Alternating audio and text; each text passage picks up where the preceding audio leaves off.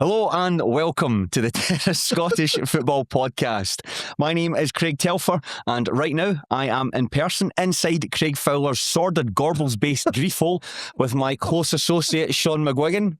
Hello there. And you know what happens when the Michael Jackson and Alan Potash of the Terrace get together. That's right, one of us is an acclaimed international pop star, the other is an advertising agency executive. We're going to shoot a commercial for Pepsi together. One of us is going to have our hair set on fire after a pyrotechnic malfunction, and after the surgeries have healed and the lawsuits have been wrapped up, we are going to talk in great detail about lower league Scottish football. Funnily enough, I saw that video maybe about 3 weeks ago. I don't know why it popped up on my you know how like you watch a video on Twitter and then something else appears immediately after. It was Michael Jackson's hair going on fire. How bad was it? It didn't look great, certainly. It was smothered very quickly, right? But then it was just kind of smouldering for a minute or so. Okay, well listen, that's not the only thing that's going to be smouldering, because Shaughan and I are here right now to deliver our big lower league Scottish football podcast. This is the big annual lower league preview. Shaughan and I will be going into painstaking detail to analyse the prospects for all 30 teams in the Championship, League 1 and League 2. We will be starting with Arbroath. We will be finishing with Stranraer, and we will be going into incredible depth on every single player, every single manager and every single transfer. We will use our considered collective powers to rate just how your team will fare in the upcoming 2026-2027 SPFL season. This is the biggest and the best podcast on the market, and every year Shaughan and I somehow get bigger and better. Bigger. Oh, bigger, yeah, not better, maybe bigger and worse. Just like sort of like the Harry Potter films towards the end, the runtime just got longer and longer, but the returns were diminishing. But our analysis for every club is based on a number of factors: how they performed over the course of the season, their transfer business over the summer, both ins and outs, the results and performances in pre-season friendlies in the League Cup group stages, general vibes, and most importantly, our own prejudices and biases. Yep. We're recording this podcast in the morning of Sunday the 26th of July. The new season kicks off next weekend, so everything we talk about is accurate and up to date at the time of recording. No doubt there'll be some amazing transfer that's taking place right now that completely throws this out of whack, but we can only apologise for that. We're not in charge of things happening. We can't pause the transfer window in order for us to record. It happens all the time. Now, last year's podcast was somehow 10.5 hours long. I can promise you one thing: this podcast probably going to be about a similar length. I'm sitting with about 32,000 words worth of notes in front of me. If it's about 162 minutes in and we've just started in Greenock Morton, so help me God. But listen, that's the necessary housekeeping out of the way. Shaughan, how are you? I am very well. I thought I was very organised this morning. I thought I was early, and then it turned out we weren't recording this in the Herald studio. We were actually recording it at Craig Fowler's, so I ended up just over 20 minutes late. I can only apologise for that. Listen, don't apologise to me, apologise to the listeners who are getting this podcast 20 minutes later than they would have liked it. But listen, Shaughan, I know we might have got off to a bad start with you pitching up at the wrong location, but I'm going to win you back round. I've got a football themed joke for you. Here we go. What happened to the pirate when he landed in Stranraer? I don't know. He had to walk the Dom plank. Okay, fair enough. I mean, it's along the same lines as your remember your Kevin Moon joke? That's hilarious. That every 3 or 4 months. It's a bit he's retired. If you don't know the joke, Shaughan, and please indulge me, what happened to the former St Johnstone midfielder Kevin after he finished his dinner? He was a full moon. He certainly was. He certainly was. I mean, the thing is, Dom Plank is very much at the beginning of his career, so we can probably use this joke for at least 10 years. I can't wait. Every year we'll get a Dom Plank joke. I mean, I hate to think if we're still doing this big lower league preview in 10 years' time. My God. Anyway, listen, enough about Shaughan and I staring into some kind of existential abyss. Let's kick things off by looking at the Championship. We'll just give a general overview of the division. This looks like it's going to be a lot of fun this season. I think there's a number of teams. I'll say it's pretty much like every other division. Some teams might win the title, some teams might not, and some teams might get relegated. But what do you make up? What do you make of the makeup of the Championship this season? I think there's probably 3 teams who are definitely looking to win it, and I've got 3 in mind in terms of the top 3 positions. I've got 4. I think we probably have the same fourth team to add into the mix, but I do think there is a gap between who I suspect and the top three. After that, I think there's maybe a middle division, maybe consisting of 3 or 4 teams, and then there's a couple that I suspect will be in the running for 9th and 10th. Yes, I think so. I think that as well. Yeah, I'm going for 4 teams I can think win it, and there's cases to be made for and against them. There's a middle stratosphere of teams who are perhaps not quite good enough to get into the top 4, but too good to avoid getting dragged into any of the nonsense. And then there's definitely 2 sides who you can look at and think they're your picks to finish bottom. But again, cases to be made for and against them. But we'll start, Shaughan, by talking about Arbroath Football Club. And I'm going to do a wee recap on what's happened over the last 2 months. I've done this for every team. Some teams are a lot longer than others. Wait till we get to Hamilton Academical, by the way. We'll be here for ages. But Arbroath were arguably the biggest surprise package in the SPFL last season, promoted to the Championship after winning League One. A lot of people expected a season at very best of consolidation and at worst battling against relegation. But they punched well above their weight. David Golden, Colin Hamilton's team would spend the entire year within the promotion playoffs before finishing in 3rd place. Remarkable achievement for the part-time side. They would face Dunfermline Athletic in the playoff quarter-final. Not much between the sides, but Dunfermline nudged past them with a 1-0 win across the 2 legs. What do you make of Arbroath's prospects for the season ahead? Arbroath might have been the team that I got in the Championship I got most wrong last season. I thought they would carry momentum from League One with them. I thought it would have been fine. I certainly didn't see them pushing for the playoffs, because I actually thought a lot of the key men, the men who were key to them winning League One had departed because of the fact that they were loan players. Yeah, so your Andy Winters, Aaron Muirhead, Sam Stanton. Yep, was a big one. So I don't want to maybe be kind of be too harsh on them again this time around and make the same mistake. But I do think there is a regression over the summer. I think that, again, a number of their key players, so like Jack Wilkie, who had like a really good season at left back, has went to Livingston. You look at Finlay Marshall, who was, not just Arbroath's best player, one of the best players in the division last time, has went back to Aberdeen. I know there's some chat, some rumours about him coming back, whether there's any kind of substance to that, I don't know. Now, that's fine. They've lost key players before and had good seasons. I'm not entirely sure about the additions that they've brought in over the summer. I think they've brought in good part-time players who deserve their chance in the Championship. But I think for them to come wholesale, I'm not sure about it. And I think almost everybody that they've brought in will need to perform better than expected for Arbroath to have a good season. I'm not sure about a lot of them. Well, the guys he brought in, I was actually looking at their transfer. I was actually looking at their transfer business. Of course, I was looking at their transfer business. I've looked at every team's transfer business.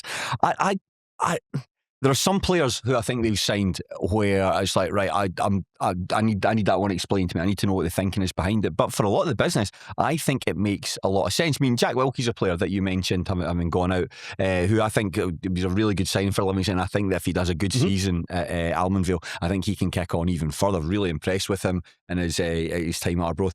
But I think Brodie Patterson's a really good signing, who's coming at left back. I know that when he first went on loan from Celtic to, I think it was Airdrieonians, he had a really positive loan spell in League One. You think, well, this guy can probably not what Celtic are looking for. A lot of these young guys aren't, but somebody who can really kick on it and go and have a good career. Maybe lost his way a wee bit, but I saw him get for Kelty Hearts last season. Not a particularly good Kelty Hearts team, but he was one of the good players. I think he is just a really good left back, and I think he's got this will be an obvious thing to say, but if you're working with better players at a higher level, I do think he's got what it takes with him to reach the level and play alongside him. I don't really have any issues with Brodie Patterson coming here. I'm using that as one example for their transfer business, but I look at him and think that's a smart signing. He'll go on, and I think he's the right age and the right profile and has the right background to go in there and support what David Gold and Colin Hamilton are looking to do. I think it's classy he's got the chance, and I think you're right, he warrants a shot at the Championship.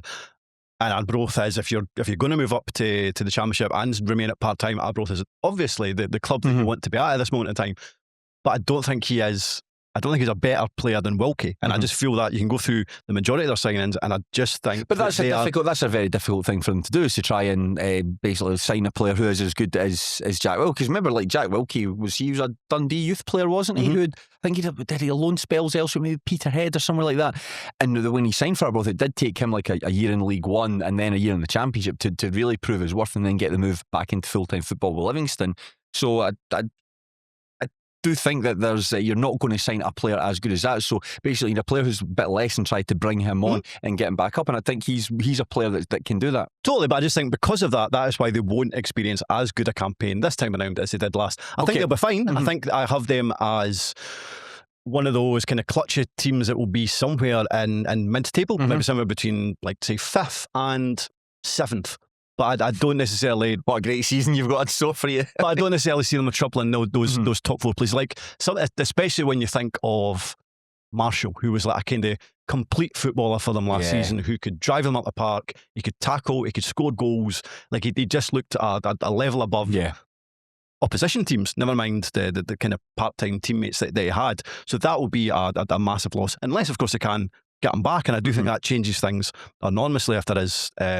If that rumour about him potentially coming back is true. Yeah, if you got him in there to play sort of like, we all know how Arbroath want to set up. It's like that 4-2-3-1 formation. And if you get him playing like off the striker, playing as the number 10, where you can, as you say, do all the good things there, tackle, shoot, score, drive the team up the park, that's a really good boon for him, because I don't think there's anyone in there that can quite do what he can do. I think there'll be dozens of clubs that we're going to speak about, and it's probably going to say the same thing about them. They'll need to wait and see what the bigger teams are doing with their squads, and that might be well beyond the first couple of games into the season and right towards the end of the transfer window, when they say, right, these are the guys that we're going to be taking forward, particularly the bigger sides that have got like European football and so on. These are the guys that we're going to be taking on. These are the guys that we can send elsewhere. And I think there's a whole host of clubs that are poised and waiting for these players to see what they're doing. And I think if Finlay Marshall does move on, Arbroath's the perfect place to send him. You're playing at a high level every week. You're playing for a good team who are expected to. I'm going to imagine. I agree with your predictions for Arbroath, having them in like 5th, 7th. Maybe I think at their very worst they could be suckered into some of the nonsense going on at the bottom. But you've got him playing at that level, and on top of that, crucially, he's training with you full time, so you can keep an eye on him, and he's getting games. I think that's the best of both worlds. And I think that for a team like Arbroath, and maybe even a team like Stennismuir to a lesser extent, when you send young guys who can play at a good level, but you also keep an eye on them, I think it's a really I think it works for everyone. Funnily enough, initially when I saw the rumour, I was like, I'm not entirely sure that makes sense. As in, Marshall is very good at championship level, so maybe you want to loan him to a level above that. But then I was like, well, where would he go after that? He either goes to somebody else in the Scottish Premiership, which would probably be more strange, or he maybe makes a move down south. But as you say, the more I thought about it, like, right, well, not only can he train the majority of the week with Aberdeen, and then maybe 1 or 2 training sessions with Arbroath, and he's pretty much guaranteed 90 minutes every single Saturday. So actually it would make a lot of sense. The signing that didn't make much sense to me was bringing Michael McKenna back from East Fife. Now, Michael McKenna has been a superb player in the past for Arbroath. You go back to the 21-22 season when Arbroath were challenging Kilmarnock at the top of the table, and I think it was at the penultimate. It was the final game of the season, wasn't it, when they lost at Rugby Park? But they were within touching distance of getting into the Premiership. Was a huge achievement, and Michael McKenna was the best player in the division that season. Worked so well with Joel Newbley in the first part of that campaign. And then you think, Joel Newbley's gone back to Livingston. How's he going to fare when he's the main man? But no, they brought Jack Hamilton in on loan, and they dovetailed really, really well. And McKenna, it was such a specific role that he had for the club, because he's not quite an out-and-out striker. Then he's not quite a number 10, but he's not quite a 9.5 either. Otherwise, a 9.63. Is that such a very unique position for him? And his form suffered, like when Arbroath kind of lost their way under the latter stages at Campbell's time there, when he was just taking punts from the English lower leagues, trying to basically recreate the impact that Joel Newbley had with a succession of really questionable signings. McKenna's form fell away from that. And then when the season Arbroath were relegated, he joined Falkirk. Yep. And that felt like a strange signing at the time. I can see the John McGlynn's thinking behind that, to bring in a guy who's got championship experience, someone who's got a bit of a point to prove as well for the team, had never played other than when he was like a youth player somewhere. He might have played for like St Johnstone or something like that when he was right young, but someone hadn't played full-time football for a long time to bring him back into the fold. But it was just it didn't work. Barely played for Falkirk. 18 months at East Fife. I think that there was quite a lot of money spent to bring him into the club, but I don't really think East Fife got value for money from him. And so for him to have sort of like 2 seasons away from Arbroath where he didn't play for Falkirk, and then you didn't really, I mean, I know he played his part in East Fife winning promotion from League 2 into League 1, that's credible. But then that last season, it was just kind of a bit for East Fife, particularly over the latter part of that campaign. So bringing him in, I know he's a fan's favourite, and I know what he can do. It's just, it feels like at this stage where he's like 35, I think, as well. That's a sign I was like, I'm not sure what you're going to get from him. Yeah, I thought it was a strange one. I mean, his time at East Fife, I remember I went to the playoff game against Edinburgh. The season they got promoted, which was the season that McKenna joined, and I was at Edinburgh, and I was kind of surrounded by East Fife fans round about me, and I got the impression that they hadn't really taken to McKenna as a signing at all. And at that point, I didn't think it had worked out. I think he came on to probably a better game eventually at East Fife, and as you say, was okay for them. But to go from being an okay player in a poor League One side back up to a team who last season were trying to get into the Premiership, I thought it was a strange one, albeit, as you say, a fan favourite. Maybe he can rekindle something past glories when he goes back to Arbroath, and it's clearly a team that he has a lot of affinity to as well. And you're working under a former teammate that'll know your game, know how to get the best out of you. So a number of factors that go in his favour, and it's just interesting that you talk about signing players who from mediocre League One sides. What about signing players from mediocre League Two sides? Because Stuart Morrison has come into the club from Forfar Athletic. He's effectively like a direct replacement for Aaron Muirhead, who left to join Annan Athletic. Stuart Morrison was comfortably Forfar's best player, can play at centre back, can play. He's that good a football player that Jim Weir at points was using him in centre mid. Really good player, or certainly really promising player. It's time at Dunfermline Athletic in Queen's Park, like a ball playing centre back. When you see ball playing centre backs, they do catch the eye. I think just fitness issues that did for him being able to play at full time level, but he was really good at Forfar. Had signed a contract extension for the year ahead, but it came with a clause in it that said if a club at a certain level came in for him, he could leave. And I think it was within 4 weeks, by the way, he's away to Arbroath. And I think that is completely throwing, obviously we're going to come on and talk about it, it's completely throwing Forfar Athletic out of whack. But I'm keen to see how he gets on, because I think it's an interesting dynamic there. Tam O'Brien alongside Stuart Morrison. Tam O'Brien for a long time has been one of the best at one point was the best part-time player in Scotland. Brilliant at ball playing defender. And I think he worked well with guys who did all the heavy lifting alongside him. Like you think of like last season, like Aaron Muirhead, you think of an A defender and a B defender, someone who just can't really play football, but is big and strong and can just head the ball away as far as possible against someone who's a bit more technical and works really well. And I'm keen to see how the pair of them get alongside one another. I do think that Morrison's going to have to be at his absolute maximum each week in the Championship, because you come up against like a power of opposition, a pace, a kind of fast kind of players you're just not going to be used to at that level. I get almost all the signings that they've made. It's you think that's good, it's interesting, and because we talk about lower league footballers every week, you want to see them moving up the division. Yeah, absolutely. So it's great to see. But again, it's another one where you wonder how it will work out. Like I think they will.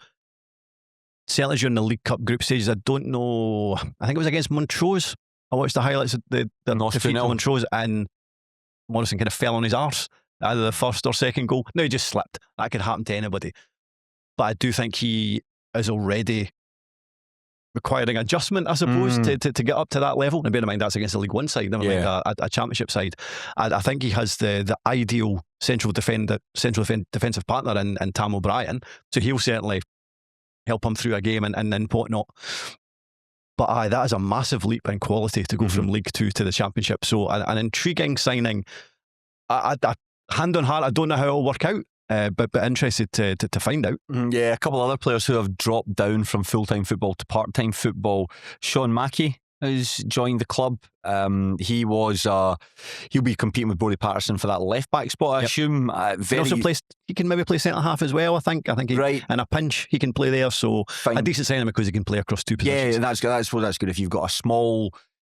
If you're working with it within quite a constrained budget, and I think Arbroath have got quite a generous budget, but still you've got to be sensible with it. Players that can play in multiple positions will be good. Mackie's an interesting one, and there's a couple of guys from Falkirk who we'll talk about who have been sent out to some of these smaller clubs, guys who played a really important part of their invincible season in League One, winning the championship and getting promoted into top flight, that when they got to the Premiership it was like, you're not good enough to play here, and I think Mackie was one of those players being immediately sent out on loan to Ross County, and then got injured in one of his first training sessions and barely played. I think he might have come on a couple very end of the season, maybe right at the very end of the season for all the good it did. Ross County getting relegated, but if he is back fit again, maybe part-time football might suit him. Maybe it's just a move into part-time football with the aim of getting back into full-time football. But if he's good, if he can have a good season, then Arbroath have a prosperous season. The other one was Andy Winter returned to the club. We mentioned him right at the start there, but when he went on loan from Livingston, played a really important role actually in helping them secure that League One title. Wasn't too hot for Wraith Rovers when he had his loan spell there, but I think the general consensus is that we'll play him through the middle, and he'll do quite well. Don't do what Dougie Emery did, play him wide and play him through the middle. Was that what did it for him at Starks Park? I think what was frustrating at Starks Park was, yes, he probably wasn't playing in his favoured position and he was kind of shuttled out wide, but you never saw him. Like, he had no impact on the game whatsoever, like to the point where sometimes you would genuinely forget he was playing, and you would only remember when he was substituted in like the 62nd minute and he went off. so that was a frustrating part. And so there's been this weird thing on Pine Bovril over the summer where Arbroath fans have been sticking up for him because he was so good for them up top in League One. So they really like him and they can appreciate how good he can be up top, albeit in the division below. Whereas Wraith Rovers fans just spent 2 weeks saying, no, that's a terrible sign, he's absolutely shite. I think the truth is somewhere in the middle. Probably. So I wouldn't be surprised if he ends up having a decent campaign for Arbroath up top. But I do think he is limited and he's not going to be as successful in the Championship as he was for them in League One. It kind of goes without saying because he's coming up against a higher calibre of defender. And the other player I've got down is Scott McGill, who they brought in from Stenhouse. He had a pretty successful time at Stenhouse during his 18 months. They're part of the team that finished in the top four, and lost out to Airdrieonians in the 24-25 season in the playoffs, and then part of the team played most weeks actually. Gary Naismith really liked him. Played most weeks in the team that won promotion into the Championship there. I think there's been mixed reports from him so far. I think that the Arbroath fans haven't really seen the best of him yet, but I really liked him at Stenhouse once he was up to speed, because I think he's got hamstring issues, which have held him back throughout his career. But once he's up to speed, he's really good. I really like him. I think he can do a wee bit of everything. I think he's quite good as a sort of a number six, almost not quite box to box, but third to third kind of 1/3 to 1/3 kind of player. Coming like 9.63s, third to third players. God, imagine in a couple of years' time when they redo inverting the pyramid and they start bringing in these tactics that you now have coined here. But he's can tackle, can get stuck in, has a penchant for shooting from distance. Scored a couple of in fact he got Stenhouse's goal of the season for a 25-yarder against Montrose. So I really like him, and I'm sorry I wasn't stuck around. He wears like wrist tape, his handle bandaged up. He was playing for Dundalk and he fell on his wrist and injured it, so he had to wear the tape, and when he got back into it, still wearing the tape, he went through a really good bit of form, and so his wrist's fine, but he just wears the tape around his wrist as a sort of like as a good luck charm. So as you say, he's had quite a difficult start to the season. Does this mean he's going to have to take off the tape if things don't improve in the next, say, month or so? If you see Scott McGill playing without tape around his wrist, something has badly gone wrong. Again, I think McGill is a really interesting signing because of how he played. Because bear in mind, he's been at this level before with Wraith. So he was the issue not that, and sorry for cutting across you, was the issue with Wraith Rovers not that because he's such a good football player, was played all over the place and never was able to nail down a position. So he was there for 2 seasons under Ian Murray. So the first season, if you remember, Wraith finished about 7th, if I remember correctly. It's quite a kind of mediocre campaign where they eventually pulled away from they were fortunate that they had 3 dumplings in the division in Cove, Hamilton, somebody else as well. Airdrie, maybe, were really bad that season. Can't remember. In fact, no, it was Arbroath. It was that really bad Arbroath team. Oh, under Jim McIntyre, they got relegated, yes. So you're right, he failed to kind of nail down a position. It was probably because he was considered a bit of a utility player. Anytime he got a chance, he didn't really grasp it. It was okay. And then the next season, like the squad in general was vastly improved. He occasionally came in. Like I remember he played a Fife derby at left back and he was quite good. Towards the end of the season, he had a couple of starts in the middle of the park and he looked okay. I didn't think he was good enough for that Wraith Rovers team. He looked good enough for a team that was going to finish 7th or 8th. But I appreciate that was a few years ago now. He's got much more football under his belt. He looked good for Steny in League One. So presumably he's a better player now than he was the last time at this level. But as you say, reports have been not overly positive in the League Cup campaign. We'll see how they get on, but I think that he's the team itself, the existing players, these guys are all coming into a good team. You know, you've got a good spine through the team, and I think that's not just important. I think it's important for all teams, but I think when you look at part-time teams where if you sign really well through the middle of the park, like a good goalkeeper, good centre back, legs in the middle of the park, and a guy up front that can knit it all together, then you can maybe be a bit more creative with your loan signings. For instance, you can go and sign a winger or something, or maybe get a fullback on loan who's a bit dazzling. But I think that you've got to be sensible with when you go middle to front, and I think that's exactly what Arbroath are. You know, Aidan McAdams, just a very capable goalkeeper, you know, with his bunning. I'm trying to grow my hair out, that's why I'm wearing the hairband. So I'm going to hopefully next time you see me, well, you'll see me again. Unless you seen that quickly does your hair grow? You seen that meme of Alan Shearer with the long hair? It says if he pitched up in Match of the Day with his hair like this, are they allowed to talk about it? Is there any contingency plans?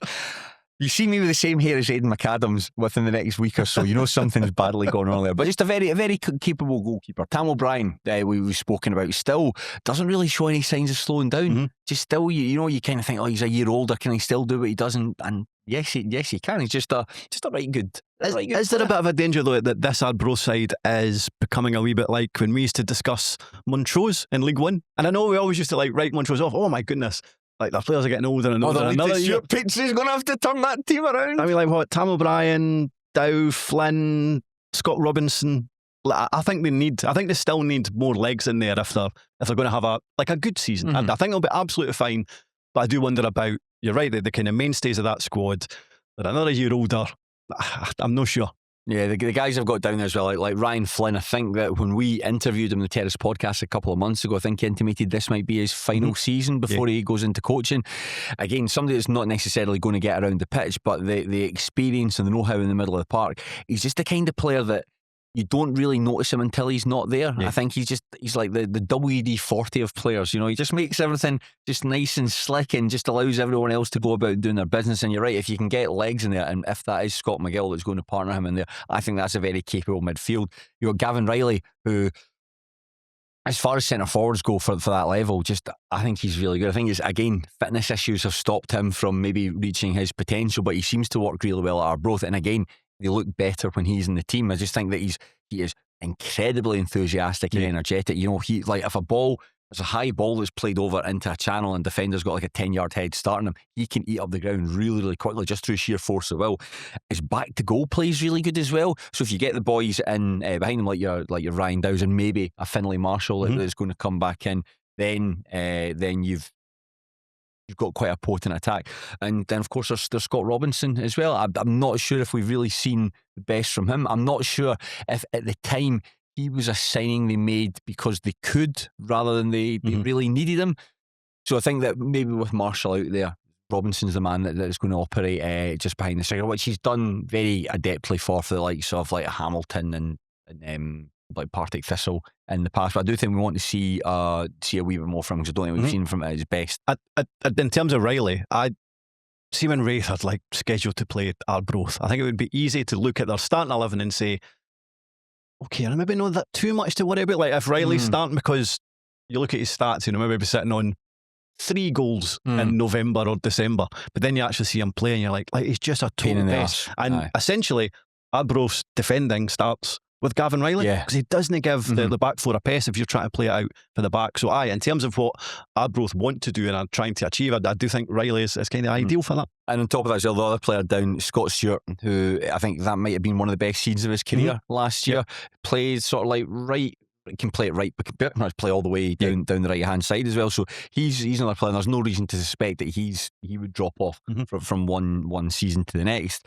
It feels like it's ideally, you want to keep on going. You want to keep on a progression. So you finish in third place one year, you ideally want to finish in second place. But I just think that the bigger named clubs, the full-time clubs, I think they have strengthened to a degree that Arbroath just can't match. And because of that, they're basically going to leapfrog Arbroath and they're going to get shunted down.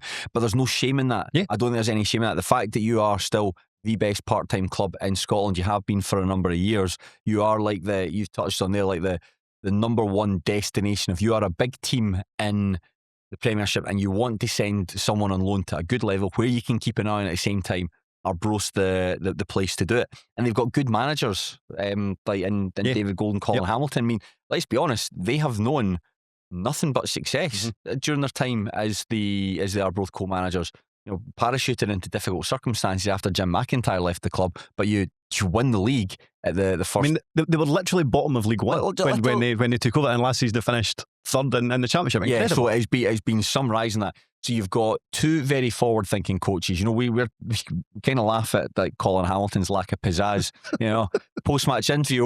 Which is it? Yes, it's David Gold. Right, lads, it's okay. David Gold's doing the post-match interview. We can watch this and enjoy it. You know, not like Colin Hamilton gives off the vibe that like he's a vet and he's just having to break bad news to someone and he's just gearing himself up for it.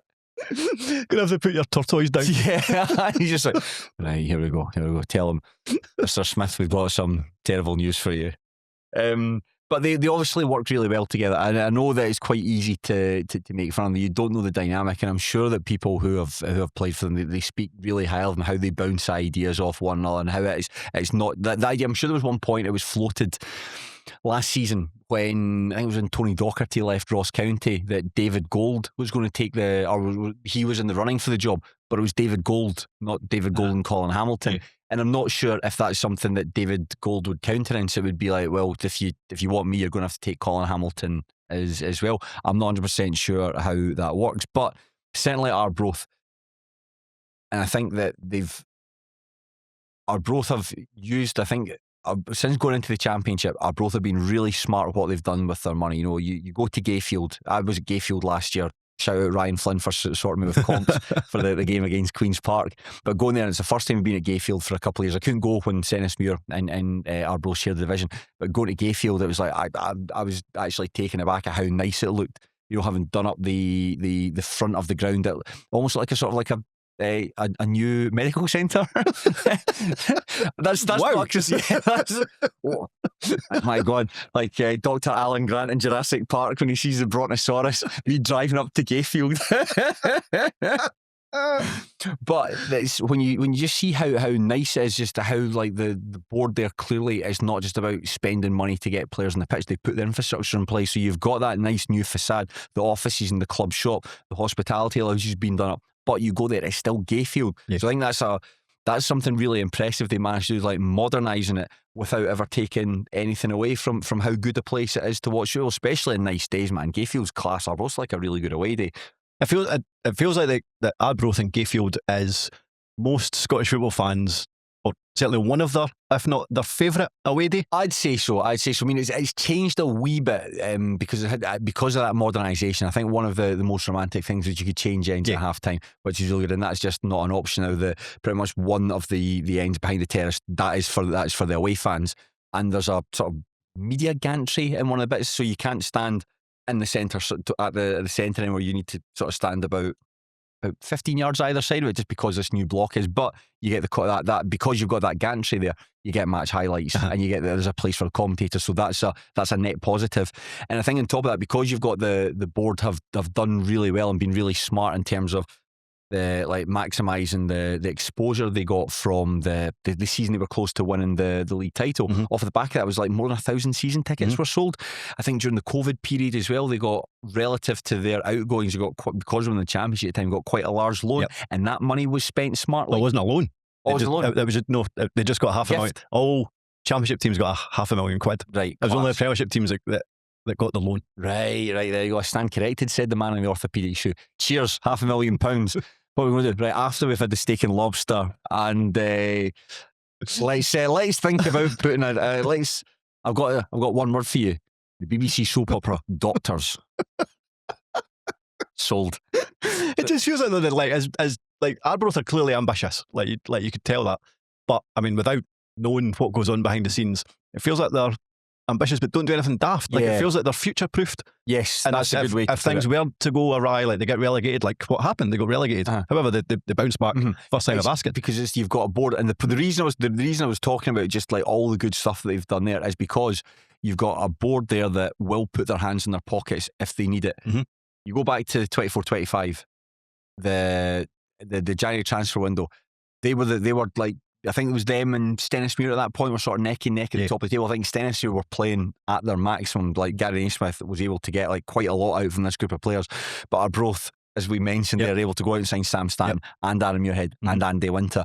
And it was like if you played Mario Kart and someone hits the booster button and just disappears into the distance. Like, I don't have a booster. I can't disappear into the distance. But they were able to do it. And that was ultimately what saw them over the line. Last season, it wasn't to this... It was the right idea, but it didn't have the same degree of success when they brought in the likes of Tom Lang and Aidan Nisbet from Falkirk. When they sign you, think those are big names. Those are guys who have done, maybe not so much Lang because he was quite injury prone, but Nisbet certainly is like, that's a really good piece of business. You want to talk about that guy who can just sit in and unlock defences and a bit smart. It didn't necessarily work. I don't think Nisbet had much of an impact. He got injured as well. He got injured as well. He got injured as well. Yeah, really early in his tenure. There you go. So that's why maybe he could have done had he been available. But the thinking behind that and supporting the managers and helping bolster the squad with those kind of signings, that's really good. And so that's why I agree with you. I don't think the board are going to be reckless and going to spend like £1,000 on getting, I don't know, like Callum Osmond from Celtic. They're not going to do that and bring him in to play up front for them. But if it's sensible signings, it's just they need a wee bit extra wriggle room. I think they've got the people behind it that can open the purse string. So it's just a capable squad, good managers, but well backed when they need it, but not back to the extent they're going to do anything daft to go and challenge Thistle and Ayr United, Dunfermline and Livingston for that. So we're replacing them. I think they'll finish 7th. Yeah, I'm going for 7th as well. Aye, too good to get involved. In theory, too good to get involved with any nonsense, but maybe not quite good enough to challenge at the top. That's nearly 40 minutes we've been speaking for, Shaughan. That's nearly. Here we go again. Yeah. I actually think that might be about half an hour about Arbroath talking about Scott McGill's wrist tape. All the important stuff. Right, let's go. We'll talk about Ayr United. And last season, thoroughly mediocre for the honest men. I think big things were expected from Scott Brown's Ayr United going into the campaign, but despite flirting with the promotion playoffs around the midpoint of the season, their form between the start of February and the end was just atrocious, and they won just one league game in that period. Scott Brown left at the end of March. John Rankin was drafted in to oversee the final 6 matches of the season, and the club would finish in 7th place, closer to the foot of the table than their promotion playoff places. However, going into this new campaign, there is a huge degree of optimism because they've recruited Gary Naismith as their new manager. He joins after a history-making 3.5-year period at Stennismuir. He's taken as assistant Brown Ferguson, and they have signed on paper very well across the pitch. And on top of that, they have opened a new training facility at Somerset Park. They've opened a fan zone on match days, so there's quite a bit of buzz about the place. And on top of that, they topped their League Cup group stage with 4 wins.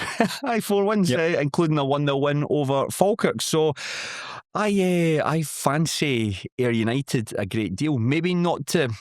I think we'll come on and discuss it, but I think Ayr United could challenge for the title, but I think it might be a season too soon for them. But I do think they'll get top 4 at the very, very worst. Yeah, I think there's a lot of excitement amongst Ayr United fans just now. I think that's totally understandable. Mhm. There's loads of good stuff happening off the park. There's loads of good stuff happening in the dugout. I mean, I think Gary Naismith was an excellent appointment. I know there are some doubters because of what happened during his time at Queen of South. But I think as soon as any Ayr United fans that are maybe a wee bit dubious, see, as soon as they start listening to interviews with him, I think he just instantly wins them over. So I think that's a brilliant appointment for them. And I think in terms of the signings, mentioned Arbroath bringing up players from League One, and maybe they've got a wee bit to prove. I suppose you could say that again with Ayr United, but the difference is I think they've brought in some of the best players from last season's League One, and they've managed to bring players back to the club that I think we know they've been a success in terms of Leon King. Harry Stone, was one of a number of goalkeepers that played under Scott Brown, but he's coming in on the back of a good season. And then somebody like Owen Sturton, who didn't do well at Airdrie, he's really hit the ground running in the League Cup. So I think there's loads to be excited about at Somerset Park. You know that meme of the guy sitting at the desk and he's like, his face is all purple and he's trying desperately to keep something in.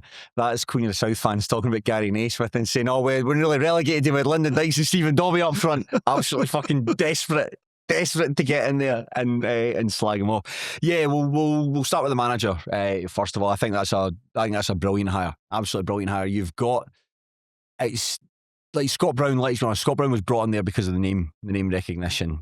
I think that he had initially done quite well at Fleetwood before it had gone south, but because you were the former Celtic captain, Celtic International, Scotland International, like such one of the most decorated players in Celtic's history as well. You're a huge name.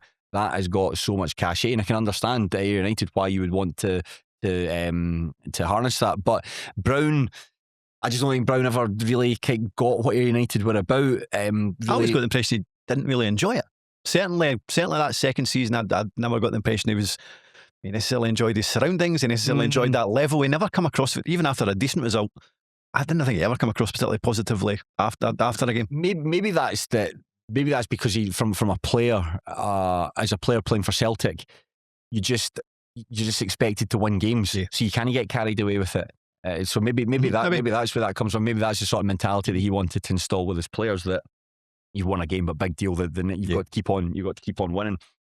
But in terms of his you're right, demeanour, man management, the stuff about goalkeepers, using 7 goalkeepers across his 2 seasons there is just careless, really, just careless. And the fact that he was indulged to be able to keep on bringing, I know you've got to support your manager, but it's like, Scott, you've had 6 goalkeepers here, you're not getting another. Surely one of them is surely one of them. Like when you take a kid shopping and the kid's like gets sweets and he's looking at you with big eyes and he's wanting sweets. Listen, you're not getting the sweets. It sounds like I take kids shopping all the time. I'm sure you don't. I'm imagining what going shopping with a child's like and saying, right, just stick another goalkeeper in the basket, on you go. But I think that Brown, as well as top of that, like Brown, just never really got what United's about. Never really made an effort with the supporters and all that, and just seemed quite cold and distant. And I thought it was quite difficult to take to. And then that's before you factor in the sort of the fawning towards him. It was like Scott Brown's Ayr United, and it's like, no, we're a fully functioning football club. We have been for a number of years, and we will be long after he goes. It's not Scott Brown's Ayr United, it's just Ayr United. But that's the way that media works. And it got to the stage where we make a joke. We're making a joke with Scott Brown's Ayr United. So you move him on. John Rankin brought in at the tail end of last season. I think that Rankin probably really disappointed that it didn't work out how he would have wanted to, because I think he's turned out all right for him now, because he's managing Ayr Juniors. We'll come on and chat about him shortly. But I think he was probably really disappointed he didn't get the results that he was looking for, because I think that would have been a great job for him. And I think it's a great job for a lot of managers because of the stuff that was going off the park. We talked loads of times last season about the new stand being built. It looks absolutely resplendent, particularly when it's on television. Although it'd be great if you could just put the camera up about a good 10 feet, which would be great, so you get a better. Anytime the ball goes over the far end of the pitch, I'm leaning forward, trying to look closer at my television. Sign fewer goalkeepers on one bigger tripod. That's all we ask. That's the David Smith, the chairman, looking at the budget. We were going to buy a giant tripod, but we need to sign 4 more goalkeepers. We've got to back the manager here. But then the new training facility as well, we've touched on. That would be exciting for any manager. Now, I was doing some work for the BBC Sports Scotland prior to Stennismuir's game against Falkirk in the Scottish Cup, and we were doing some filming. Basically, went into the changing rooms prior to training, and you had a bunch of players lined up. You had like, it doesn't matter who it is. I'll tell you anyway. But like Gregory Buchanan, Ross Meakin, I thought you might. Nicky Jameson, Dan Jameson, and Ross Taylor, and we were basically did a wee interview them, and the camera would follow around, and you asked like a couple of questions to each player. It was like about 3 minutes, and they showed it at half time. Before I think it was a game in the Scottish Cup game on the Friday night. Yep. Class, amazing to get asked to do something like that. But when we were waiting for the players to come in, we'd done filming around the ground. Me and the two guys from the BBC Sports Scotland team I was working with, Gary Naismith was there, and so we're standing in the chambers, and Naismith was there. Like, couldn't you get away from him? And I mean that in a good way. But he was just talking about. He was talking about what he wants from a football club, and he was talking about why he enjoyed working at Stennismuir. And as a fan, this guy's giving you unprecedented level of success. So I'm hanging off of every word. Like, couldn't get away from him. I couldn't stop listening to him. So it worked out really. But the stuff that he was talking about is basically his habits at Stenny. He would like finish his work, come to Stenny, have a shower, and basically freshen up for the training, and could spend time in his office, like preparing and getting ready for the training. Or he was a bit hands off with the training. Brown Ferguson took a lot of the training, but he would basically look at like tactics, analyse opposition, basically do all the stuff you'd expect from a manager. But the stuff he was saying was really important. It was having that space where he could come in, change, have his own office, and the training pitch is right there. He talked about when he was at Queen of the South in Edinburgh City, they didn't have that. They had to train, like they would meet at a place, and I think so they didn't have a home of their own really. Where Queen of South might train in Glasgow or something. I don't think it's training. They were training at that period, but you didn't have a space where it was all your own. And he said, if I go to the next club, not that I'm looking to go on to the next club, that would be really important for me. And then, so as soon as Scott Brown's away, and just bear in mind the success that Naismith's had at Stennismuir, that conversation that I had with him about what he looks for in a football club.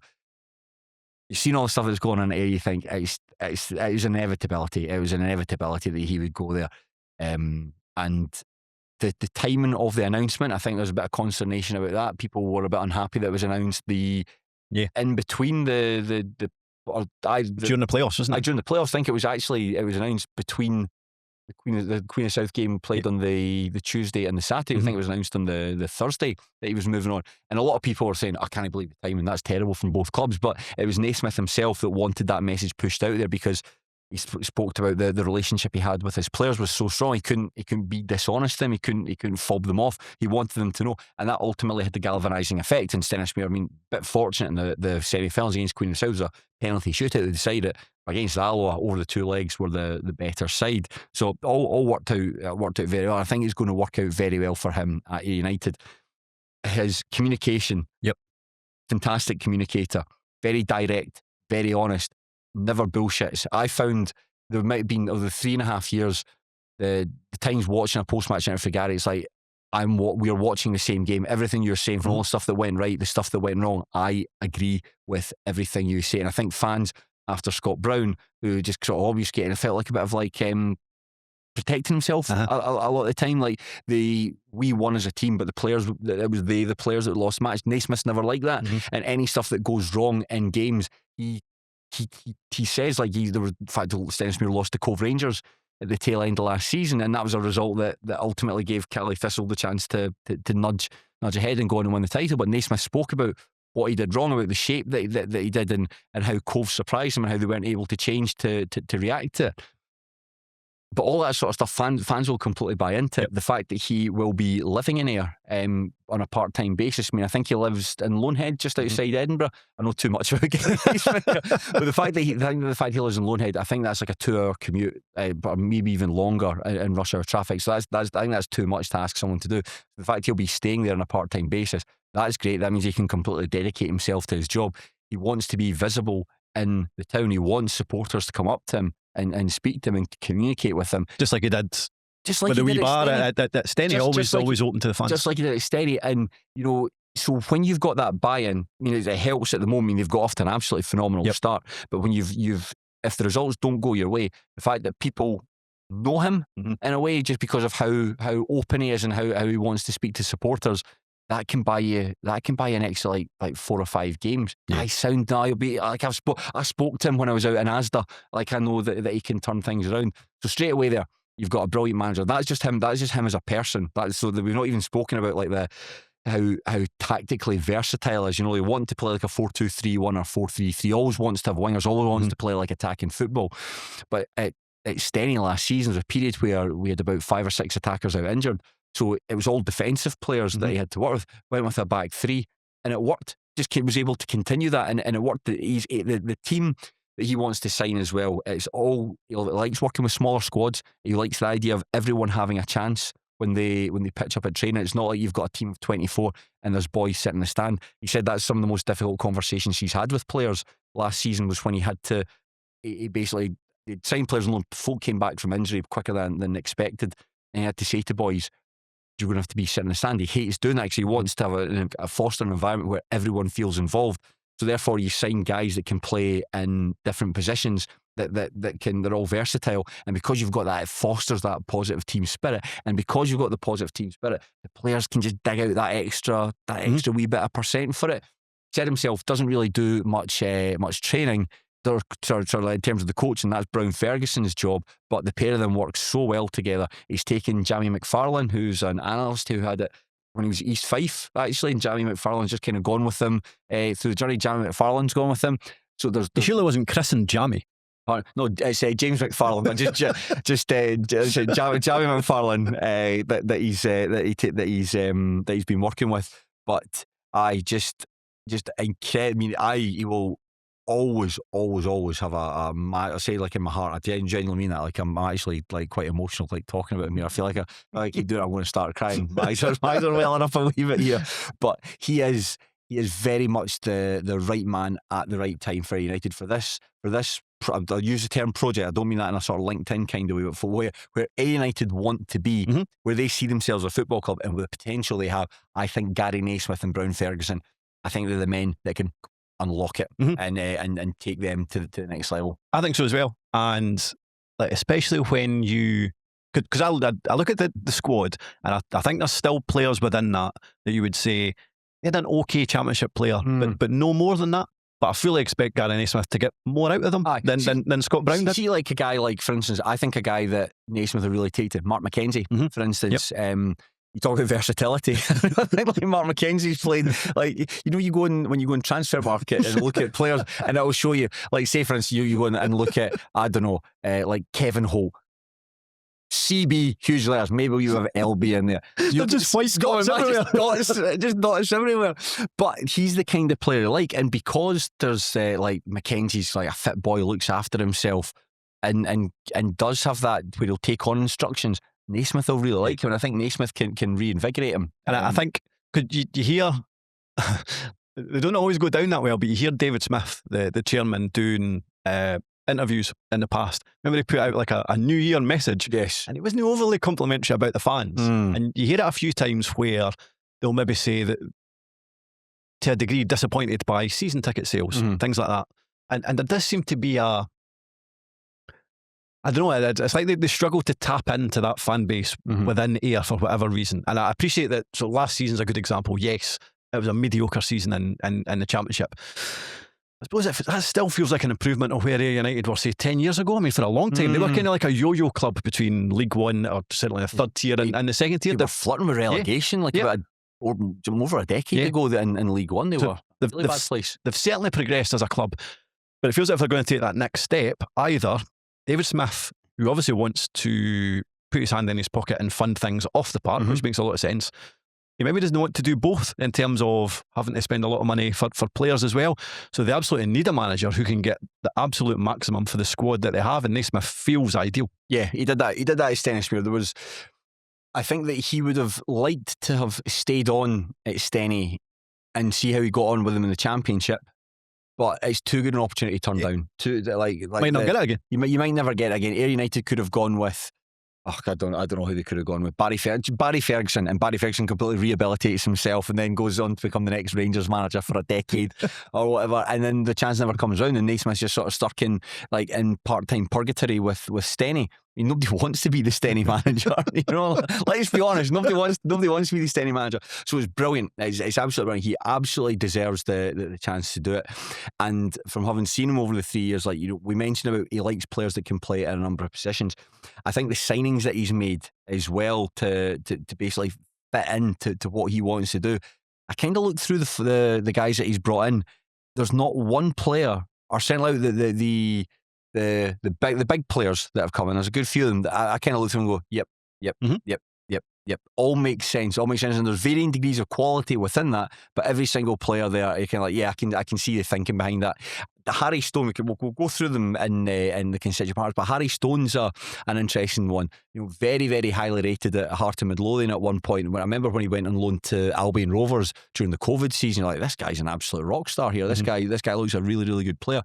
But then a series of kind of loans that didn't quite work out for him, including at Ayr United. I don't know if it's because he just isn't up to championship standard, or it's because he may be a young guy making a mistake, as young players are prone to do, that Scott Brown's just just ran out of patience with him. Yeah. He was one of the churn of goalkeepers that he went through. But it's interesting that Naismith has gone and brought him back, and it feels like it's a big season for him, not just because he's going to be Ayr United's number one, but on top of that, it feels like at Hearts, and if he is going to be a future Heart of Midlothian goalkeeper, it feels like he's fallen down the pecking order. Yeah. But I think like Liam McFarlane, for instance, in terms of who's going to be the long-term future Hearts number one, it feels like it's Liam McFarlane and not Harry Stone. Yeah, totally agree.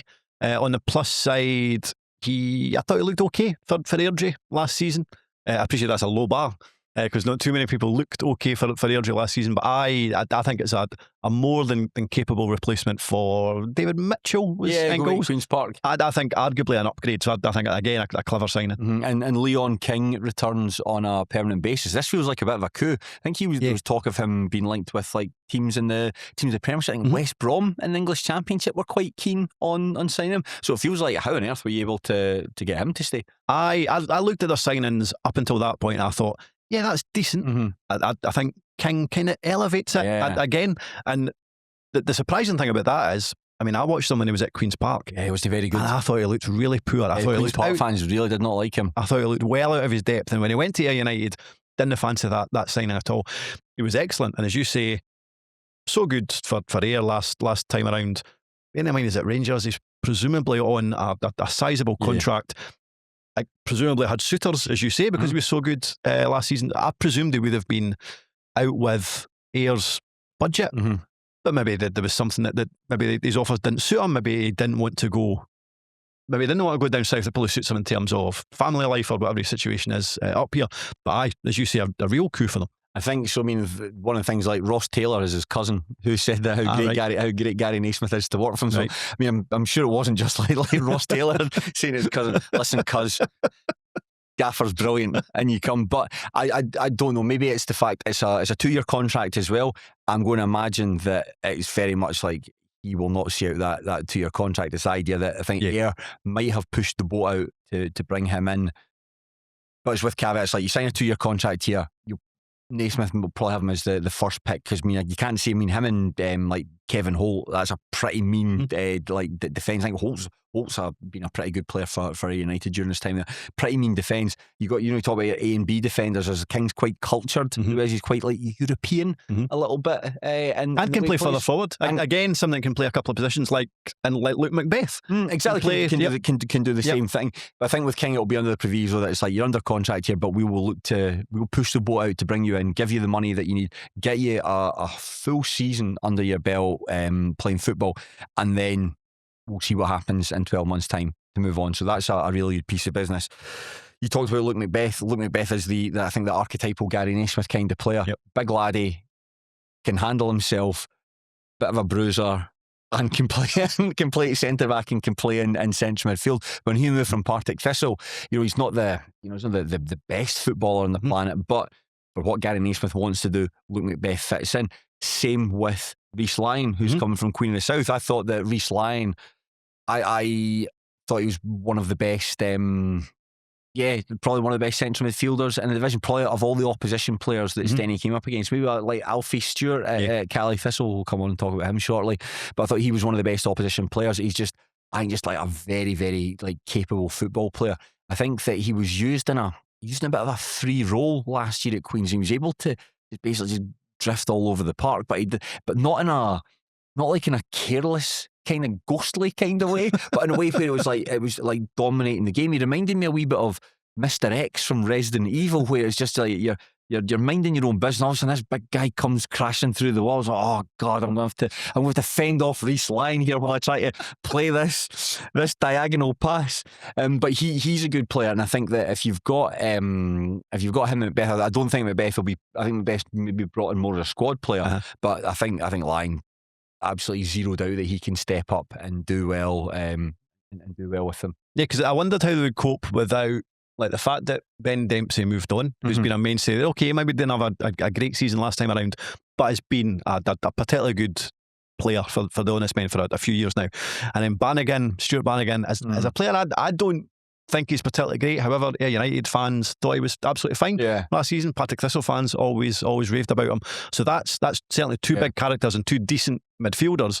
But actually, for the players that they've brought in, and Lyon being a perfect example, albeit a different kind of player, I actually don't think they'll miss those two that much. I think Naismith was really keen to keep Dempsey. I read an article around the time of when Ayr United were talking about the players that were coming and going, and Dempsey was one of the players that was leaving.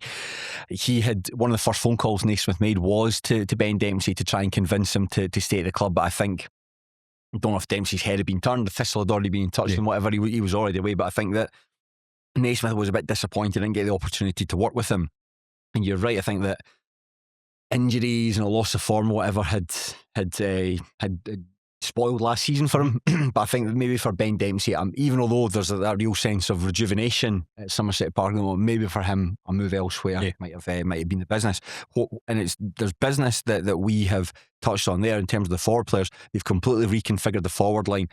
You've got some big lumbering boys have moved on there, like Anton Dowes, George Oakley. Also starts back. Also Kirkcaldy. You've got the pleasure of watching next season. And Curtis Main as well. I don't know. He has a club. Oh, he's a club, but he's moved on. Yeah, but he's moved on. Absolutely moved on. So you've got like big guys up front.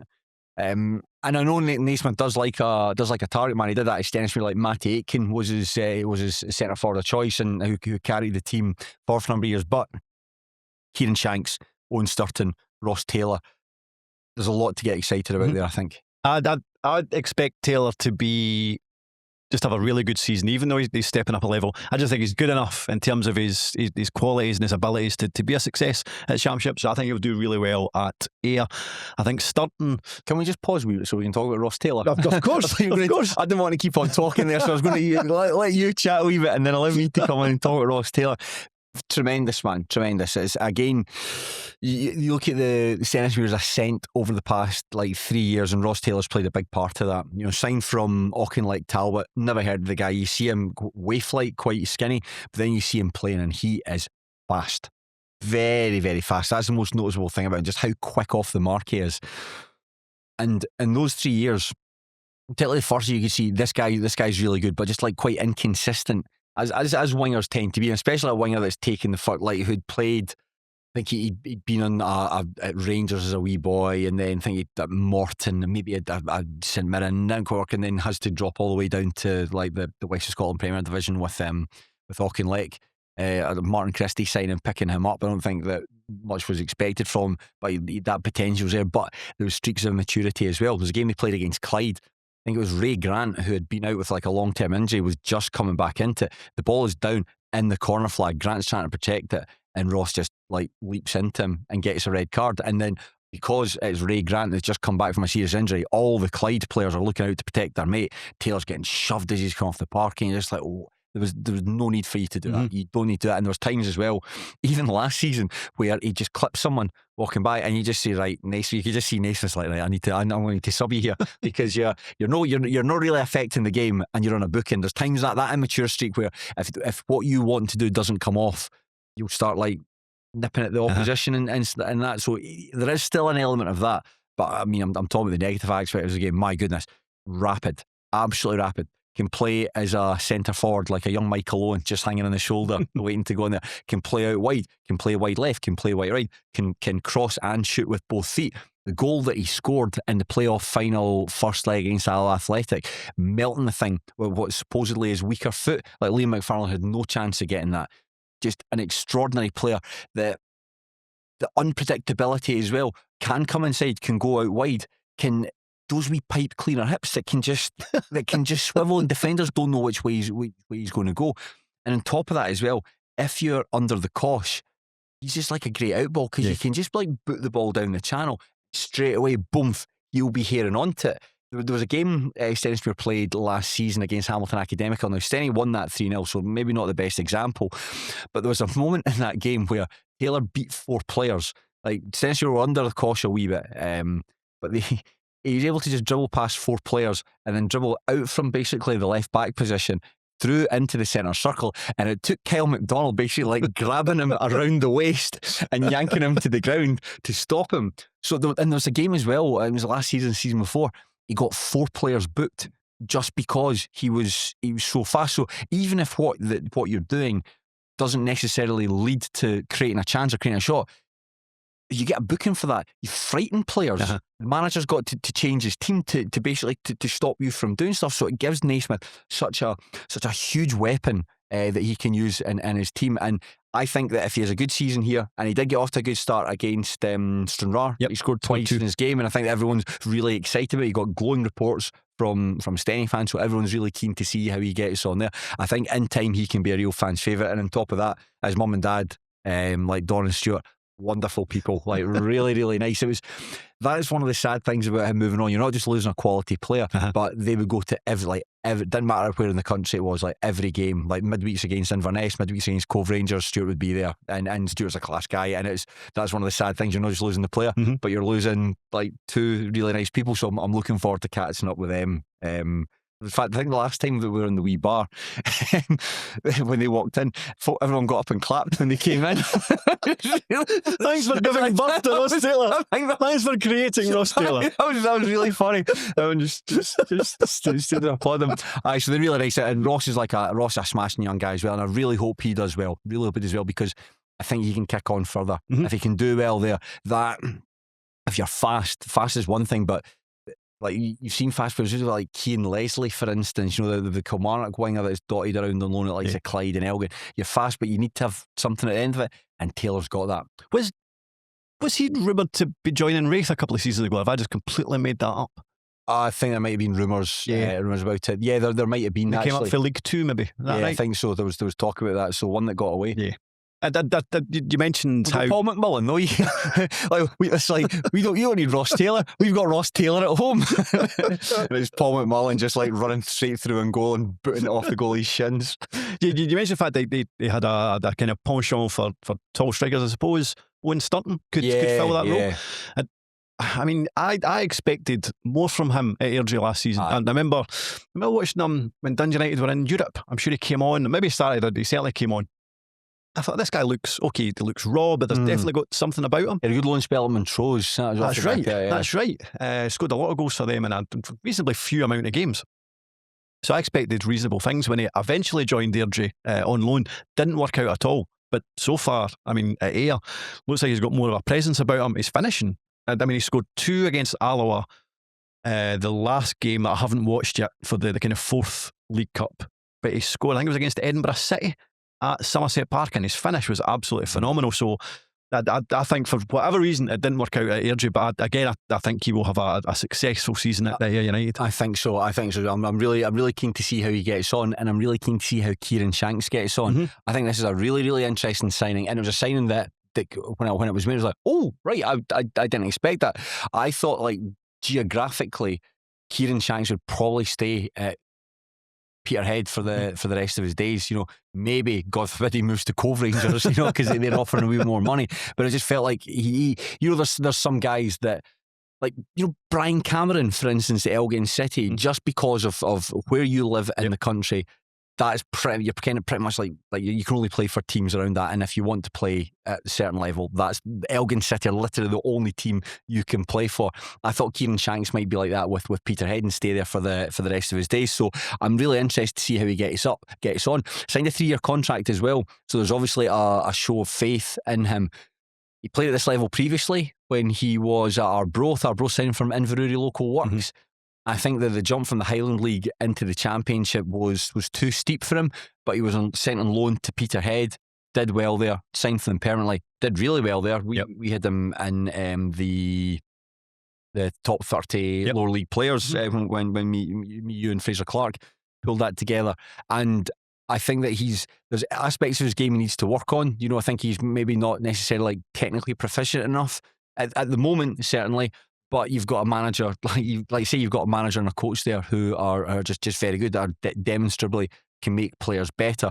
And that 3-year contract, that is a show of faith. And I'm confident in time he can repay it. He's probably a wee bit down the pecking order at the moment. And I think Sturton will be the first choice striker. I think Sturton's got all the composite parts that Naismith would prefer from his forward, but Shanks, like, even just like working hard, and Shanks is a pain in the arse to play against. Shanks will create chances for others. He'll be able to create chances for himself. I think it's a huge loss for Peterhead. Yes, I keep saying that. Oh, come on, imagine we just didn't. We just skip Peterhead altogether. Yeah, we're not doing them. No talking about Peterhead.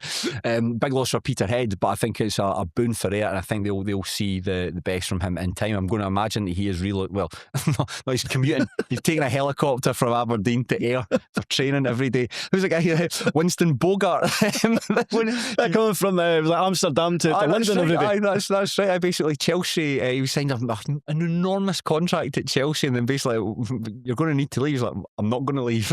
So they tried everything they could to force him out. It's like, never. That's it. Commuted from Amsterdam to London every day. Maybe Kieran Shanks might do the same. Hopefully, it ends a bit better. He gets more games for Ayr United than Winston Bogart did.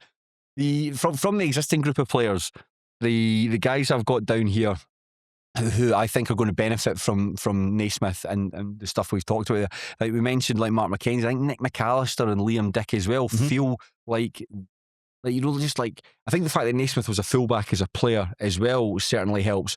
But I think that new lease of life there, that versatility there, particularly in Dick's case, because he can play at left back and he can play left centre back as well. Scott McMahon's the same as well. He can play at fullback and play centre back. So there's a lot to like about them. And Marco Roos is someone that I'm interested to see if he's got a future of him. I didn't quite have that. Remember when he broke through? He looked phenomenal. He scored a goal in the League Cup group stage about 2 years ago. I can't remember who it was against, but you're looking like, oh my God, this guy's amazing.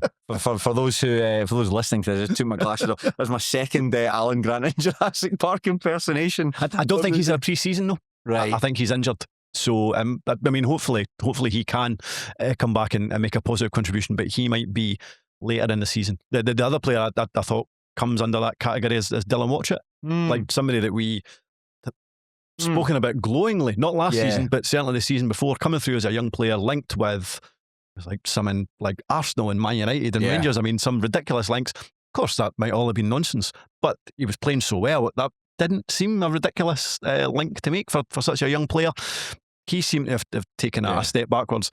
And like, again, it was somebody like Scott Brown kind of criticised like after games and stuff, which I can't imagine done wonders for his confidence. But under Naismith, you would imagine that he can kick on. There's absolutely no issue working under young players. I keep referring. I suppose I would say it's like, I'm not going to talk about Naismith at Stennismuir. Like, imagine what you doing here. I don't keep talking about extending, but it's that working with young players is something he did really well.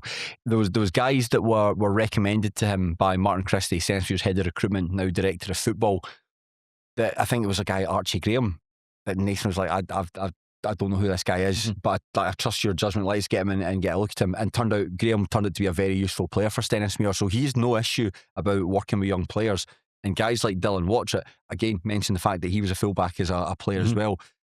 Dylan Watchett should, in theory, thrive on them. It feels like, I just feel like everyone at the club's got a fresh slate. Yep. You know, everyone's got a fresh slate. Everyone's got the opportunity to prove their worth and show what they can do. And it's been very successful so far. You know, that four wins out of the 4 games, brilliant, really good return. Beating Falkirk as well, 1-0. I know that Gary Naismith seems to draw Falkirk. He seems to play Falkirk at least once a year at points, but I know Falkirk are, not to turn this into a Premiership podcast, Falkirk feel like they're a bit of that transitional stage at the moment in terms of what they want to, and I think it could be a difficult season for them, like the difficult second album. Yeah, but for Ayr United, I think there needs to be a degree of patience. I think that's something that Naismith will want. It's great so far. You know, you've winning games. You've a great start. Qualifying at the League Cup group stage is brilliant. Holding lots of different Q&As with supporters as well. You make yourself available. People will like. He is a likable person. He's very easy to like that. Like that communication, honesty, directness. People will like that. You're off to a great start. There will be bumps in the road, and I think there's an acknowledgement that it's not a quick fix at United. You know, I think there's a number of players there that you might want to move on there who are just under contract, and it's just you can't have as much turnover in the team, so there does have to be a degree of patience there. At the moment, however, I'd be delighted if I was a United fan. Yeah. I'd be I mean, for that game against Arbroath that's come up, I'd be like, first game of the season at Somerset Park, let's get the place absolutely rocking. I think they can go on and have a really, really strong campaign. I'm just not quite convinced that they can win the title. I hope I'm proven wrong. If Stennismuir don't win the title, then I hope it's why are you laughing? Why are you laughing? If Stennismuir don't win the title, I hope United do. And that's a shoot. So I think you said at the start of the podcast that you felt there was 4 teams that could win the league. So did you have United as one of those 4? Yeah, but you think it would just be a wee bit short? I think that if all it clicks and all the players that are stepping up, like Taylor can like fully adapt and flourish, Shanks can adapt and flourish, Reece Lang, I mean Reece Lang's played this before with Green at Morton. If Reece Lang comes up and shows the same qualities that he did at Morton, if these the guys get a second lease of life and can unlock like an extra percentage that they might have had like hidden away from Scott Brown, then these guys can help take care of United on to the level that they need to be at. So I think they'll fall just short, but I'm having them as title contenders. I think they can win the title. I don't have them as strong as that. I do think they'll finish 4th. I would be surprised if they didn't finish top 4. I do think there might be a wee gap between the 3 above them and them, but I think similarly there will be a gap between Ayr United and everybody else in the division below them. And I'm going to imagine that one of those teams occupying first, second and third could be Dunfermline Athletic. Yes. So last season was, on the whole, very positive for the Pars. It was very positive on a number of fronts. We'll talk about their league form. First of all, Neil Lennon's plucky upstarts finished in 4th place. They had a 7-game unbeaten run between February and April, and that ultimately saw them pull away from the sides around them and cement themselves in the promotion playoffs. And although they defeated Arbroath in the quarterfinals, they fell short against Partick Thistle in the semis, going down 3-2 on aggregate. Bloody that recall of Aston Oxborough, eh? What that bloody loan agreement. But there was a performance in the Scottish Cup. They were, I think, by far and away the team of the tournament. They had an absolutely phenomenal run. Defeated Hibernian in the 4th round, courtesy of a last-minute goal at East End Park. Some of the best scenes of last season, actually, were watching the fans celebrating that goal. They demolished Aberdeen in the quarter-finals, winning 3-0, and they nudged past Falkirk, their hated rivals, in the semi-finals on penalties. I mean, they did come up short in the finals against Celtic. There's no disgrace to that, but there is some disgrace about Neil Lennon holding Martin O'Neill's hand up. A disappointing conclusion. So what are you doing? You don't need to do that in private. You don't need to do it in front of everyone. We know, right? We know you're a Celtic man. You don't need to tell everyone. Now they have lost a couple of high profile players, particularly in defence, but that has been offset by some eye-catching signings, and coupled with the continued development of some of the really good young players that they've got on their books, I think they'll look at themselves as at the very worst promotion contenders. Yeah, I think so. I'll be honest, I wasn't entirely certain about the business that they'd done until they managed to bring Oxborough back to the club. See, when they signed Oxborough, it was like that. That's when you're like, that's brilliant. Yeah, that's that. Of all the signings that we're going to talk about, there are a couple that where you're just like, that's you.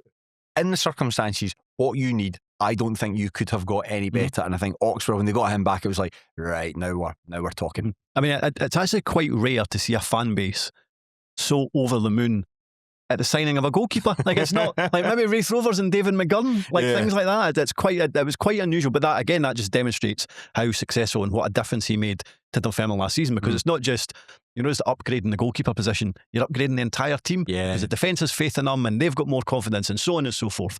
So that's a great signing. The only thing that's holding me back about them at this moment in time is they've lost such key defenders. And Chilicola Mullen and Kieran Gwenya. Yeah. He's not got a club yet, has he? Not yet, no. I think there's rumours that he might go to Wigan, the same as Chilicola Mullen, but certainly he doesn't have a club as of yet. He's leaving it late. because he's missed his entire pre-season. Well, I suppose you down in England at the start of the pre-season a wee bit later, so maybe it's not too late to join an English club, but I'm surprised he's nowhere lined up yet. Yeah, I mean, I know we're talking about the goalkeeper there, but Chillico Mullen, man, wow, he was he's a huge loss. He's a huge loss because in terms of, for that back three that Neil Lennon likes to deploy, and for his skill set and what he can do, you're kind of losing. You're not just losing a really good footballer, you're losing somebody that starts the attacks, a really good dribbler, the captain as well. For someone as young as him to be captaining the side, it's like he's obviously got bags of personality. He was always just really confident in himself. And sometimes there's times where I remember the first time seeing him a game against Hamilton, just dribbling out of defence and running into people. But he became a lot more assured and a lot more streetwise and when to basically and cut out the mistakes, because I thought he was a wee bit error prone to start with, but I thought he made very few last season. So he's a big loss because players like that don't come around like Scottish Championship very often. Kind of defenders that are.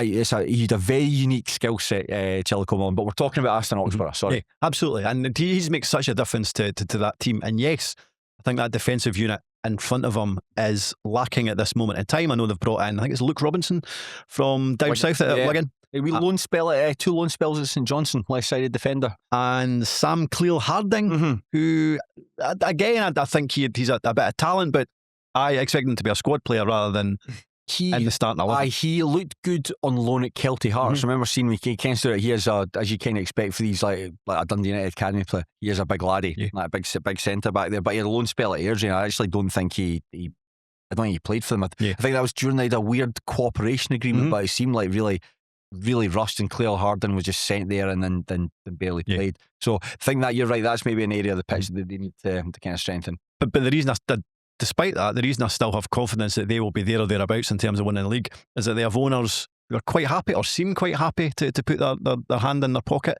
So as much as the season begins, or the league campaign begins in a week, I fully expect Dunfermline to make another maybe 2-3 signings between settle over the next kind of 2 or 3 weeks, which will, I think, from midfield to front, there's not too many teams in the division that are better than them, and if they can bring in 1 or 2 more defensive recruits, I expect big things from them this campaign. Yeah, you talked about the forward recruits there. Ollie Shaw from Hamilton Academical, that is probably certainly in terms of outfield players, the big signing that they've made. Now, League One Player of the Season last year, scored 27 goals in 46 appearances for the Accies, better than 1 and 2. I think he needed a change of scenery from Hamilton. There was points, I think, towards the end of the campaign where he just kind of looked like that. Like, geez, oh man, this is I'm not really enjoying this. For someone that scores 27 goals for a struggling team, and a team who are going through like an existential crisis, the same way that Hamilton Academical were. I don't really rate Ollie Shaw. I know that's a weird thing to say. Similar to like Blair Henderson though, when he was playing at the likes like Edinburgh City and the Spartans and Annan. Just someone who's like the numbers are there, but anytime I see him, I just don't think he's clinical enough. I think he needs a lot of chances to score, and I think that if you're not scoring goals, then we're not really getting much from you. I think he is purely a goal scorer, and that's about it. You're right, he can be wasteful at times, but I think and they will create chances. I think they've got decent wide players. I think he will, let's say he plays up front with Zach Rudden, for example. Now, he's somebody who maybe doesn't get the amount of goals that he should, or that you want from a forward. But I think he does a lot of dirty work. So I think he can tie up defenders that would give Ollie Shaw a bit more space. Chris Kane, actually. Chris Kane's intelligent. Andy Todd can play behind him and can. So I think that Ollie Shaw will get a lot of chances. He's already scored goals for them in the League Cup. We're recording this, they haven't played, so they play St Mirren today, so it'll be interesting to see how he gets on against a team that's a far higher standard than they've played up until this point in the group stages. But you're saying like scoring goals against Cove Rangers, like that's some kind of achievement. I mean, let's face it, I would be astonished if he gets 27 goals this season, and I think that he will frustrate Dunfermline fans a lot, but I still expect them to get maybe 12, 14. I mean, it's hard to argue with that. The problem is, if you are, let's say you're up against it and you don't have a lot of the ball, then yes, it can feel like he's a wee bit of an empty jersey because he's not doing anything else other than finishing. You would never say that about Zach Rudden. Like even when the team are struggling, like certainly Rudden will make his presence felt. I know that, like, remember there was a game where Queen's Park played Airdrie. In fact, I was at the game where he lost a ball and his shoulders just dipped like that, and then they went on to score. I know that, we're kind of talking about players that Queen's Park fans don't like so much, but I'd say that's broadly the exception to the rule. I think that was just an exhausting. I think he was just exhausted at that point, and that was coming off the back of having lost 5-0 against Livingston in the SPFL. And I don't think Rudden can play up front himself. No. But I do think he is a good foil for another. Yeah, I do think it will happen at Dunfermline. Yeah, I agree. I've got that down in my notes there. And a player that you touched on who I also have down in my notes there is Andy Todd. I think that there's a lot of good young players at Dunfermline at the moment. I think guys like Andy Todd, John Todd as well. There was a great moment last season where I think John Todd set up Andy to score, which was really nice. Like Keith Bray, I think this could be a big season for him. Hopefully he gets the game time that I think a lot of fans are doing. Like Shea Kearney as well. There's a lot of youngsters that are coming through at the club, being signed by the club, that we really want to see develop. But the pick of the bunch is Andy Todd. The Todd stands out because of the glasses. That's, you don't see. I mean, Edgar Davids was the only player. Like Duncan Goodhue, these are the only people who wear goggles at sporting events. Well, no, every swimmer wears goggles. Oh, that's a fair point. Yeah, if you saw someone that wasn't wearing goggles, you'd be like, "What on earth going on here?" I mean, surely Duncan Goodhue stood out because he had no hair. That was not the goggles. Sorry, I'm talking. I was just thinking of people that wear goggles, but then you could sort of like maybe talk about people that archers and stuff like that. Olympics, they wear goggles as well. Did you see the picture of Andy Todd after Dunfermline played the friendly in Bulgaria? No. So I think the owner has a part ownership of a club in Bulgaria. So I presume it was that team that they played in a friendly because they had a training camp. But they also have a player who wears goggles, and the two of them got their picture taken in full time. That's amazing. No, I didn't see that. I'll need to look that up and wait for a shot. But it's easy to see why he is such a well liked and well regarded player at Dunfermline. He's tenacious. He gets wired in. I think in the past we've compared him to like a street footballer, someone who looks like a wee laddie playing against his big brother's mates out in the street, and he's a lot smaller than them, but what he lacks in physicality, he makes up for just in like sheer like determination, sheer force of will. And there's times as well, I know this, I might be contradicting myself, but there was times last season where he wasn't really influencing the game, even the off the ball stuff and possession stuff wasn't really influencing the game. And all of a sudden just pops up with a goal. Yeah, because he's that quality. He's good in the air as well. For someone that's not the tallest guy, he's got a good leap at him. And I think that if he has a good season with Dunfermline, I think he could kick on even further. He is an eye-catching, no pun intended with the glasses there, but he is an eye-catcher. Well, you don't see that often, but you are drawn to him, and it's not because of the glasses, because he can back it. He can back it up. Like somebody's got a funny, like a winger that's got like a funny haircut, but it's like really good. Like wear glasses. The glasses. I keep talking about his glasses like he's doing everyone. I'm wearing glasses when I'm doing this. I think he'll kick on. And so too will his brother John. I know John is maybe playing in a less sexy position. You're playing at fullback. There's nothing sexy about playing at fullback. There's sexy about someone that's scoring goals. There's nothing sexy about playing at fullback. But he showed like last season that he is someone that Lennon can trust, and the fact as well he can play left centre back as well, and he can play sort of wing back. I actually think he would be. I think John Todd is probably a natural successor to Chilakola Mullen in terms of what he can do, in terms of play at the back and come out with the ball and as a decent footballer. I just think it's slightly too soon for him at this moment in time. Maybe the next season after, he would be the ideal candidate to do that. And in terms of, interesting what you say about Todd. Like, I don't think he's not the biggest. He doesn't look like he should be the strongest, but he is. I mean, he's a real presence on the park. I think he is. There's a gallousness about him. Gallous is a good word. Yeah, he can be. I don't mean a nasty player, but he's certainly not scared. He doesn't hold back. He can get wired in. He can leave a wee bit on a defender. And I don't mean that in a bad way. I mean it in kind of a good way. But even though he's so young, I done hospitality at Dunfermline last season. It was the demolition there. Of course. So it was Dunfermline hammered Wraith. It ended up 3-0. But they got a player in before the game to talk. And bear in mind, it's quite a big venue at Easter Park. There's maybe 200 in there. And it was Andrew Todd that came in to get interviewed beforehand. Really confident. Yeah. He was funny. He was quite cheeky. was happy to take the piss out himself as well. I thought he came across really well. So I think not only is he a really good player, a really good prospect, I think he it's quite grounded as well. So you're right, I think it could go a long way. Yeah, I think that's the interesting thing at that football club. Like Neil Lennon, I find him interesting. It feels like there's a bit of a renaissance for Neil Lennon, because it always felt to me like when Lennon went in there initially, it was just a money job. Yep. You know, like the team were circling the drain a wee bit. They just needed someone in there just to steady the ship for a couple of months and then hand the reins over to someone else. And I think he was paid like quite handsomely for it as well. And I think it was something that Lennon really needed to go right, because the times that he had in like Ammonia, he was there for like 6 months. Rapid Bucharest, 12 games he was there before he was emptied. So it felt like his reputation, like, I mean, I'm not sure like if somebody's bad at Ammonia, I don't know how that necessarily translates to Scottish football, but his reputation took a hit, particularly I think in Scotland during Celtic's failure to win that 10th title in a row. That was an absolute shambles, and I think Lennon had to carry the can for a lot of how that played out, and his reaction to it as well wasn't particularly good as well.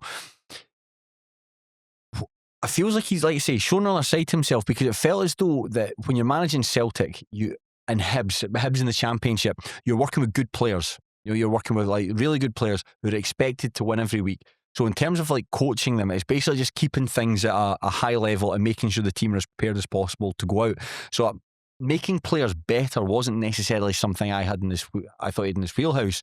And certainly like working with youngsters who need time to develop and kick on, that wasn't something I thought he was capable of as well. But this is like Lennon 2.0. I mean, I'm sure this is still the sort of like the passion and that rock and roll energy that Neil Lennon can bring, but there's that kind of like arm around you, kind of like mother hen sort of stuff as well that he can do and like guys like Todd's got better than him, Andrew Todd, John Todd's got better than him, Keith Bray. Hopefully we're hoping it's a breakout season. I think that's been one of the frustrations, maybe certainly from Inverness Caledonian Thistle fans, that their boy isn't playing quite as much as they think he should. But in fact, there's like Matty Todd has got moved to St Johnstone off the back of that. Now, Matty Todd, his time at Dunfermline predates Lennon coming in, but the fact that Lennon was able to keep the standards and drag him on further, that he can get a move into the Premiership. And Ngwenya, another really good example. Chillico Mullen as well. So there's all these young guys. Ngwenya's a funny one. I remember like seeing him at Kelty Hearts when he was loaned from Aberdeen, thinking, he looks all right. But the fact that, and it's just like a sort of like an ordinary like fullback that you see who's like quite powerful, quite athletic, can play a wee bit of football, but doesn't really stand out. I think even after 3 or 4 months at Dunfermline fans thought kind of the same, and then he very much came in for the cold and was excellent. Right-sided centre-back, that's really impressive. So there you go. That's something that Lennon has added to his arsenal, bringing through young players, and that's an exciting thing. And on top of that as well, the Scottish Cup, the success that they had in there as well, beating Premiership teams, everything it shows that the team can rise to the big occasions when it's asked of them. I didn't think Lennon would be a success at Dunfermline for reasons that you've already touched on. It felt like his successes was based on having the best team in the league at Celtic and then in the Championship at Hibs, albeit he done pretty well with Hibs initially when they got promoted, so fair play. I thought he would have kept them in the division and then potentially moved on. Now obviously that's not been the case, but when you compare Neil Lennon, obviously former Celtic player, and what he's done at Dunfermline, but also how much he seems to be enjoying it. Compare that to somebody we've just spoken about, Scott Brown, who's came from Celtic and then went to United, didn't really seem to be enjoying it at all. I've been really impressed by him, and I suppose the danger might be, you wonder if Dunfermline sustain a title challenge, you wonder how, if a position opens up at a higher level, you wonder if Lennon would be attracted to that. Neil Lennon reminds me of Gordon Bombay from the Mighty Ducks, where he's been parachuted in there as a favour for someone, and he doesn't like the kids initially. He's very sceptical of them. He wants to do his time and go elsewhere, but he gets really, really fond of them and ultimately wants them to win. And you try to think, like, where could Lennon possibly manage in Scotland other than Celtic? We're now like a big team of Premiership side other than Celtic. Who can Neil Lennon realistically manage? If Aberdeen start the season poorly, you don't think he would go there? Nah, I think Lennon is Dundee United if they start the season poorly. No, I think that maybe Hibs is the only other team, and he's only at Hibs because he was there previously. Celtic and Hibs. Scotland come calling. Funnily enough, I was actually talking to a boy at the Senny game on Saturday. I would take him as a Scotland manager. I just feel like it's there's probably too much baggage that comes along with it. I think that I don't like using the term divisive, but there's maybe certain people that follow Scotland just would not have Neil Lennon because he's like a Northern Irish Catholic. I know I don't want to sound controversial on the big. That's the laugh. This podcast. Hey, Kane Hester. Whoa, But I think that's maybe why some people might not have him. I would have him. I don't know if he's tactically switched on enough for that level of football. Potentially. I understand where you're coming from. I think it would be ideal, but I appreciate that there's reasons against it. Yeah, aye. But I think at Dunfermline is working out very well for him.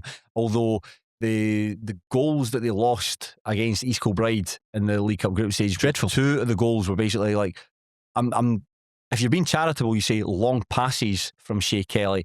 If you're being uncharitable, punts up the park. but again, like it was Moussa Debaga who was in goals for that game. Who chose just to stand still.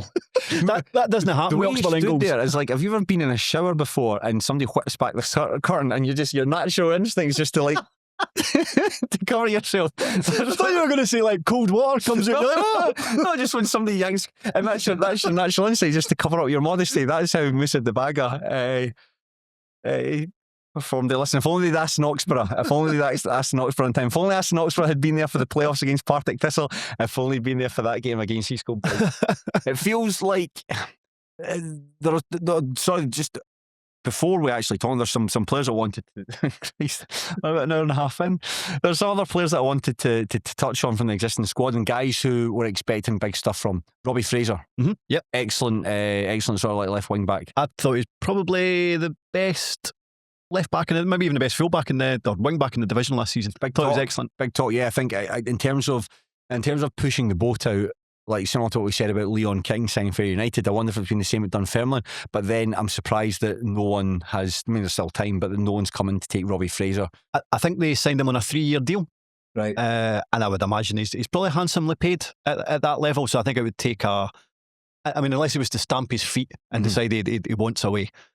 But like sometimes we talk about wing backs and say, well, he's good getting forward, but question marks well defensively. But he's kind of the total package. Aye, Alfonso Almadi was someone I saw. There was a television game Dunfermline were playing. Might be against Thistle, might be in the first leg against Partick Thistle, but he was excellent. Mm-hmm. Like just in terms of doesn't really run around that much, but in terms of just giving the ball, keeping things ticking over, you can put legs around him. Like some of his diagonals are just really, really good. Just a really classy passer of the football. And one player, I think, I was going to say Amadi works quite well. Charlie Gilmore had a good season last year as well. Very grey. Yeah. Very grey, you're right. That's maybe his only negative. That's only negative. You watched the X-Files? Yes. Do you know episode Dod Callum where they find that Norwegian fishing vessel and everyone's really old? Yes. Yeah. He's been trapped in the vessel for weeks. Yeah, that's it. He lives in a Norwegian fishing vessel. Again, he picked up a knock in the summer, so I don't think he's had much of a pre-season. I don't know if he's back today for the St Mirren game. I don't think he's played much of a role in the League Cup, but he is just such a kind of monster in the middle of the park. He wins all his challenges, he wins all of his tackles. He's a decent footballer as well. He's a huge player for them. It must be shite missing pre-season, because pre-season looks shite. Yep. But I think it's the sort of thing what'll help you get through it is the fact you're doing it with your mates and everyone's all in it together. So the idea of having to, like the bleep test and so on, you're all sort of like everyone's competing against one another and everyone can drag it along. See, if you're having to do it yourself for like a sports scientist and stuff like that, must be really hard going. Yeah, maybe that's why he's even greyer now. And Callum Morrison, keen to see how he gets on this season. He had a weird kind of up and down end to season. I thought when he first joined our film and I didn't think he'd done too much in his, let's say, his first half dozen games. Then it really kicked on. I was like, now I can see why they went for him. He's going to make a real positive difference to them in the closing stages of the season. And actually, he seemed to regress a bit and go back to how he was when he first joined, like really quiet. And I thought he was quiet in the playoffs. I thought he was quiet in the Scottish Cup semi-final, if I remember correctly. I don't know, man. I was like down at Hospitality Aaron. I was half Jake by that point. So interesting to see if he kicks on or maybe becomes a kind of more peripheral player at the club. Yeah, because he's exciting on his day. He really is. But I mean, his day is mostly in League One. Yes. I've Yeah, got so to say. I thought there was question marks about him when they signed him, but I did think for that, let's say it was a 2-month spell where he done pretty well. I was like, aye, he's absolutely fine at this level, but he needs to do that a lot more. Aye. Feels like the club are in a good place as well. I think that they'll have made decent money last season from that Scottish Cup run. Not enough to offset the losses that they seem to post every season. But again, they appear to have owners who are quite a bit like Ross County. Yeah. And I'm not saying it will go on forever, but they appear to have an owner who, we've lost 1.5 million. That's fine. That's fine. I'll pay that. Do you know what John Yorkson used to do? Go to the Bank of Scotland. Can I have my overdraft extended, please? But I mean, after last season, it feels like that degree of positivity. You know, you beat some of the big, some brilliant 2 trips to Hampden, some amazing games at East End Park. As we say, the celebrations. I mean, beating Aberdeen 3-0 was brilliant, but you can't beat a last minute winner. Like a terrible lone goal hit off the back of someone's head against him. But the celebrations were brilliant. The celebrations were brilliant. Some of the great scenes last year. And I think by mid-July they had sold around more than 3,000 season tickets, which is really impressive. They've always had a big support. Even when they've had a mediocre season, they generally do well season ticket sales. But when you give them such an exciting campaign as they had last season, I think there's a basis there for them really kicking on. I still remember when they won League One with Falkirk, and it was pretty much I think it was March time, and it felt as though that was like a league decider, and it was a real 6-pointer for that game. And buying the stream for it, and just like East End Park was raucous. I think Hibs Aberdeen games, they might have been sold out. I think the home end would be sold out for both games. Brilliant. Yeah, we say this a lot of the time. They're a club that it feels crazy they've been so long outside the top flight, because when things are going well, people do turn out for them, and hopefully that's the same this season, because I do think maybe 2 or 3 players away from having a successful campaign. I think if they can strengthen the back, maybe sign a deputy for Moussa Debaga when he's in the shower. Then they can go on a strong campaign. But yeah, Lennon's a manager who seems to have unlocked this extra element to his coaching that we didn't think was there before. Young players that are presumably a year better after playing for most of the season. Some good signings on the pitch. Title challengers we're going for? Yes, I think they'll finish second, but I wouldn't be surprised at all if they win the league. I'm going for, I think at the very worst, a top 4 finish for them. Do you want to talk about a team who aren't going to finish in the top 4? Let's talk about Greenock Morton. Now, we're as things are recording, and the time we're 1 minute, we're 1 hour and 41 minutes into this podcast. I actually joked about it, said about 162 minutes. We're not far off, but we're actually ahead of schedule talking about Greenock Morton. But please bear with me, right? Well, I try to bring you up to speed with everything that happened at the club over the last season. So after 4 years in charge, Dougie Imrie departed for Raith Rovers, and Billy Davis, the technical head coach, he soldiered on admirably on an interim basis. Former Raith Rovers boss Ian Murray was drafted in as a replacement. Murray did not get off to a good start at Capello. They lost 4-0 to Stennismere in the Scottish Cup in mid-January, and things would barely improve from then on. The team would bob around 7th and 8th place, but in late March, back-to-back wins over Ayr United and Arbroath lifted the Taunton into 6th place. And at that point, with about 6 games left to go, relegation seemed like an afterthought, and it actually looked as though they could stake an outside claim to go and finish in the top 4. But their form completely collapsed. They took 1 point from their next 4 matches, and they narrowly avoided finishing in 9th place by drawing with Airdrieonians on the final game of the season. I was there. I missed Morton's goal because I was in the pie queue, which you can't see anything from. Now, Things around the club were so bad, right, that they ended up cancelling their Player of the Year event due to a lack of interest. Now, it was moved from the Town Hall in Port Glasgow, the Hospitality Lounge within Capello, to being cancelled altogether. And there was one point over the summer where there's a hydraulic leak in the pitch during maintenance work. You shouldn't laugh at this. This isn't funny. Now, worse was to come, however. Now, Dalrada, and please correct me if I get anything wrong here, Dalrada, one of their principal sponsors, substantially reduced their contribution to the club, and an enormous effect on the playing budget. It was some estimates about £500,000 were slashed from the budget. As much as that? It was certainly a lot. Certainly a lot. Now, they are going into the new season with what they're claiming to be is the lowest budget in the division, apparently worse than the two part-time sides are both in Stennismuir. Statement on the website said that sustainability must remain at the heart of everything we do. And there's still hope that the Estrella Football Group, who own a number of clubs in a, quote, horizontal multi-club ownership model, end quote, can complete their takeover very soon. As things stand on the pitch, however, they are miles away from it going into the new season. They only played one friendly before the League Cup group stages start. They were embarrassed by Linlithgow Rose at Capello. They lost to East Fife at Bayview.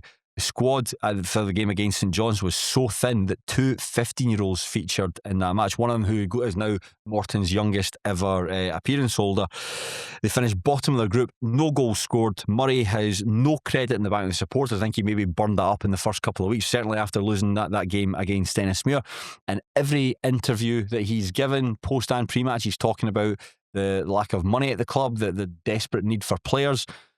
Morale seems to be rock bottom. And I think this is going to be a very, very, very, very, very long season for the Ton. Yeah, agreed. Did I get everything right there? Did I miss anything? I think the only other thing to mention is Dorada. Is that right? Have I said that right? So not only did they reduce the amount that they were giving to the club, they make that payment in instalments. And they haven't made the latest instalment. So that is why. Oh, right. I'd seen stuff there about late payments and stuff like that. So that's referring to, right. There is essentially a late payment. I don't know how well Dorada, perhaps, as a company itself is doing. So I think they might be regretting the investment that they had promised Morton. So that's why they're probably so far behind in terms of recruitment. Just the money isn't there. And I suppose it's I think in an ideal world, you want all clubs to be fan-owned. But I suppose this is an example of where you have a fan-owned club that don't have a particularly big fan base. Like, where is the money going to come from? Because they can't go over budget because there's nobody to plug that gap. It's not like a Ross County or a Dunfermline to a degree. Wraith Rovers, John Sim plugs gaps. Morton don't have that ability, so they have to balance the books. And if they don't have any money coming in and they have a small, by full-time standards, a small fan base, then this is where you start to struggle. And like before, I must admit I didn't watch it, but they put out, was it like an hour-long video or a kind of 40-minute video? I only saw that. There was like Ian Murray, there was representatives of the board, somebody for the Morton Community Together, MCT. MCT, who constantly seem to have new board members that only last a few months, which is never a particularly good sign. But just before that, was it maybe after Linlithgow loss, and Ian Murray was interviewed. And it actually reminded me, maybe they'd done that interview after Wraith lost to Airdrie on the opening day of the championship season when they finished, the season after they finished second. And he said something along the lines of, there's something not right at the club at this moment in time, and me and Colin Cameron need to go. Can I put my finger at me and Colin Cameron need to go away and figure it out? He did go away. He kind of said something similar. And obviously we now know what it is. But it was when he hinted at that there's things going on behind the scenes that aren't great. I can't remember exactly how he phrased it. And you're like, here we go again. What is it about Ian Murray and things going wrong behind the scenes? But now we know what it is. Yeah, it's pretty severe. They essentially cannot put a squad together. I think it was also that same, the second one, when they revealed the extent of the issue, when they spoke about the fact that it was a St Johnstone game, that their squad of, I think it might be like a squad of 15, 16, that they had about 7 injuries and they were going to have to bring in 15 and 16-year-olds. I mean, that is a bleak position to be in. And unless they can find money that's fallen down the couch from somewhere, I don't see how they can really compete at this level this season coming. No, it feels like it just feels like the team is just miles off. I think when you look through the squad, if everyone's fit and available, you'd maybe say that's at very best, that's a lower end championship team. You take away maybe 2 of those players and it's like, right, this team's really going to struggle. Take away 7 of the players. It's only Mr. Burns in the softball. I lose 1 player, but 7 players. Then the team looks massively exposed. And even if you compare them to like Stennismuir, for instance, because I'm going to imagine, I know these will be the 2 teams that everyone will have favourites to finish in 10th place. But when you look at the teams, Stennismuir looking far better, Nick, than Morton for the season. Far more stable, like off the pitch as well. And you're right in terms of what you say. It's like a lesson. Fan ownership is a good thing. But for a club as small as Morton, I think there needs to be like a degree of maybe not so much fan ownership, but a degree of like fan control on the board. So if somebody comes in, they can't spend stupid money that the club can't afford to pay. Which I think is what is it Australia or Australia? I think that's what that deal is supposed to be. So they get 33% of the club. They own that percentage of it. But even then, I think the idea is that the money that comes in from them, and it hasn't yet, that deal hasn't went through, that's supposed to go on infrastructure rather than players. Now maybe that can change, who knows, maybe it has to change, I don't know. But even then, even if that additional money comes in, how much of that goes towards players, I don't know. There was a really good article that Liam Bryce wrote for the Terrace on the app, and I'm going to plug the Terrace app. Please do subscribe to it. It's very worth your time. But Liam made a really good point. You think of the glory years under Douglas Ray, when he became the chair, when he took over more, I think it was like 2002, 2003, when he came in, effectively saved the club from like insolvency and liquidation. There would be no Green at Morton if it wasn't for Douglas Ray. So he did lots of great stuff for the club, but a lot of it was concentrated in the playing budget. You know, Capello, I mean, I've only started going to Capello. I've only been to Capello like in recent years, and it's a great place to go and watch football. Like the Cowshed, the Cowshed's brilliant. The Cowshed, the wee Dublin end, class. Like great place to watch football. But I say great places to watch football. When I was going to get my pie, which they ran out of, by the way, I couldn't see one of the goals because basically it was just you're completely. You cannot see what's going on, but it's just like there's the infra. It does need upgraded. Like, let's be honest, it's great, but it's old and it's a bit past its best. But I don't know if this is something that it's easy to say after the fact, but this is something that Douglas Ray should have been doing. Like you take over and you stabilise the club, and you're not paying like hundreds of thousands of pounds to say like Chris Templeman and Ian Russell and players like that. You should be spending it on doing the place up, and it feels like this is the chickens coming home to roost, where Capello does need a lot of work. And this board are quite happy to, this Australia group are quite happy to put money into upgrading Capello, which it needs. But what's more important at the moment? You know, is it keeping the club in the championship? Is it maintaining full-time football at the club, or is it like putting that infrastructure in place? Yeah,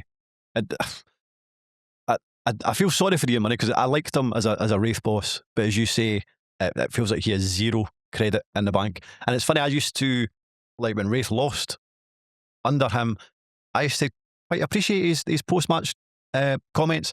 Generally felt he was quite honest, but even in terms of how he comes across in interviews, Morton fans are not having it at all. It feels like how grievous last season could have been. That run of form towards the tail end of the season was just dreadful, and like, it was just crazy. I was actually looking at the league tables when I was pulling the notes together. I was looking at league tables and thinking, I'm sure that at one point they actually there was a period where some more excitable fans thought they could get top four football, finishing top four, and then just you see you tally up the weeks with the results, and then how badly that had gone for them. But yeah, you lose the first match against and I keep bringing up it was great for me. I loved it, but you lose a match against Saints were a really good side. Saints were a really good side last season, but you go there and you get schooled in that game where you lose 3 goals from set pieces. Gregor Buchanan, former Morton player, who I don't think is particularly well thought of in Capello, like scores one of the goals and celebrates with a big way, like in front of the fans. You lose a 4th goal from like just clearing your lines, and Matt Aitken going through and scoring. So like in terms of saw lots of the ball, but in terms of a clinical performance, you were completely schooled, completely schooled by Gary Naismith, by Stensby there. So immediately fans are like, you've had, I'm sure as well, there's a bit of a delay between Murray taking the job in his first game. I think he took the job, it might have been 2 weeks between him taking the job and him actually getting to play that first match. You've had 2 weeks. What have you been working on during that period? They just looked well off, and they had no ideas of how to break down Steny. So straight away, people are like, I'm not sure about this guy, and that was borne out with recent results. And yeah, they did that wee pick up there with the wins against Ayr and Arbroath, as we mentioned. But the season ended so badly. Like coming to this campaign, like a lot of managers who have had come off the back of bad seasons, some of whom we'll obviously talk about, you need to hit the ground running. And the first game you lose against Linlithgow Rose, and it's the point that Murray's made. And this is where it maybe falls down a wee bit of stuff like, we don't have the money to compete. There are clubs that are paying more money than us. So then you've more money than Linlithgow. You've got more money than Linlithgow Rose. You've got more money than East Fife. You should, in theory, like you must have more money than Linlithgow Rose. Surely you must have more money than Linlithgow Rose.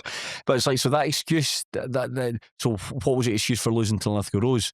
Why, when you're coming up against like Inverness, Caledonian, Thistle, you lose that match? Oh, they've got more money than us. What was the excuse then against Linlithgow Rose and against East Fife? Because the East Fife game, I watched it, and I mean, East Fife were worthy winners. I mean, they looked a better team than them, albeit I appreciate Brian Kinnear's Wonky legs. goalkeeping wasn't ideal for the first one, but 2-0 was probably a fair enough result. It wasn't like Morton were all over them and Chapman at the door and just couldn't get the ball in the net.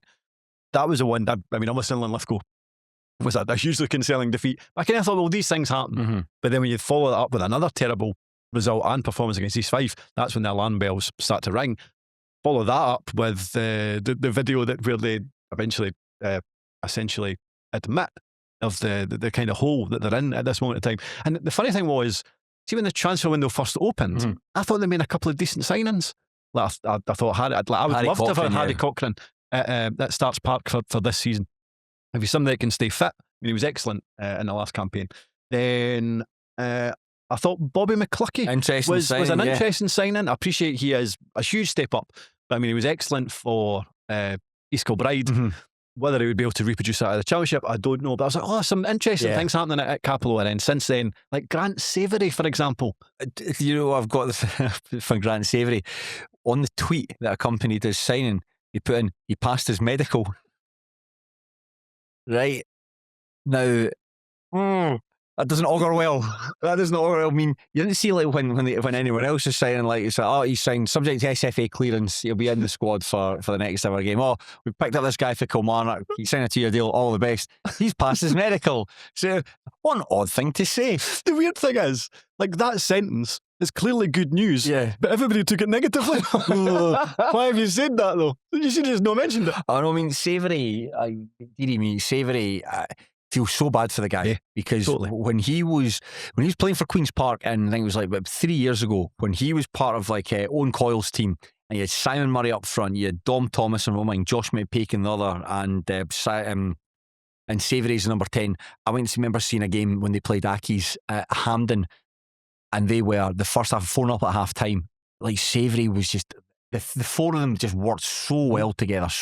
But Savoury was excellent for a young guy. You're just thinking, this guy's class. And linked to Leeds. Linked to Leeds. He played it. They'd signed him for Peterhead. It's like, how on earth have you? Like, I know you like when he left Celtic. What are you doing? What are you doing here? And he's linked to Leeds United, linked to a number of clubs down south, and he gets that horrendous cruciate ligament injury, and then tries to come back for it, and he's just missed so much football. To the point, like, where you think, oh, is full-time football the best thing? Is Grant Savoury, like, with that, I think he comes at that reputational risk there that you can sign. He's a great player, but how fit is he going to be? How long can he stay fit? Is he going to have another extended spell on the sidelines?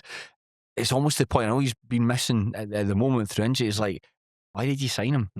Like, he's a great player, but he's barely kicked the ball, and you can't rely on him. So, I mean, I'm sure this was done when the largesse of the Dalrada money was coming in. It's like, sign him, it's fine. Listen, we get 6 games out of him, no bother. And now the chickens have come home to roost, and there is no Dalrada money, and you're having to play a half-fit Grant Savoury. Here's an interesting one. It'll be good to get your thoughts on this. When they signed Brian Kinnear from Clyde, now, Brian Kinnear's like a okayish goalkeeper. You know, he lost his place at Clyde when Jay Hogarth came in. And I think when you see how good a goalkeeper Jay Hogarth is, there's like levels to it, and like Jay Hogarth's much better than Brian Kinnear. But when they signed him, I imagine he was signed as an inexpensive backup goalkeeper for the season ahead, purely with they had maybe a couple of targets in mind that they were going to go and sign to be the number one. To the extent that Sam Murdoch, young youth goalkeeper, was sent on loan to Annan Athletic. Then the news hits about the lack of funds. Sam Murdoch's recalled from Annan Athletic, and Brian Kinnear is the number one goalkeeper by default. And, you know, didn't look too clever against Linlithgow Rose. Horrendous mistake against East Fife. I think what happened was it was a shot, and he was trying to clear it with his legs. You know, you can see him trying to kick it away. Why he attempted to keep the ball out of the net using that technique? I mean, he kind of collapsed and then tried to almost kick it with his shin. And Nathan Ross is almost embarrassed to kick it into the net to score a goal. Just bend down and pick it up. I'm sure that must have been the case, because like, for the best one, not to disrespect Brian Kinnear, but he's not. I mean, he's good enough to be a championship number one goalkeeper, but he's going to have to be just by default until the cavalry arrives. There are a couple of signs I found quite interesting. Callum Sandilands coming on loan from Heart of Midlothian. Your really good season at at Montrose last year. Somebody when Stensby entered in the cooperation loan agreement with Hearts was somebody I thought might get him, but he's gone away to Morton. Good box to box midfielder, scored 12 goals last season. I think if I read correctly, he might have been playing up front himself against Inverness Caledonian Thistle. He's not a striker. Yeah, but it's needs must. He was Montrose's Player of the Year as a central midfielder. Not as a will this do centre forward. And the boy that I found quite interesting, Jaden Gorman, who they signed from Dubai FC. He had a better scoring record than Josh Fowler when he was across there. 16 appearances, 15. Why did I say Dubai like that? Sorry, I got the accent and the syllables wrong. Dubai FC, sorry. 23-year-old Australian striker, 15 goals and 5 assists in 16 appearances. And if he's half as good as Josh Fowler, then he's got a good chance. He's injured at the moment. Well, it was interesting how many comments about that tweet, about his signing tweet, was along the lines of, even if he's not particularly good, that moustache is incredible. So there are some positives there, even if he doesn't have a stellar season. Are you told Morton fans that you'd be pining for like Cammy Blues and Zach Delaney? I don't think that any of them would have believed you. I mean, as you say, there's probably there might be a wee bit there. So if you've got, let's say, Eamon Brophy, but has to stay fit up top, if he plays well, that's absolutely fine. Former Scotland international. Sandilands, Cochrane, McCluckey, if he can step up, Ian Wilson behind him. But I mean, that squad is kind of gossamer thin. We know that the players some of them are afflicted by injury. Goodness me. And you mentioned Ian Wilson there. Like Wilson, I was one of the criticisms that I think Murray got last season was playing Ian Wilson at centre back. Yep. Now Wilson, I really like Wilson as a player. I think that he's kind of got this kind of weird, just kind of gangly body. He's no neck, but I think he's a really effective footballer. For somebody to basically play at the base of midfield, like he can cover. He's got those big long legs, so he can cover distances. I think he reads the danger quite well. I think he's quite economical passer. I think if you can get like bit of verticality around him, I think he's a really effective player. I think it's his height and the fact that he does, like we talked about, reading the game well. That's why he can play at centre back. But I think that I appreciate his needs must. You don't want to weaken the midfield to support the defence. You wish you had your full complement there that you can pick from. But when you move him there, it just creates these big holes. You've got like Grant Gillespie in there. And Gillespie has gone through a wee bit of a renaissance, but he's kind of like the wrong side of 30. You're not really going to get, I think he's like neat and tidy. Again, kind of player that you need someday. Maybe that's what Sandlads has been brought in for. Like so him and Gillespie can work together, where Gillespie will just do the keep things ticking over in the ball retention. Sandlands can go and like crash the box and pop him the goal, similar to what he did at Montrose. But it just feels like, because, as you say, the squad is so thin, people are going to have to be shunted around into places just to get 11 players out on the park. And even then, it just feels like, let's say they did have. Do you wonder if Ian Murray's asked Ian Wilson, how good a goalkeeper are you, by the way? I mean, even if they had like 12 or 13 good players, it just feels like there is a kind of depression about the place. Like fans have already had enough of this season. Ian Murray feels like he is on borrowed time. It just feels like a horrible place to be. I think he could walk away. Actually, like watching his interviews and so on, I just think that like. You wonder though, in terms of like, he was out the game for so long after leaving. So I mean, maybe you're right. Maybe he thinks I've got more chance of still being involved in football in some shape or form if I walk away, rather than being involved with this for another 4 or 5 months. I'm trying to think, if you what was your time in Morton? Yeah, just mediocre. That would be, see if he was to walk away just now and you just kind of, you looked at where he found the club and what he achieved him. Yeah, it's like pretty underwhelming spell. No one will really remember him fondly at Capello, but it's at too low a level, or it was just too nothing massive happened. Just too nothing massive happened. Yeah, they didn't get relegated on his watch. You didn't get relegated on his watch. And the football, for these sort of things, it's you really need to speak to the fans of the clubs to know. And Morton aren't big enough a club for folk to really take attention to pay attention to what's a mediocre season. But like, you finished bottom of the championship on our paper thin squad, like the way what we're talking about as a full-time team ahead of 2 part-time teams, particularly like a team like Stennismuir as well. That's the sort of thing when people will be like, oh, that's really bad. And yeah, there are the circumstances in there with the fact that there's no money. But people won't be aware of that. Your average Joe won't be aware of that. And so then when it comes to Murray, if he wants to say the Dundee job comes up, just use that as an example. The Dundee job comes up, you're nowhere near the conversation. And you were certainly at one point when you were the Wraith Rovers manager. I was reading as well, like season ticket sales are down for the year ahead, so people are just like losing their appetite for the club. I don't know. It always feels like every year there's a club in Scottish football who are just a bit of a, maybe laughing stock's not there, because I don't think anyone's laughing at Morton, because there's not much to laugh about because the club's future. But every club is there are every season there's at least one club that are going through an existential crisis. Last year it was Hamilton Academical. In fact, the season prior to that, you had like a number of clubs when that was a real talking point, wasn't it? That you had two clubs going into administration, and a lot of hand wringing about that. Oh, what's to be done about all these clubs going into administration? One club tried to build a battery farm. It says less about Scottish. It was like one club had Andrea Bocelli playing a concert at their ground and it completely flopped. The other team are owned by a bunch of crooks that are basically trying to sell the ground to build houses on this dilapidated land. That's not a Scottish football thing. That's two really weird circumstances of bad ownership. But this one for Morton is, I don't know if it's a cautionary tale or be careful of having fans own your club, because I think fans own the club's class. In theory, it's class, and fans should have a say in the direction of the club, and fan representation and boards and all, and fans owning shares in the club. That is really good. But this is what happens when there's nothing else to really support that. I suppose a comparison would be,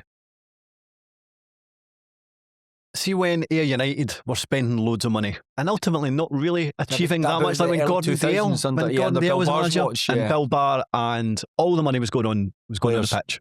To ultimately limit, I mean, they got to 2 cup finals, I suppose, but ultimately limited success, and they felt the brunt of that, because ultimately that's why United became that yo-yo club between the third tier and the second tier. It feels like unless somebody can come in with cash, it feels like Morton might go the same way in terms of a third tier team. They might go hybrid or part time. I mean, if they can stay up this season, then goodness me, somebody's done a phenomenal job, or somebody's come to plug that financial gap, or a team of other teams are an absolute nightmare. Or somebody's in a 15-point deduction. But I don't see that at all. I just think this is going to be a long slog of a campaign.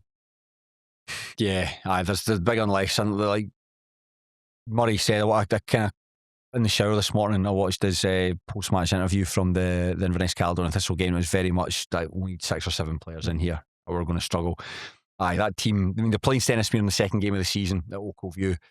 I think that's going to be gigantic, that game for both teams. I think if Morton win it, you give yourself a wee bit of a that's good. We're keeping them. We can keep Stenny at bay. If Stenny win it though, you're kind of like, well, where do we go? Where do we go from that? Where are we putting them? I think they'll finish 10th. Finish to 10th. Yeah. Right. Wow.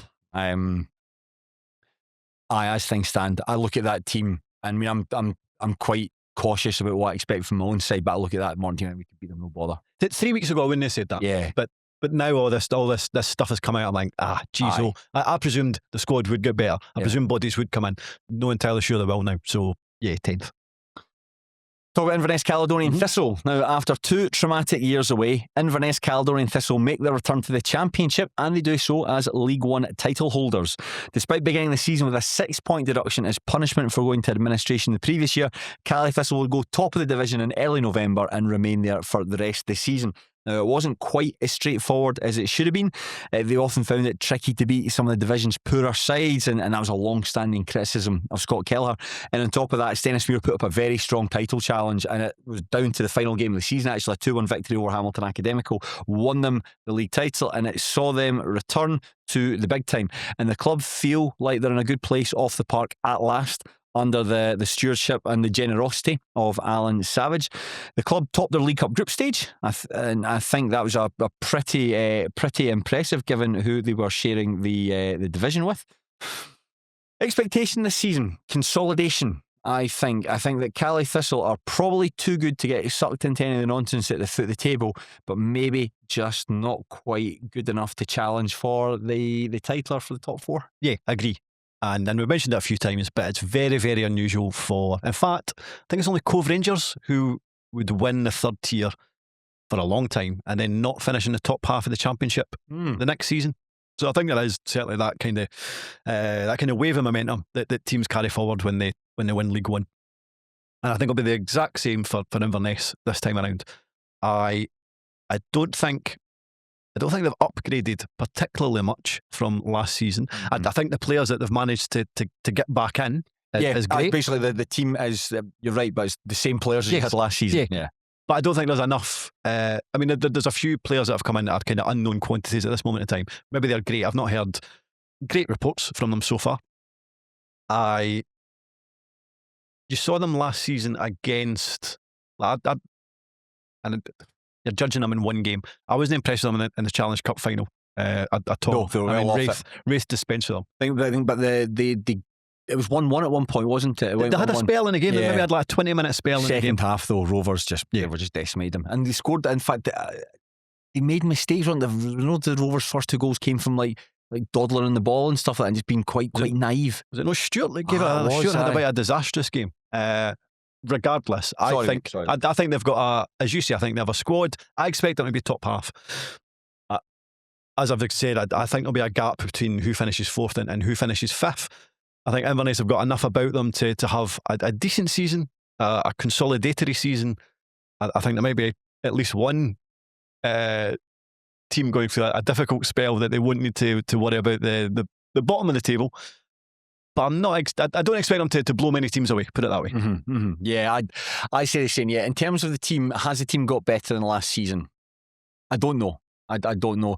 You're kind of hoping that Alfie Babbage is better than he was last season. I don't particularly rate Babbage, I'll be honest. I know that's a strange thing to say, because he did score like a good number of goals. 10 goals last season that he got.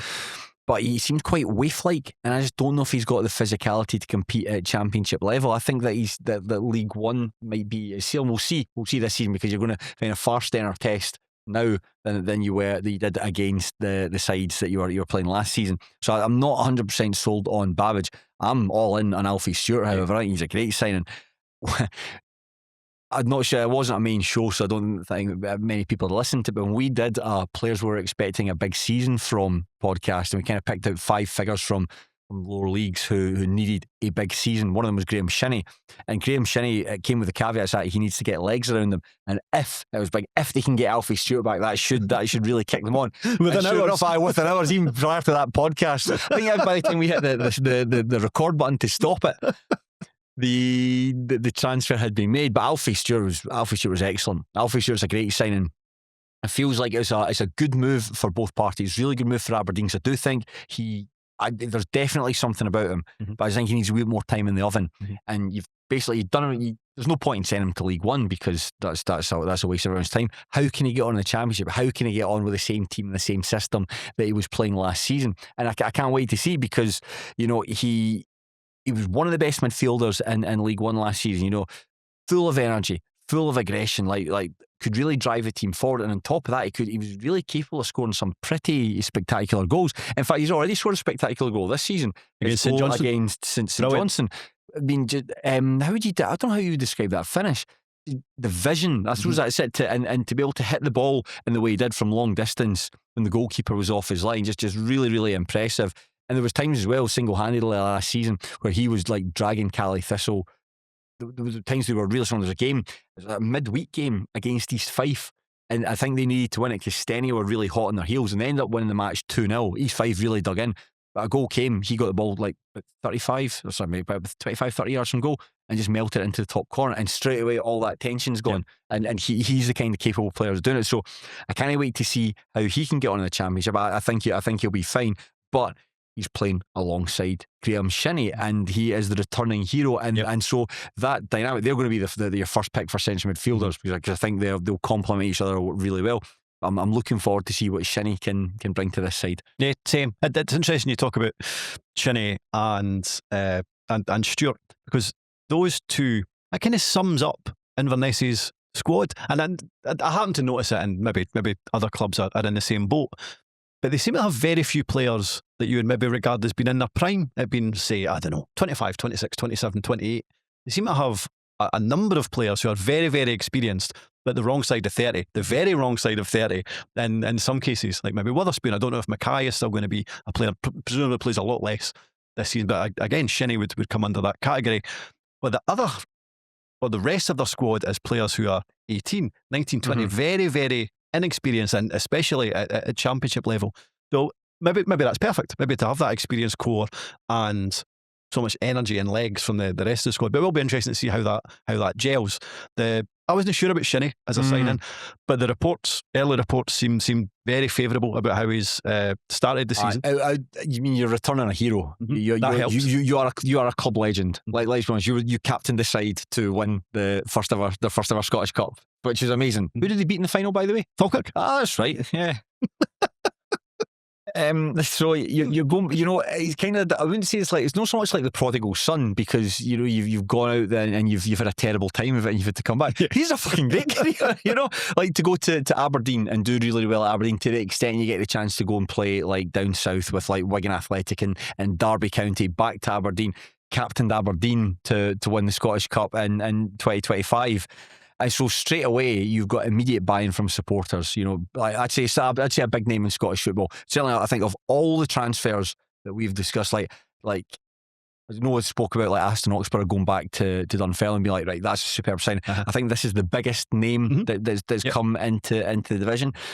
And I think there was times last season at Aberdeen where he might have looked a wee bit leggy, and like the pace of the Premiership was getting to grips with him. He was trying to do too many things all at once, and the fact that Aberdeen were kind of going through a bit of churn as well didn't necessarily help him. But in terms of that, what you said about there's a bit of an experience within that team, guys who this is like maybe just their third season as a professional, maybe at a level they never competed before, and there's a step up. There's a noticeable step up from League One to the Championship. Having someone like him in there is gigantic for them. I think that's a really, really good signing. And I'm keen to see how well he works with Scott Kelleher, what their relationship's like. If Kelleher's got him on side, then you've got a guy there who can run the dressing room, like just through sheer force of personality. And on top of that as well, his style of play, I mean, not just from his accomplishments as a player in Inverness, Caledonian and Thistle, but that style of play, fans love that. See an all out, see folk that tackle folk. Folk love that. He'll be hated. Oh yeah, everywhere in the Championship next season. But nobody will care. Adored by Inverness fans. Caley Thistle fans will not care. He will scrap with folk. He will agitate them. He'll be at referees and all that. He'll try to run the games. He'll really annoy me. I'll bet Stats back and he's going to really annoy me. I just know it. I know it for a fact. But who cares? Because if he's doing the business for Caley Thistle, they will not give a jot. So I think he's a big signing. I think that this is like untested territory. Untested territory for a lot of people. But you've got a guy there who, when players drop down a level, like I'm not saying this is like Craig Bryson going from St Johnstone to Stennis for that example. It doesn't feel like that. This feels natural, and it might just be because it's just like one step down. Might just be natural because it's like his career is going full circle and go back to Inverness, Caledonian Thistle. I've absolutely zero doubts about what he'll bring to this team, and I think he is a biggest name that's joined the lower leagues, and someone that I'll just think can just make everyone around them better. Yeah, agreed. I think what you can say about Inverness's Caley Thistle squad, like we've said, it maybe hasn't hugely improved from last season. I don't think it's got any weaker. Like if you go through, and there's a lot of that squad is left from last season. I don't think there's too many of them you would look at it and say, oh, that's a blow that they've lost him. It's crazy. Like Chanka Zimba, for instance, got 19 goals last season. You think, well, how do you replace a 19-goal striker? Somebody like a back-to-goal, big physical guy. In fairness, they're not in the group stages of the Challenge Cup this season. Yeah, so you didn't have to replace those goals. Yeah, that's a fair point. When you're sticking a good few past like Dumbarton's kiddies on a Tuesday night at the Rock, run past the whole fans, shushing them. Zimba, dearie me, like in terms of numbers. Wow, 19 goals. Can I argue with that? I thought he was like, I didn't think he was particularly good at all. Like for a back-to-goal striker, your touch has got to be really important. No questions with it was willingness to go toe-to-toe with big defenders in the division, because he would do that. I think that's something they actually enjoyed. Physical side of it. The technical side, not sure about that. It's like the number of times you get balls fired into his feet, and that's your whole point, isn't it? You're holding boys off. It needs to stick to you. You need to stick to you, get out your feet, pop it off elsewhere, then go and join the box. A number of times the ball come in, just go yards in front of him, and by that point the midfielders coming to sweep up. I didn't particularly rate him, and I think that as you say there, it's strange that somebody can score 19 goals, move on elsewhere, and people aren't all that fussed about it. And even their names like Ross Millen left. I mean, even last season, was it Callum McLeod that maybe played in Millen's absence? And I think most Caley Thistle fans preferred McLeod. Yeah, he's the way it starts back. There's a real trend here. He's the way it starts out. So I don't think they've lost anybody important. And I suppose if they're at a similar level to last season and they are no worse, Shinnie probably makes them better in the middle of the park.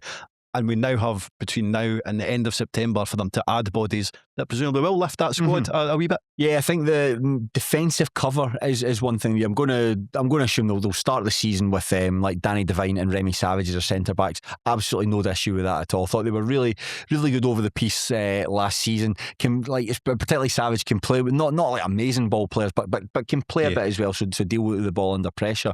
They brought Kerr Smith in to play at the back. He was a Dundee United Academy player, moved to Aston Villa, had brief loan spells with St Johnstone. I think I've put brief loan spells with St Johnstone and Bar. I forgot to finish the name of the team.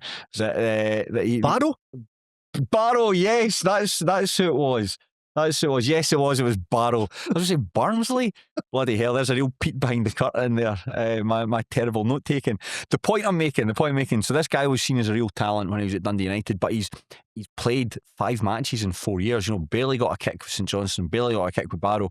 If you can reprise the same aptitude you showed when you were a teenager, then you might have a chance, and you might even end up displacing Devine or Savage. But it's a bit of a gamble at the moment. And I think up front as well, they've added quite well. Well, I think we know Babbage is a known quantity. The other 2 guys they've brought in strikers, I'm keen to see how they get on. Is it Hamzad Kargbo? Yes. That came in from Maidstone. Yes. I think there's been mixed reviews from him so far. I've got my notes got best described as a handful. And Morgan Bates has come from Swansea. I don't know if I've read much about him at all so far. The other striker was Miller Keir from Turriff United. Oh, yes, we see the top goal scorer in the Highland League last season. They actually paid a fee for him. 19 years old, top scorer in the Highland League. And I think this is a kind of route that Alan Savage wants to go down, where you basically sign just like the best young players from Highland League football and see how you get on. If there's any good teenagers there, for instance, I think they missed out, or one player they were keen on getting was Jack Murray from Elgin, centre back, who would have been a good sign from. Jack Murray's a right good player, but missed out on him. And I'm thinking we'd have to pay a fee. There was talking, there was street talk that we'd go back in from, but getting Miller Keir in from Turriff, great piece of business. How will he handle the Championship? Don't know. It's probably going to take a bit of time. We talk about steps up for like League One to the Championship, for the Highland League to the Championship. They talked about Kieran Shanks, for instance. We went for Inverurie local works to Arbroath. Didn't necessarily work out, but I think that he's on I'm going to imagine they've got him under contract for like 2 or 3 years. So it might be you stick him in for pre-season, see how he gets on. If he needs a bit more time than oven, send him to Elgin, send him to Peterhead, somewhere like that, where he can. Send him to Cove Rangers, they could really do a striker. But send him there, see how he develops, and then bring him back in for future seasons. They did the same with like Jordan Along. I think he's gone back down south. I think it is. But he was playing like Highland League football. They brought him in, qualified success. So I think that's an interesting tactic to go forward with them. Because it does feel like the might, as you said, I think he'll certainly stay around maybe until late in the window, because it does feel like they've got quite a shallow squad at this moment in time. I think there's a lot of teams. I say a lot of teams. I was kind of looking through there's maybe only about 3 or 4, 5, 6 teams. We actually say beyond the starting 11, there's a good deal of depth there. For a lot of the teams I've got down here, like good starting 11, maybe 2 or 3 players beyond that. But outside of that, there's not much. I'm going to wonder if Caley Thistle might be a bit more prudent in how they operate this time. I think they have to be. But it's certainly something that they're not shy. Kelliker's not shy in giving youngsters a chance. I mean, you saw like Callum McLeod, who you mentioned. You'd assume when you signed Ross Millen, he's going to be your number 1 right back. But he moves out of the team and Callum McLeod comes in. There's no real drop off, especially when Ross Millen allegedly gets a 10-game ban. It was a very odd situation last season. What was the story there? Nobody knows. But a rumour went online that he had said something he shouldn't have to an official, and he got a 10-game ban. But it was never announced. But then he literally wasn't in 10 squads in a row, and then came back after it. The only thing that I've heard comparison to that it was when he was playing down in England. Kirk Broadfoot had said something to, I think it might have been James McLean, right? Had said something to him, and he got a late, it might have been 6 or 7 games. It was like completely over the score.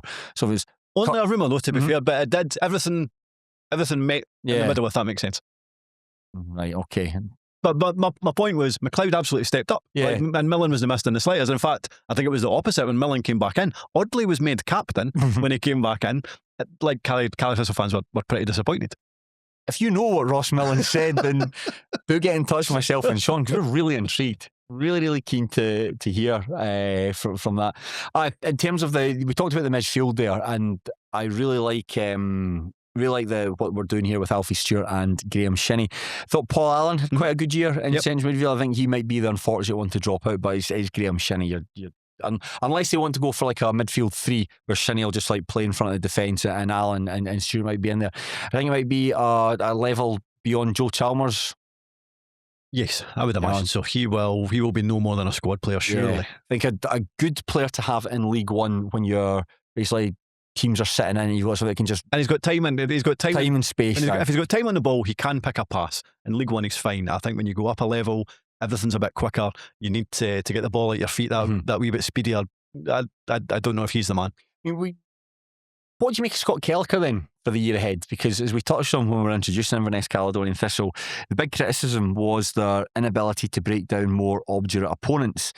They seem to have like one way of playing, and that was basically keep the ball and then like try to probe and penetrate, and eventually the chances will come. They did. He did actually get the better of Gary Naismith, and the final meeting between the sides, it finished 1-1. Carla Thistle basically went direct, and I think that really caught. Stennismuir was set up to basically, we're going to go direct.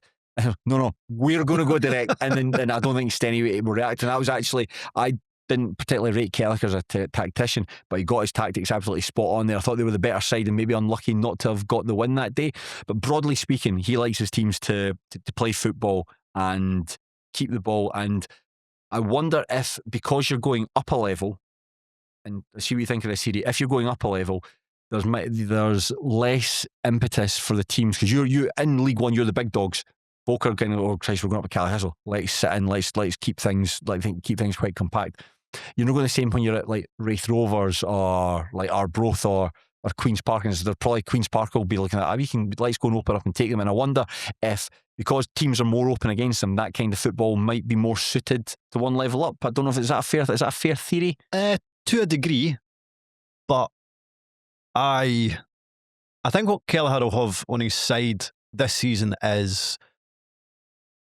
not that football fans are always the most understanding or patient of communities, but I think last season where a lot of the frustration came from was team selections, and also just the fact that they didn't blow teams away in League One, and they couldn't shake off.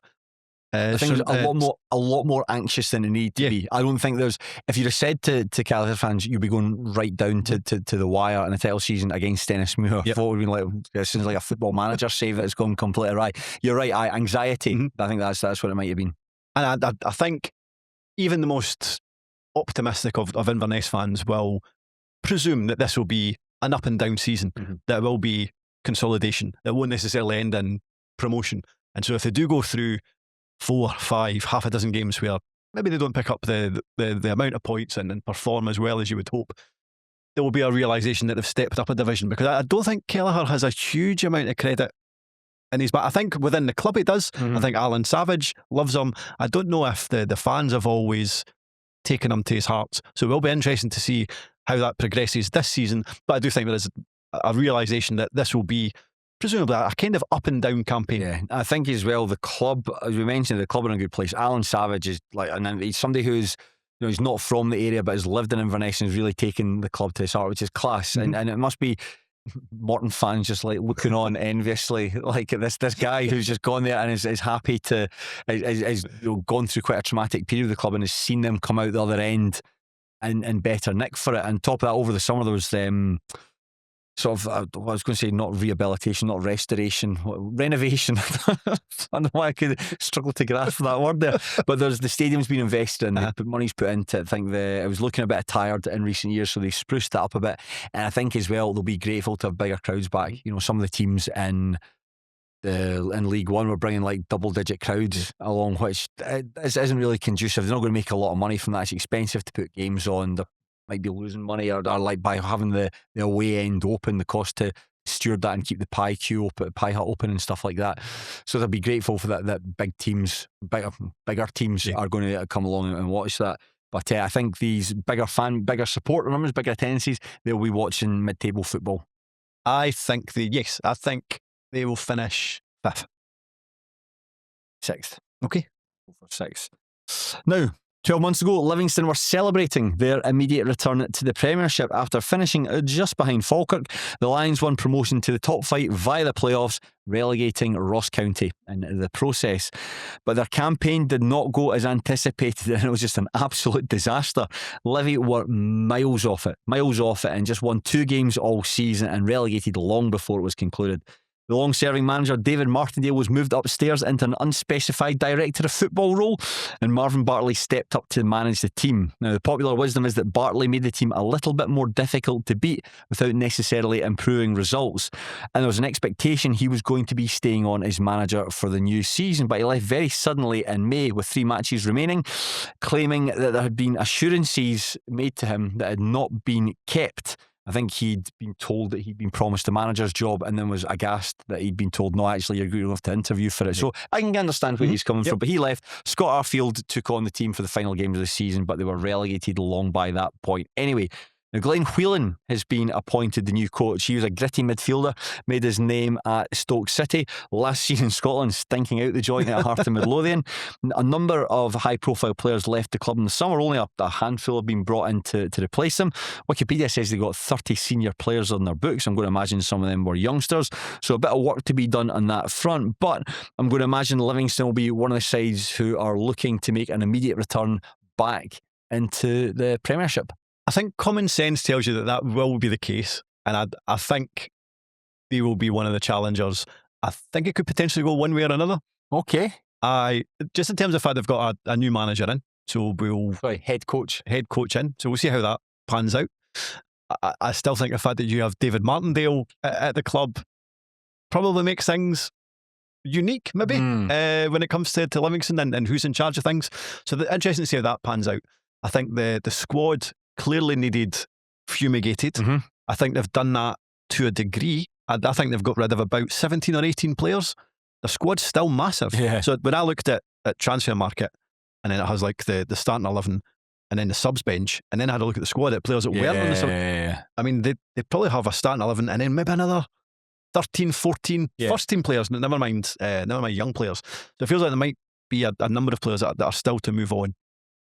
I think they've made some solid additions for the Championship. They've brought in players that I'm unfamiliar with from abroad and down south, although one of them has certainly caught the eye so far. Is it Tyrese Sinclair? Oh, I'll talk about him. Looks pretty good. But I do wonder if there is, and this is what I think I could maybe go one way or another, I think there's a number of players there who are experienced. Mm-hmm. Whether there's still another season in them, I'm not sure. Okay, we'll go then. Who are these? Who are the guys that you've got question marks about? I think in terms of Stevie May. I think in terms of... I disagree. I think Stevie May, like, pressing forward, that enthusiasm, that energy, I think they're really going to lean on him over the course of the season. Potentially, but I don't know if they should. And although he's a player who's just a testimonial that I really rate, I wonder if Scott Pittman has another really season. Yeah, don't get me wrong, like these are good players, but I just think to go round the block again, whether they're and that enthusiastic about coming from the top flight back to the Championship, whether they think it's a slog, I don't know. Yeah, I'm just going to list players that are about over the age of 33. Ryan McGuigan, get to the glue factory, sir. But that is another example. I think there could be an over-reliance on players that I think they maybe needed to move more people out the door. Right, okay, because the guys that did move out the door, kind of guys like Danny Wilson, Mohamed Salah, Andrew Shinney, they were sort of like kind of older stagers that perhaps their best days are behind them. They did move on Lewis Smith to Aberdeen. He went for £300,000. Well, that's the trading model that Livingston trading model selling players. Wow, what a concept! So that's out the box. Yeah, that's sky blue thinking. Yeah, that's it, man. That's listen, David Martindale, out get me in as your director of football. That's smart. Like selling Smith for that amount of money. I don't know, man. I just think that these are like good pros that have just been around the club a long time, and Livingston's a weird club.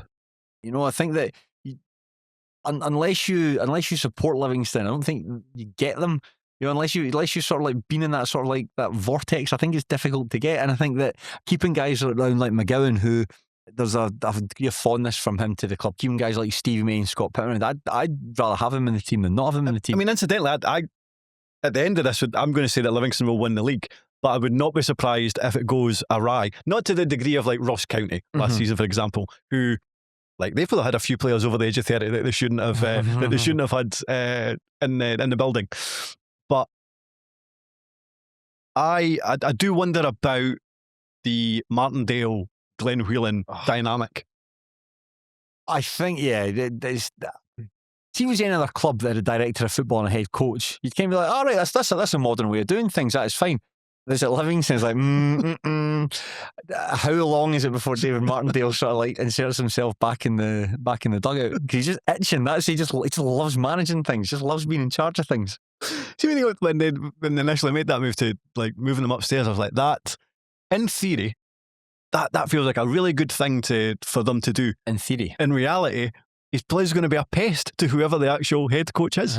Like he's got like an earpiece, a Bluetooth headset, and just passing instructions to Glenn Whelan in the dugout about what to do. Was there not footage of him last season when he was in the stand and Marvin Bartley was in the dugout? But he had an old style walkie-talkie to communicate with him. Wasn't it quite as kind of modern as an earpiece or a phone? It was an actual physical walkie-talkie. I just his influence. There was no one else in the whole of Scottish football. In the whole of Scottish football that is in with the bricks.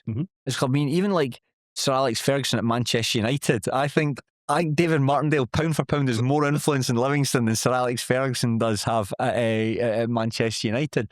It's just such a curious setup, and I mean, Martindale's only been, he's only been in the role like he's not been like signing the players and so on, but this is like for him, this director of football, he's only been doing it for about 8 months, 7 or 8 months. Probably. He's been doing it, so it'll be very interesting to see how it adapts. Like I got a good look at Livingston on Saturday when Stennismuir played them. It was a do or die game for the League Cup group stage. Basically, whoever won the tie or whoever got the bonus point, and it would go on to win the group. And I think on another day, Livingston would have won the match. Just Darren Jameson, the Stennismuir goalkeeper, had an absolutely superb match. I thought they were quite direct, a bit more direct than I was expecting from them. I was expecting them to move the ball into midfield, get out wide, and so on. But it was get the ball along to Muirhead and try and play for there and get like Pittman and May up to support him. Occasionally look to try and find Tyrese Sinclair out on the flanks, but they were just. I didn't see a massive amount for them to think that this team are going to go on and challenge. And it's I'm not sure it's a good. I suppose it is a good barometer because you're playing a team in the same division as you. There's quite a lot on the line here. There's money to be made by getting to the knockout stages. And it wasn't quite as high octane as I might have been hoping for from them. So I think that's where my doubts about them come. If you remember last season, Ross County and Partick Thistle were in the same League Cup group stage, and Partick Thistle went up there, and you're like, oh, this is interesting. Two teams that would expect to be at the top end of the championship, and they're playing each other in Dingwall. Partick Thistle went up there and just absolutely swatted them aside. So as much as we often say it's a League Cup, it doesn't really have a massive bearing. Actually, in that scenario, it does. There's two teams in the same division. Yeah, it's certainly. And in terms of the 4 games that Livingston have played so far, I mean, obviously that 8-0 shellacking of Forfar, they beat Brechin, I think it was, comfortable win over then. But against the 2 championship sides, lost on penalties to Partick Thistle, certainly ended up a 1-1 draw, I think, and then obviously lost to Steny on penalties. So in terms of the meagre evidence to date against fellow championship sides, doesn't look ideal, and I suppose that's maybe where my slight doubts about them come from. Well, let's talk about the players that they've brought into the club. We touched on the guys that have come out. Initially, it looked like they were going to follow St Johnson's tactic last season, maybe cherry picking some of the better players from the division. Turns out 2 that they did, but nevertheless, he did sign well from the division. Jack Wilkie, we touched on when we were talking about Arbroath. I think that's a really good piece of business. 2 really strong seasons at Gayfield, and deserves the move to get back into full-time football. Someone that's just like quite. I don't like how he wears the number 4. I don't like fullback should wear the number 11. Left backs should wear the number 11. Certainly, I don't like him wearing the number 4. That's a central midfielder's number. But the fact he's like energetic, gets up and down, there's quality in there as well, can link the attack, hit the byline, all the stuff you want, and he's comfortable going the other way as well. All the stuff you want. As I mentioned, we're talking about Arbroath. If he can have a good season, I think he can kick on even further. And another fullback slot they signed, Jordan Docherty from Wraith Rovers. Yeah, one of Wraith's better players last season, can play a number of different positions, or was used in a number of different positions. That's a better way to put it. He can play centre half, but maybe a wee bit too short to play in there. But decent. Was occasionally used as a kind of holding midfielder. I don't think he's quite as he's not an adept enough footballer to play that role, but he can move in there if needed.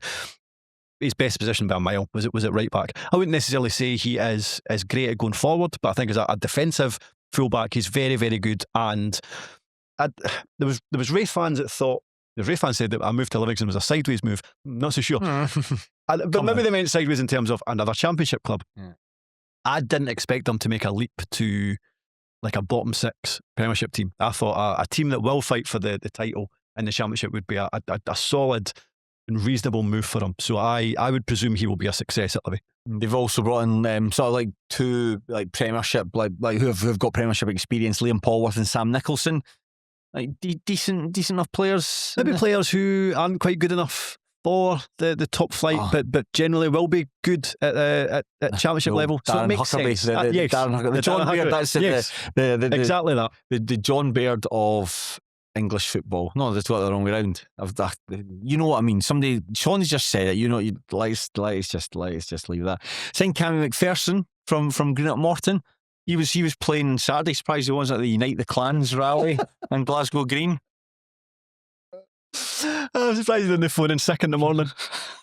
Not feeling well at all. Dicky tummy. I don't know if that's a player they need. I can't imagine him being I think he is. I think he was okay at Morton. I think the popular wisdom at Morton is that he fancied himself a bit of belly big bollocks. And there was a game, I think we might have done a podcast about it. I can't remember who it was, but he was dicking about in the ball in the centre circle and got it robbed, and he went up the park and scored. I think that he strutted around the pitch, but just wasn't a good enough to back up that kind of swagger. I certainly don't see him as a David Martindale type of player, and that I think that it feels like he does maybe have ideas above his station, whereas I think maybe mid-table championship jobbers is about. Do you know something? If he probably does have the ability within him to be a success at that level, but whether he has the attitude to put in the hard work every week, I'm not sure. Maybe playing for Morton, you kind of think, well, I'm too good to be playing at Green Up Morton, and then it turns out you actually need to prove yourself, and as you say there, he turned out to be like all right. I think at Livingston, where the expectations are like, we've got to go and win the division, you're really going to need to step up. So that kind of that flamboyance, that peacocking without the cock that you try to show off, that's not going to wash, and you need to step up. But you're right. When I saw him sign for Livingston, I thought I don't know where he necessarily fits in here. I suppose the flip side of that is, though, if you don't play well for Morton, you're probably still going to get a game next week.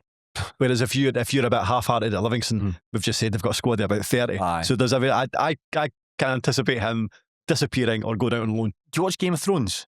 Yes. He looks like Joffrey Baratheon. Other people must have pointed that out. He really does look like Joffrey Baratheon. I think there's a degree of incredulity about Bradley Von Hooven is playing with Livingston. Good reputation. I saw a pie chart on Pie and Bovril, and there was lots of positive colours. I was like, wow, that's an impressive pie chart. Remember the rules. If the Raider's a blob, he'll do a good job. But if the Raider's just spikes, there's not much to like. There's not much to likes if you want to keep the rhyming going there. I think there's the Dutch fans, certainly when it was announced on social media that Van Hooven was joining Livingston, Dutch fans were like, I can't believe he's going to the Scottish Championship. Supposed to be a bit of a superstar. Highlights reel. I mean, it looks like the second coming of Ronaldinho that Livingston have somehow got their hands on. So for a signing like that, it's going to go either two ways. This guy is going to be at Livingston 6 months and he's going to sign for Ajax. It wasn't. He hasn't come from the most stellar of clubs, so has he? Motor Lublin. Listen, where I come from, Motor Lublin are a very, very big name. It does mean obviously they were motor there, but it does sound like a kind of engine oil. You know? Motor Lublin. It's your Chevrolet. That's a shite accent. But as I say, he's either going to go to Ajax or he's going to completely flop and go back to Motor Lublin. We'll wait and see. You mentioned Tyrese Sinclair. He scored I thought was it his goal against Forfar that I thought, and I know it was just against Forfar. But I thought the way I like you say about the guy could score like for 45 yards over here. Well, it was against Forfar, so you do have to caveat it was against Forfar, and they'll win. But I thought the way he kind of burst through, and initially I presumed that he was going to cut it back or put the ball in, but actually his finish over the goalie was really, really good. Very bright against Stennismuir. Drew the ire of fans with some perceived dives. Okay. So fans don't like that, and he got booed off the pitch at the end. He got booed off, and the Stenny players just waiting and go, oh yeah, they got rhapsodised as they came off the pitch. But he's bright, he's adventurous, wants to take a man on, will always look to hit the byline, can play, certainly playing off both flanks, so I think he's going to be a bit of a danger. However, a friend of mine from work is a Rochdale fan, and Tyrese Sinclair used to play for him. Now, apparently this is something that's happened at a lot of the clubs he's been at, right? He'll start strongly. This sounds like Manny Duku all over again. He'll start very strongly, right? Everyone will think he's a world beater. Everyone will be like, this guy's absolutely class. What on earth are you doing playing for Livingston? Then after a couple of months, folk will begin to figure him out. He'll get frustrated, not play as well, play with himself, drop to the bench, go in a huff, and his dad will go on social media to call out. Now we're talking. Now we're going to do the good stuff. That is fingers crossed. Who's it? Jack Storer's dad wanting to fight a Gary Caldwell parody account. It's going to take something. It's going to take a lot to try and reach that level of parental violence. But here's hoping we can get that. That's apparently on the books for that. For the rest of the team as well, there was a couple of young boys who were out on loan last season that I'm quite keen to see how they get on. Mitchell Robinson. Yep, he's had a lot of good reports so far. Mitchell Robertson. Why did I say Robinson? Like Mitchell Robertson. He was on loan at Inverness Caledonian Thistle last season. He looks good. He looks good. I think he's a left-sided defender, can also play at left back. Former Celtic youth. I think they might have signed him from Celtic and then just immediately punted him on loan to Cali Thistle. But he was playing at centre back alongside Brooklyn Cabmongolo on Saturday. I like the look at him. Can play a bit of football as well. But you expect that for somebody coming through Celtic's academy. Can play a bit, and I think that be interesting to see how they line up, if it's Cabongolo that and him are the centre backs, or if Ryan McGuigan comes. I think Ryan McGowan's only played once this season, and I think it's tricky to find out what the manager is looking to do with his team. So, and we know that Cabongolo can be good at this level, because I thought he'd looked really good for Arbroath in his loan spell. Then went back to Livy, and I kind of wondered if the Premiership was probably a stretch for him. Do you remember he got substituted after 10 minutes? Like he gave away a really bad foul, got a caution, gave away another foul, got booked for it, gave away a third foul, and it's like right. Like telling you, kick the ball out of play so we can get this guy off. You see, there was a bit on Saturday. He was like, a ball went Dale Carrick backing into him. Like the top of Dale Carrick's head was just touching Brooklyn Cabongolo's chin. So there's you see the look of him. He's like, long balls, you know, would win. Don't think he's that particularly good a player. I think his distribution was a wee bit awry, and I think there's times where he can kind of trip under his own feet. I think if you can put him under pressure, you can force mistakes from him, just because he's quite stecky in a way. But in terms of long balls, I don't think there'll be many centre backs in the division winning the battle against him.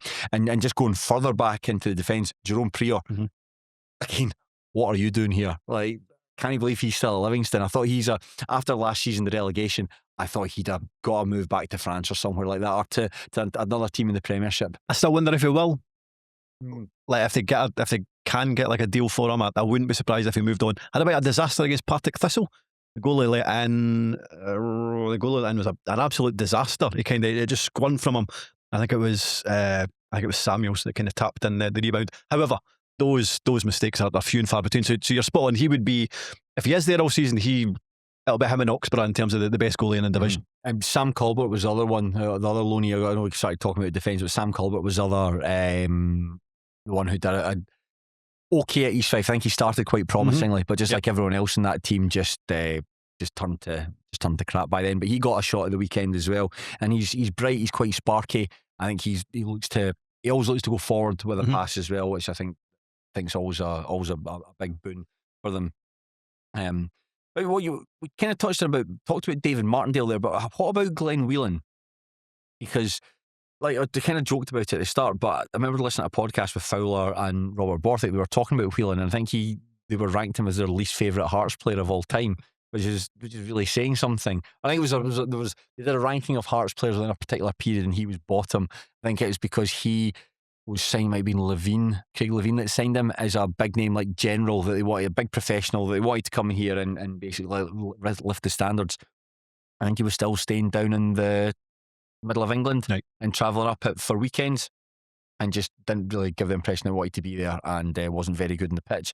Now he's managing Livingston, so we'll see how he gets on. I mean, I don't really know what his reputation is as a coach up until this point. He coached Republic of Ireland's under 16s. He'd also coached Bristol City and Wigan Athletic, and I think he might have been into the manager at points, just in between managers. But this is very difficult. Not only are you your own head coach, but you're working within quite a, I don't want to use the word restrictive. Is it restrictive?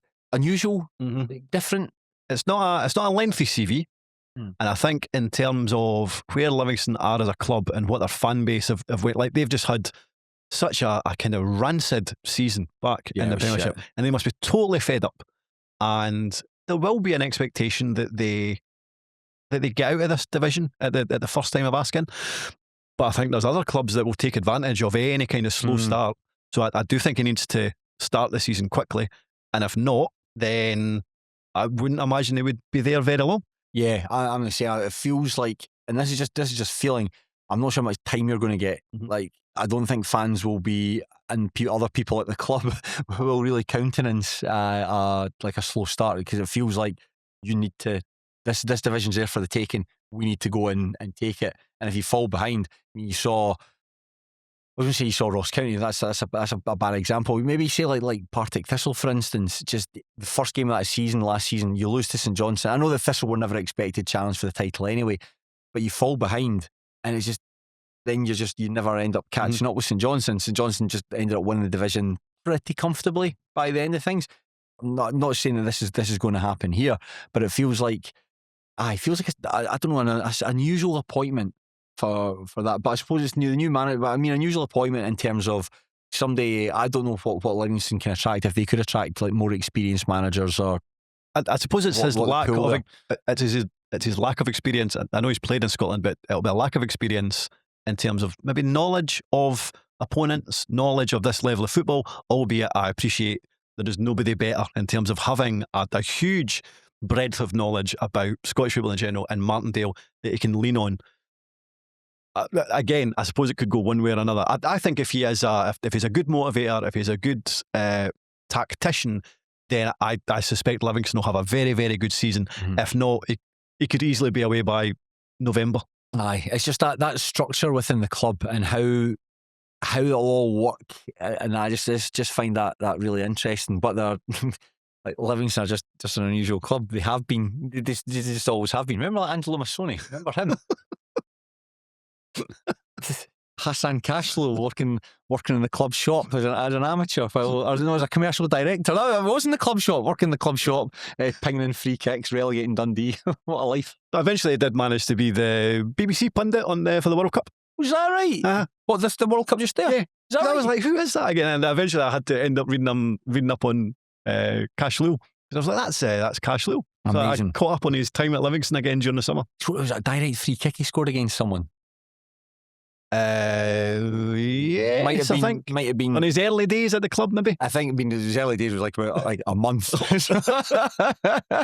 Aye, that was a remarkable time. But then Livingston, a remarkable football club. What we having then, Shaughan? Where are you placing them? I will go with Whelan being a positive at the club, and they'll win the league. Aye, okay. I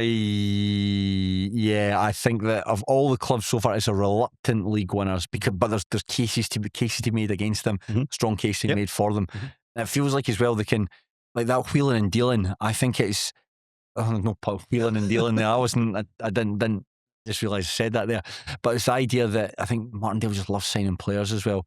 He's probably got about another like 6 or 7 guys lined up ready to go in January to come in. And even guys like Basir Esseni from Ducagini. Ah, yes. I mean, he could be absolutely phenomenal. Who knows? But it always feels like there is a temptation from Martindale to play like Football Manager and just bring in all these kind of unknown quantities, and it might pay off. But as you say, it felt like they were going to go in one direction when it come to recruitment, and then it seemed to veer off into a totally different one.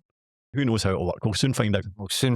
We will soon find out. But first, we'll talk about a team. Let's go from one title challenger to another and talk about Partick Thistle Football Club. After a summer of turmoil that included the defection of some high-profile personnel, managerial changes, budget cuts, their sporting director suffering a serious accident whilst on holiday, and board members moving on, expectations for Partick Thistle were suitably lowered. And it turns out, what were you all worried about? Last season was class. The appointment of Mark Wilson as manager proved to be an outstanding move from the club. Wilson surprised a lot of people with his tactical acumen, decision-making and man management skills. And despite losing that opening game of the season to St Johnstone, Thistle largely kept pace with eventual champions, but a series of draws in the final stage of the season saw their title challenge fall away. They finished in second place, 11 points behind the Premiership-bound Sainties. And Thistle, they got the better of Dunfermline Athletic in the playoff semi-finals, and they were probably the better team against St Mirren in the final. They lost out 2-1 in aggregate, with Marcus Fraser's goal in the second leg the deciding factor. They really should have. That was another sore one. Now, some good players have moved on, most notably Ben Stanway, but Thistle... Well, kind of. But Thistle are another team who look to have recruited well and look to be in good shape for the season ahead, and I think they're going to form a pretty strong title challenge. I think they may do, and my only they've got a good team. They challenged St Johnstone last season. They got to play a final. It almost got promoted. So to be at roughly that level again, it is absolutely fine. I always think there's a wee bit of a concern when the players that come back to a club as guys that were on loan last season, and it feels like they've done a lot of that this time around. And in terms of the players they've lost, so Stanway is in this weird kind of limbo at this moment in time where a club has to offer compensation, and that hasn't happened so far. I don't know if it's possible for him to go back to Partick Thistle. I don't really know how that works. But presumably it might do if nobody will pay the compensation. Street talk that he's away to Falkirk. I've seen that rumour, yeah. But rather than giving the compensation, they're going to give him Alfie Agaman instead. No bother. It's fine. No bother. I'll just have nobody. That's one of the most unfair trades. So let me get this straight, right? You can have arguably the best player in the lower leagues last season, arguably the best player in the Championship, maybe alongside Josh McPake. Somebody who's got the potential to captain the club, an all-action box-to-box midfielder who can create chances, score goals, pass the ball, break up play. We give you him, and in return we get an inconsistent winger. Yes, please. Thank you. And I think that's really why I wonder if they will progress this season compared to last. As you say, Stanway might have been the best player in the lower leagues last season, and I think they've retained a number of key players that were on loan last season, and that's great. I don't necessarily think if the other players that have come in will make up for the loss of certainly Stanway, and to a degree Logan Chalmers. But Logan Chalmers had a fantastic maybe first 5 months, then was essentially anonymous for the rest of the campaign. Again, a bit like Inverness, I don't think they might not be any worse, but I don't think they've necessarily kicked on in terms of quality of squad. I see what you mean. I think in terms of the guys that have joined on a permanent basis after good loan spells, I think getting Oisin Smith is brilliant, huge. That's a great signing. I was surprised he went back to Partick Thistle. To be honest, I thought that maybe a bottom half team in the top flight would have taken him. You got first of all a bit of a physical specimen, somebody that can move across the pitch, somebody that can pass, somebody that again is quite direct in what he wants to do. Perfect for a I don't know, like St Johnstone, for instance. Like you can imagine him going in St Johnstone doing a really good job, and the fact that he comes in there, he just provides the midfield with so much assurance, and it allowed guys like Ben Stanway and Ali Crawford just gave him that space. Robbie Crawford, sorry, beg your pardon, the space to just kick on and do the more nimble stuff up the park. So getting him back is huge. I think getting Ben McPherson is a really good piece of business as well. I think that's someone who not much known about. I think there was talk that he was quite highly rated at Celtic. He's gone and just made that position his own. Right back, really just a really good player. And I suppose that technically the other player they got back on loan, but then loaned him out straight away, getting like Josh Clark in. So the good thing about getting Josh Clark in is you sign him Celtic on a permanent basis. He had a clause in his contract that would mean he would allow to move to a team of a certain level. I just didn't think it would just happen in the space of like 2 weeks after joining Thistle. But he's away to Doncaster Rovers, and there's a clause in his contract there where they'll pay money for him. So that's good business. At least you'll make money from that.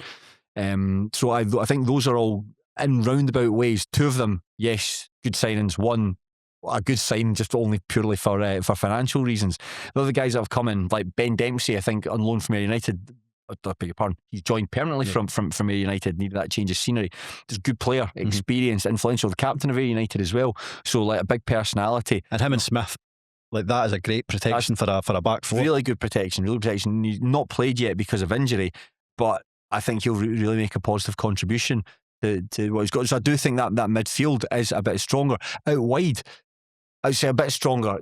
Stanley was always going to go. You felt Stanley was always going to go. And I know there's street talk that he might return to the club in some capacity. I think it's a wee bit unfair for some players. Like if you're out of contract and all that, then it has to be fair. You can't just allow have a player come through for 15 years and then disappear. So it does need to be money, but it does need to be like what clubs can afford. So I'm sure there's a lot of levers that need to be pulled from both ends. So Stanley might return at some stage, but I think the midfield, it might not as good, because Stanley's a really difficult player to try and replace, but that's quite promising. And out wide, I think with Ewan Henderson and Seb Draws coming, those two players coming, I think that does make up for the departure of Logan Chalmers. I think Draws is a different kind of player. I don't think he will necessarily, although I appreciate it was only maybe the first 4 or 5 months of the season, Chalmers produced numbers, he scored goals, he set up chances and had assists for others. I don't know and to be fair, Draws has started the season quite well. I think he's more a kind of work rate player, but whether he will produce the same amount of end product that Logan Chalmers can do or did to a degree, I'm not entirely sure. But I think it's a clever signing. Yeah, I quite like Draws. I think that he's quite inconsistent. He's got that good wee drop of the shoulder, and he is quite good at creating space for himself. Yeah, but in terms of, I think you're a hard-working winger. I think that's what he's kind of recast as, who can do well to get into spaces and get balls chucked in. I suppose those numbers aren't necessarily essential, because Henderson could be producing the numbers and goals and assists on the other side. I think that's a good sign. To score 18 times for a mediocre Airdrie side, when you're not even I know some of them were penalties, but penalties still count. When you're not even an out-and-out striker, he was played more as a sort of number 10 last season, playing off Chris Mockery, or sort of playing as a kind of floating role. I think as well, him being there, he's talking about work rate. He's someone. Well, I'm saying, going forward, certainly can give a lot of energy going forward. I think there's question marks about him going the other way. So Paddy Redding, you've got your work cut out for you to try and make up the shortfall. But on top of that, you've got that versatility there from Henderson. I think he can play all across the front three, left, right, and through the middle as well, and maybe as a second striker. So I think that Wilson likes playing this like a 4-3-3, 4-2-3-1. So having someone in there that can do that, he ticks a lot of boxes for that. I don't think Logan Chalmers was quite as versatile as that. Yeah, and certainly not as reliable. And I think Henderson, I do wonder how the kind of front two will can do again this season, because I think that Alex Samuel surprised a lot of people last season in terms of his performances and in terms of the amount of goals he scored. Certainly surprised me. I've never particularly rated him. If he can have a season like that, absolutely fine. And then Tony Watt is the other one. And again, somebody who is getting on a bit in years, but I thought he had a smashing season last time around. If they can do the same again, that's fine. But you're needing that to come from a player like Samuel, who I felt like quite a purple patch in his career. And an unusual season for him, and it was so successful. And Watt is a year older, so you wonder if you're going to get the same productiveness from those two this time. And I feel like they are a striker away from being a very, very good team, but maybe Henderson can pick up that slack. Are you telling me you don't fancy Rico Dyack to be that centre forward for them? I think it would be good if Dyack could go out on loan if they can bring somebody else in. Yeah, I can't imagine Dyack's got much of a future at Partick Thistle. But just on that, like, the impression I get from Tony Watt is that he needs to be at a place where he's liked. I think he is. I think he really enjoys it there, and that's why he really enjoys his time at Thistle. Where I remember going to, I think it was they played Edinburgh City. This is about a year ago at Meadowbank and won the match 4-0. I think they won. Wasn't a great game of football, but Tony Watt was being serenaded by the fans when he was warming up. I think he really likes that. I think that when there's an expectation of him to like, you need to do stuff all the time and work hard. I mean, if there's an expectation for all the clubs, fans can sometimes like turn against that and just that's like what like.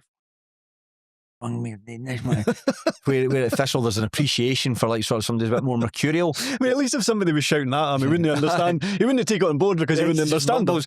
So do you know that guy said that? I said, oh, you know, you fucking yeah. So I thought that's what he said. But at least I think the Thistle is perhaps an appreciation like that fan base like for more mercurial players. You know, you think I don't know if Tony Watt has always enjoyed playing football throughout his career. I mean, maybe he has, but I sometimes get the impression he comes across like maybe he hasn't. At every club he's been at, put it that way. But I think he has enjoyed every minute at Thistle. And as for Alex Samuel, yeah, last season seemed to be a bit of an anomaly in terms of how his career had been so far. But so we'll find out. You've had a really good season at the club. You're really quite a popular player as well. Seems like quite a likeable big guy as well. Like just quite level-headed, quite a positive person when you see him being interviewed. And let's see if that can continue. As you mentioned there, took full advantage of Prior's mistake in the 1-1 draw between the sides earlier in the campaign. And the other player to talk about, perhaps talk about Josh Clark's sudden departure, but they were able to offset that by bringing in Liam McFarlane from Heart of Midlothian on loan. I was a wee bit surprised at this move. It's a good move because I presume that they were caught unawares at Clark's departure. So suddenly, I thought when they said unawares, they would have known the clause was in the contract, but maybe just how quickly it all came around. It's far from an ideal scenario that a few weeks before the start of the season, you suddenly don't have a first choice goalkeeper. You've got Lewis Budanoukas, but that's pretty much it. So getting in Liam McFarlane on loan feels like probably as good as it could have done in that situation. My only concern would be never played at that level before, but been a success at every level that he's played at to date. It just feels like, I mean, you've gone from like League 2 with East Fife, cruised it, League 1 with Athletic, very good. This just seems like the next step in his. I thought it would have been someplace like Queen's Park, a place Callum Ferry after he went to Kilmarnock. So right, so like potentially a mid-table championship team. That feels like someplace that he can go, be out of the spotlight to a degree, if that makes sense, because maybe like less of a weight of expectation, not necessarily expecting to challenge for the title. Whereas if you're learning on the job at the championship and you do make an error and you're costing Partick Thistle points, suddenly there's a wee bit more focus and attention on you. It could work out brilliantly. He's obviously well thought of by Hearts, well thought of by the Scotland national team.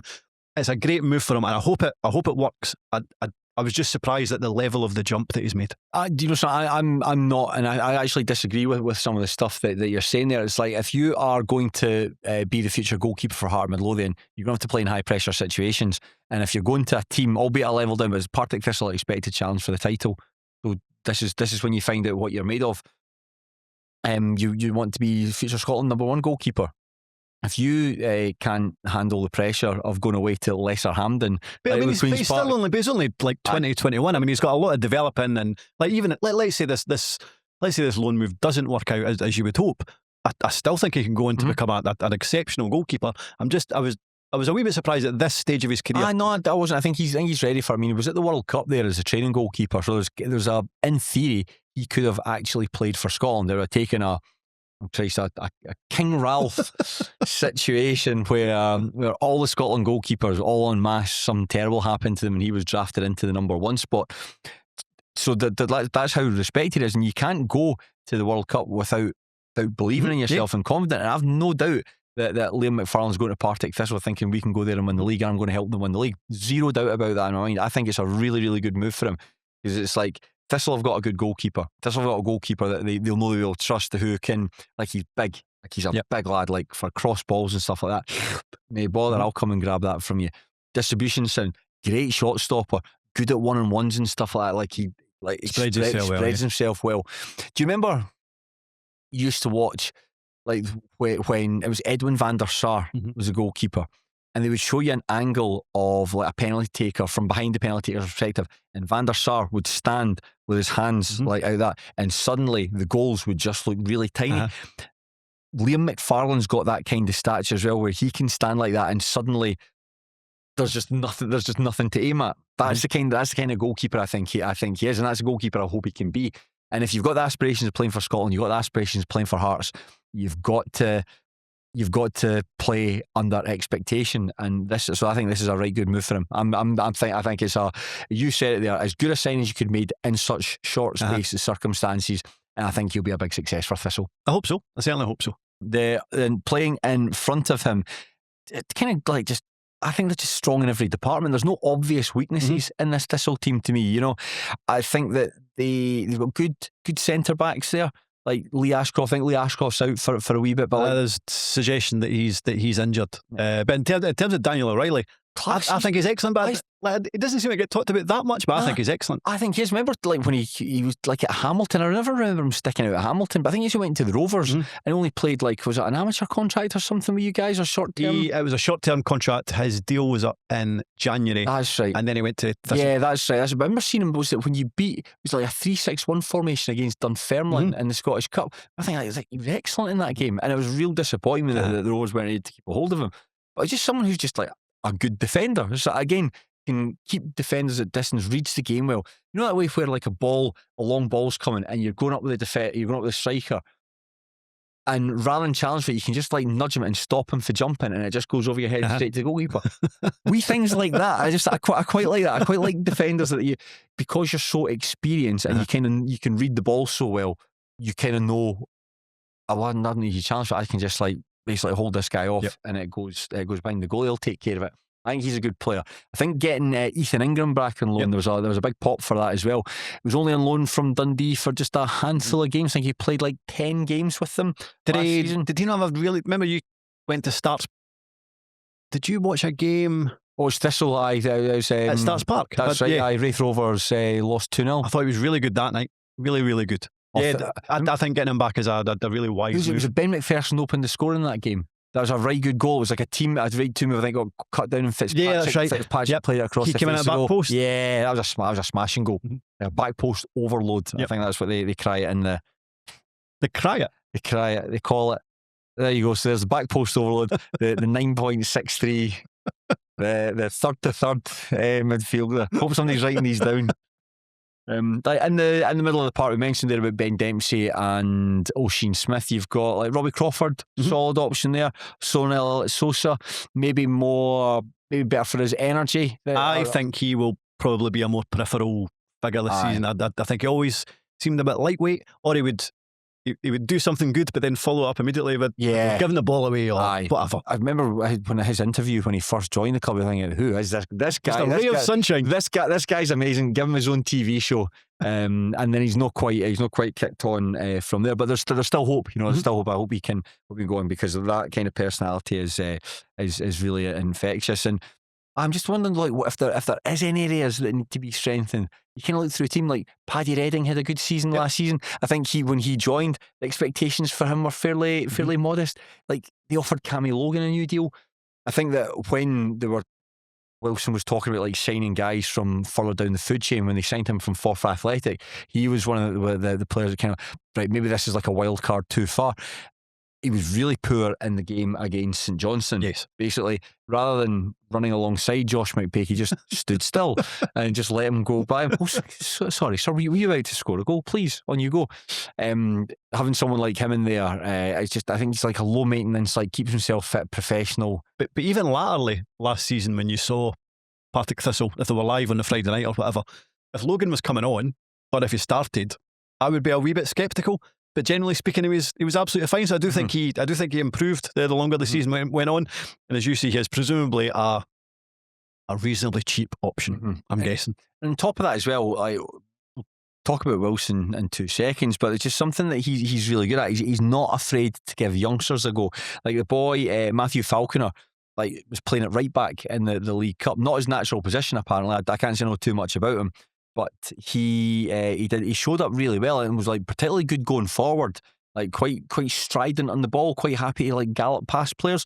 He had just looks a good player. And then there's Jamie Lowe as well, who you remember. I think he was a left back that played against Ayr United like last year when they knocked Ayr United out of the playoffs. Brian Graham giving like a big cuddle at full time or something. I can't remember what happened. So he's come back. He had a loan spell at Glenafton in the West of Scotland Premier Division. So hopefully it's toughened him up a wee bit and he can come back and get a shot in the team. But I think it just shows like that trust over the past 12 months has built up in Wilson that like Matthew Falconer can come into the team and no one's got any issues with it.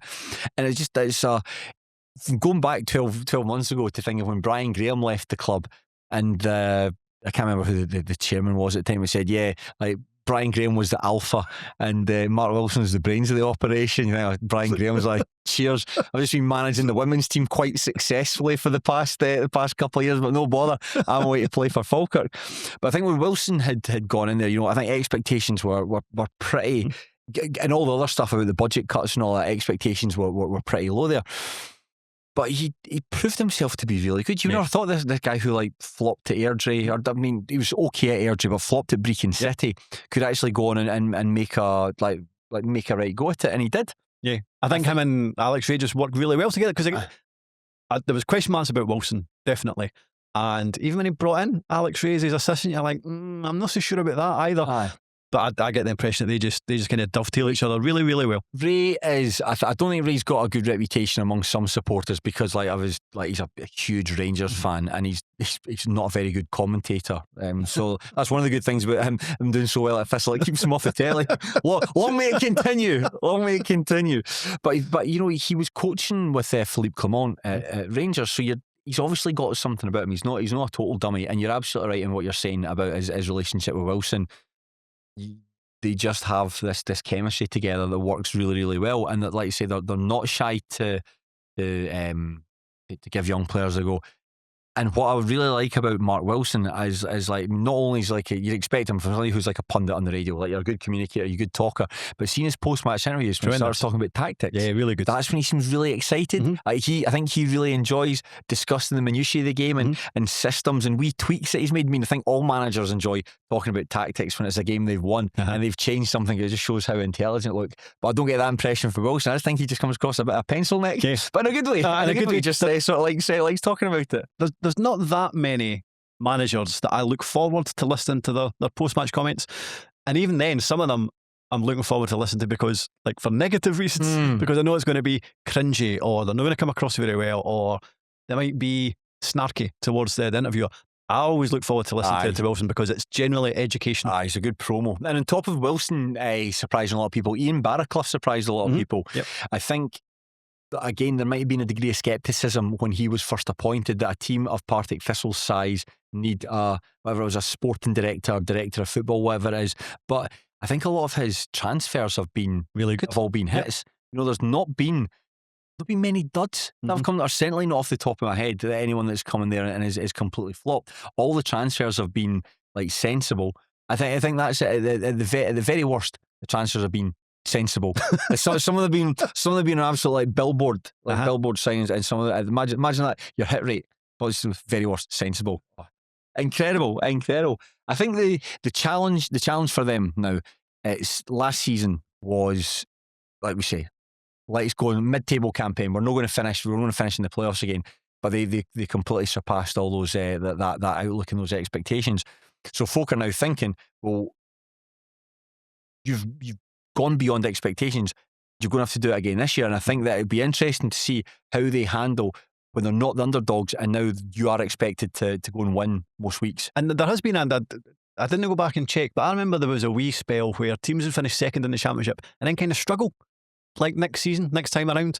And I'm not saying that I don't expect that to happen whatsoever, but you do wonder how they will bounce back from such a not harsh, but just such a disappointing end to last season. Thistle are always bouncing back for disappointing playoff results. They're all. That's just what they do. They're always hanging on in there. I suppose you just, and it's because it always happens. You just expect Partick Thistle to be around the playoff spots, and not at the very least.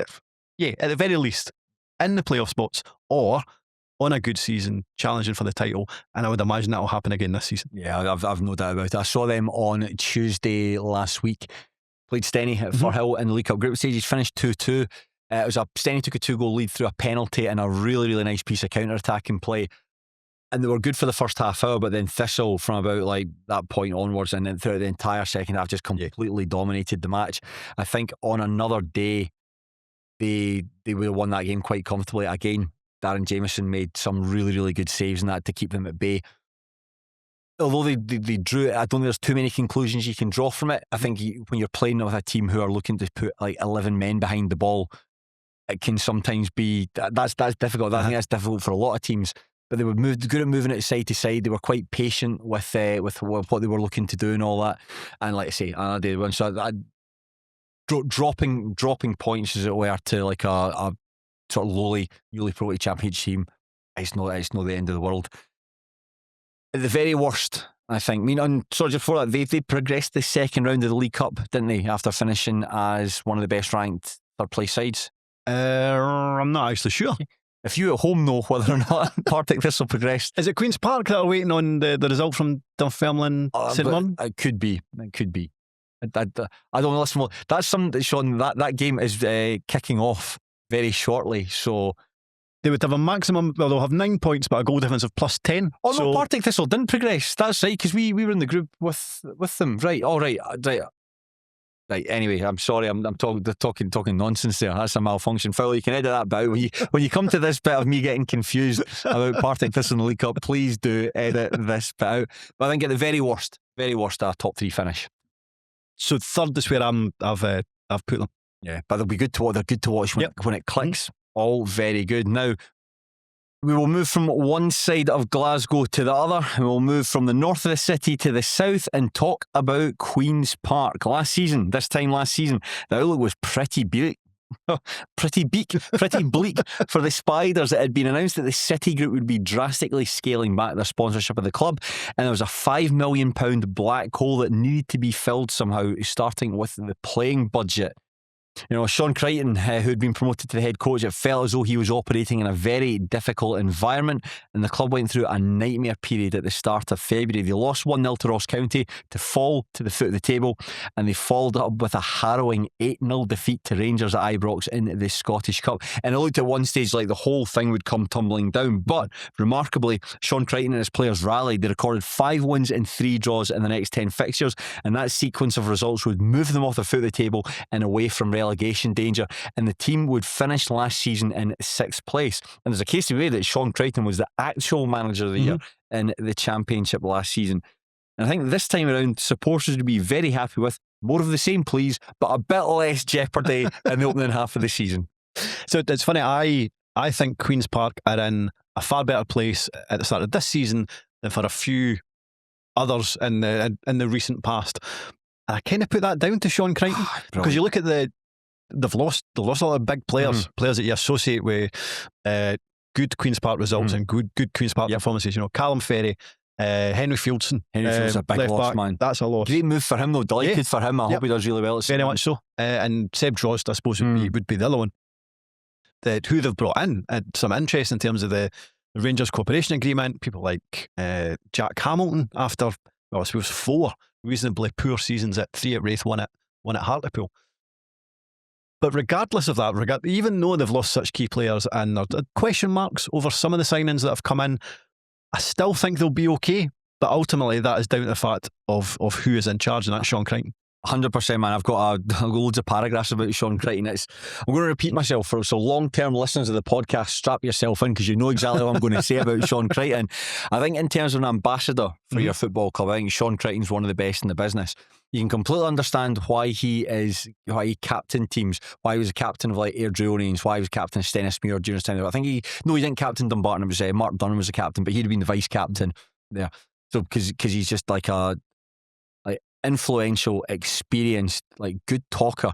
Like, again, looks like, I say this all the time, but looks like a football player. Big, handsome guy, broad shouldered. And I think that there's something to be said. I think people look, maybe this is, I don't want to sound like old, like trying to decode Donald Trump and stuff like that, but people respond well to that sort of, that degree of masculinity, that sort of quiet masculine power. Which is a strange and words I never thought I'd say about a Scottish football manager, but I do think that Shaughan Crichton has that in abundance. And I think that from taking that job, which looked like a cursed role that he was walking into, he was the B team coach, wasn't he? The sort of was it academy coach, to go in the first team. It looked as though this is going to be really, really difficult. And I think it was a smart move bringing in Jim Duffy as well. You know, I think if it was the other way around, Jim Duffy was the manager and Shaughan Crichton was assistant, I'm not sure people would go for it. But there seems to be a trend now for like older, experienced managers to basically mentor youngsters or younger managers as their number twos, and that's exactly what we're seeing at Queen's Park. Really pleased to see how he's developed, and I think that Queen's Park fans are really pleased that he's the manager in the dugout. I think what I like about him as well, not just from him as an ambassador, I think he, and it might be from his career playing in lower league football, he's quite attuned to what fans want from their football team.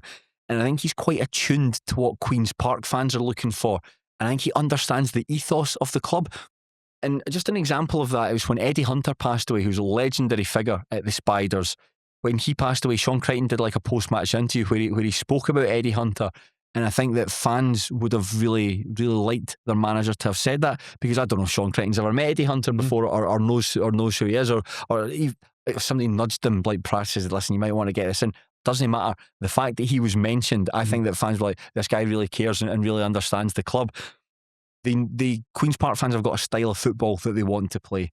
I think that can be quite difficult to try and implement, given the players and the players that they've got and the level Queen's Park are operating at. But Shaughan Crichton's done his best to do that.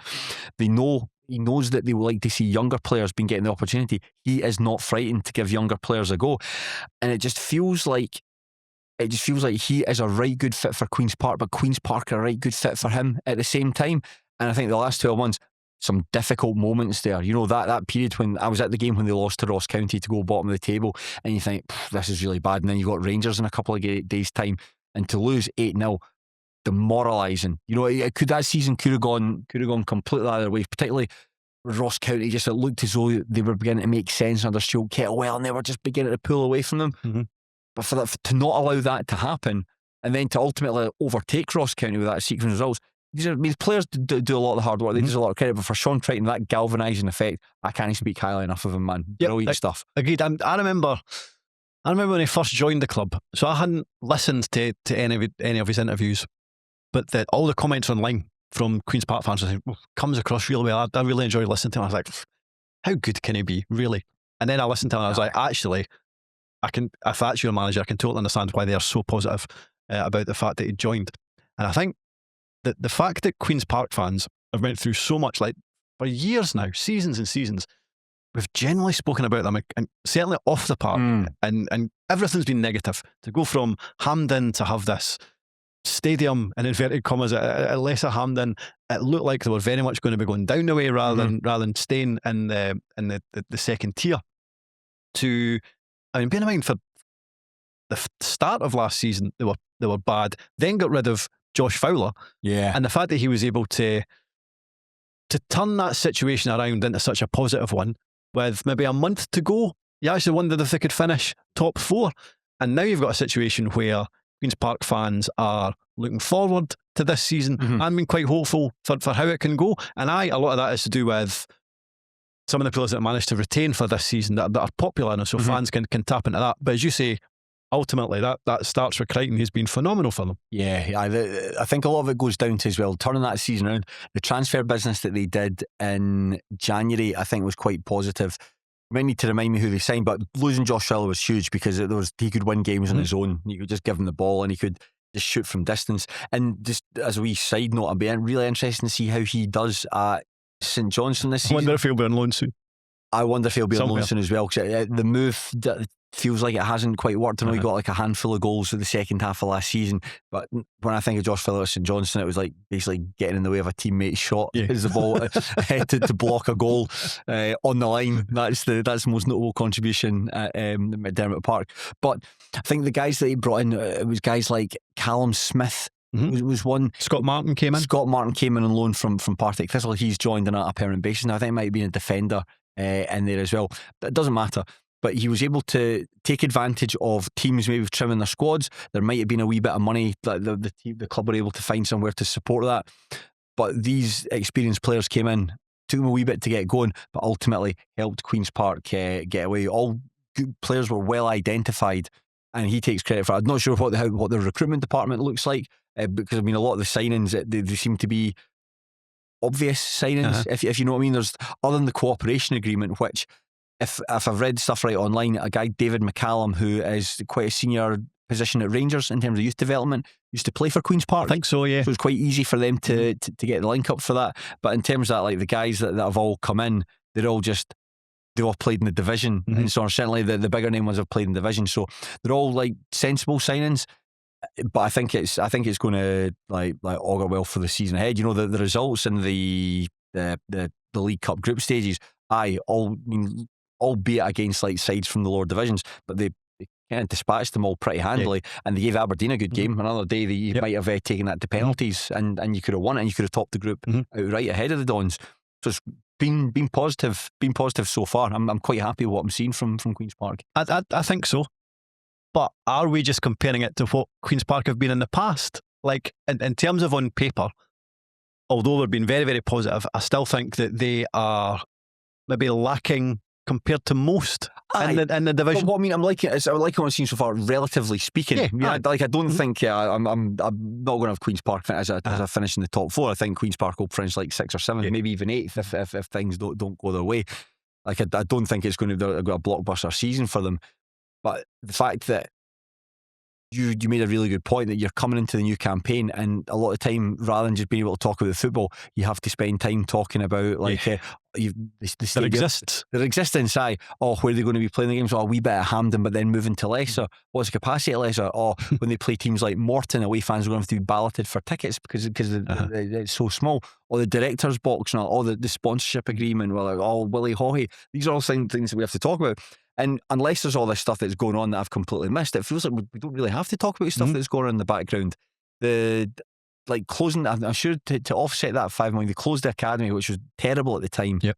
There's a lot of players were like displaced and sent out elsewhere. I think there's people had been made promises that hadn't been kept. Like a lot of youngsters were left in limbo.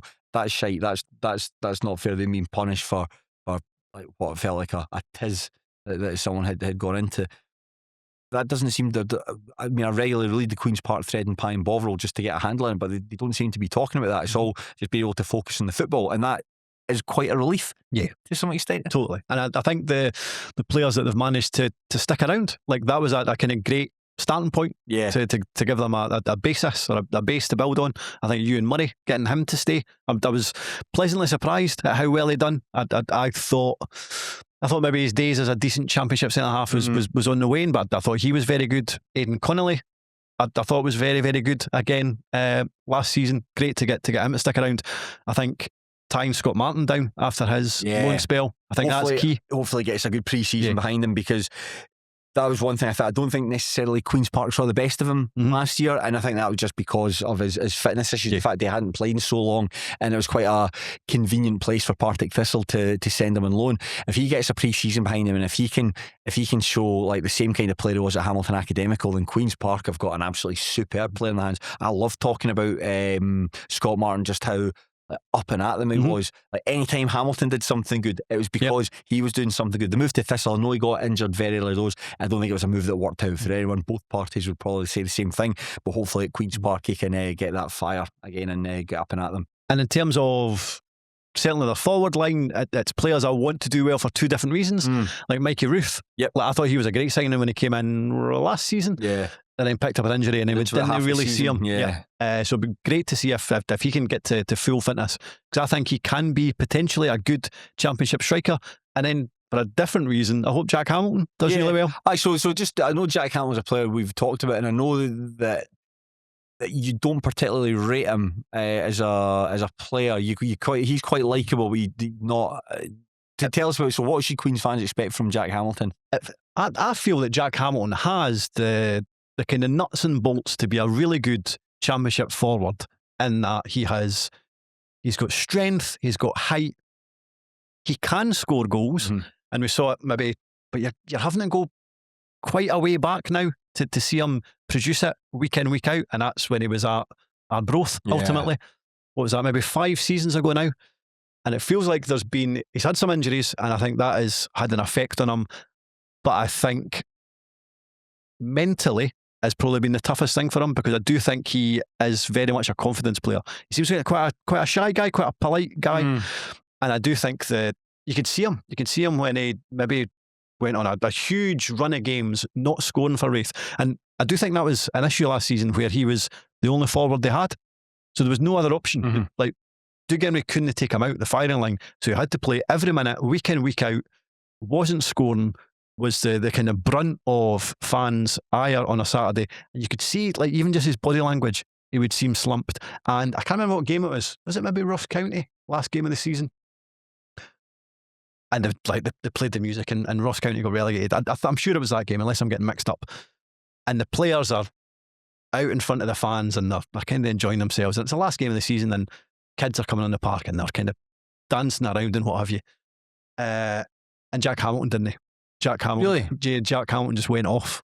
And it was like, you're really not enjoying yourself. Yeah. So I hope he could go to a club like Queen's Park where he can score goals. I mean, that was a thumping header he had against Aberdeen. Yeah. Because I think if he can get some confidence and he has a pre-season, I think it could be a kind of real positive for them. No, here's hoping. You talked about the players that have moved on, because I think it's quite actually good to talk about the players that have moved on and the players that will come in to replace them.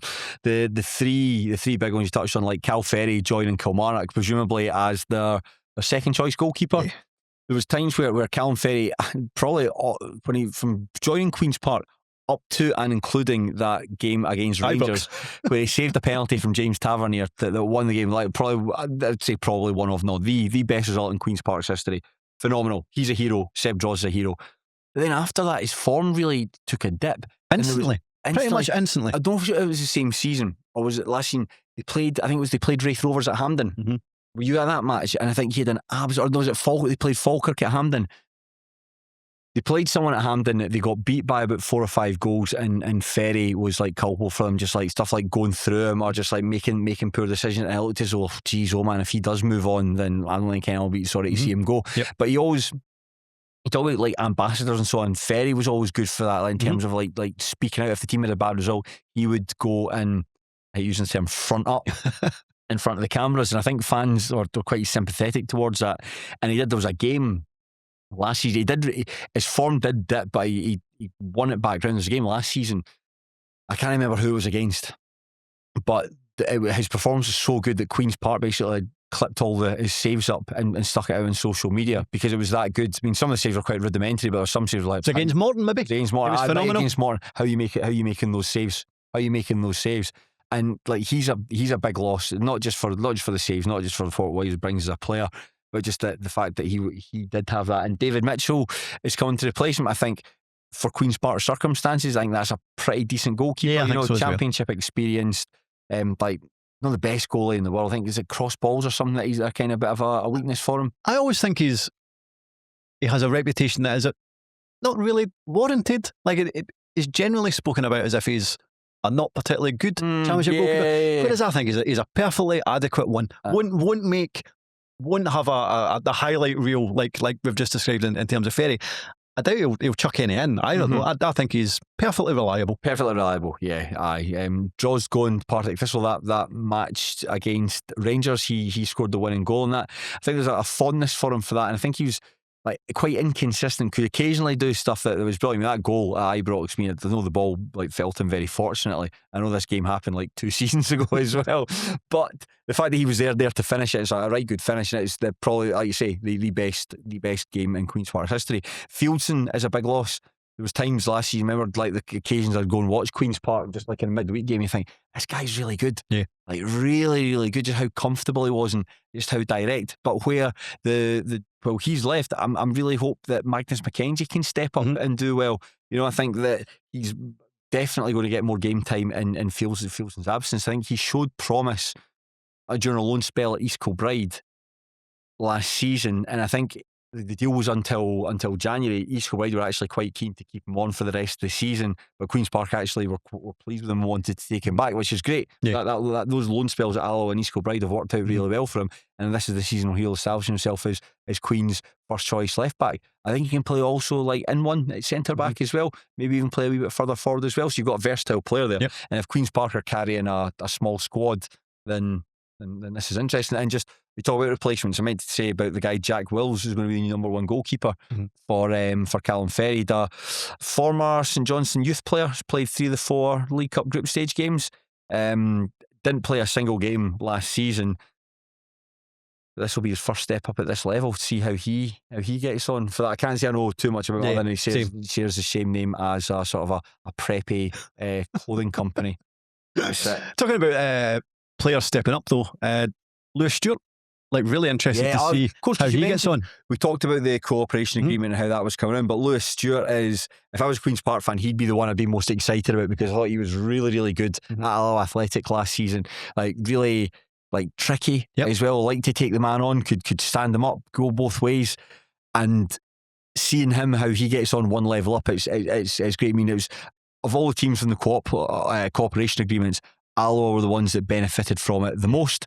So I'm keen to see how Queen's Park get on with this version with Rangers, and particularly how Stewart gets on, stepping up a level. The only thing that they may be disappointed about with this cooperation agreement is that as of yet Burnside hasn't followed. There seemed to be some talk that Burnside will go out on loan, but there's a number of clubs after him, and he isn't necessarily heading to Queen's Park. Okay. But I think how they've done so far, I think, I suppose it's how the cooperation agreement should work. Like Lewis Stewart was excellent last season at League One. Can he now make the next step, which is, can he be very good at Championship level? The other one that's came in is it Aidan McCallion, who's like a kind of defensive midfielder. Yeah. He feels like he feels like he's maybe a bit too young. Like he might, I suppose, sharing a dressing room on a match day will maybe do him the wonders of good. Whether he'll get too many minutes I think he's maybe 17, 18.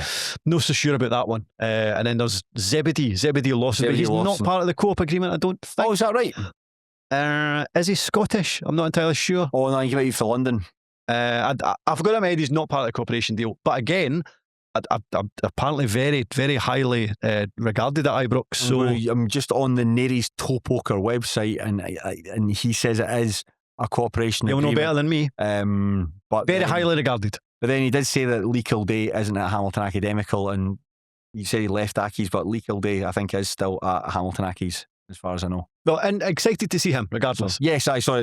Let's not get my petty disputes about a guy who's just maintaining a website just for the love of it, and there's me digging him out. Honestly, and it's very, very useful. It's very useful. God, I've been on it, honestly, to see where the traffic was coming from. It's like FK5, the place is getting absolutely hammered. I think that's where the squad might fall down, because there are some, like the good players that are there that have come in, like David Mitchell and Scott Martin, Jack Hamilton, a decent spine there.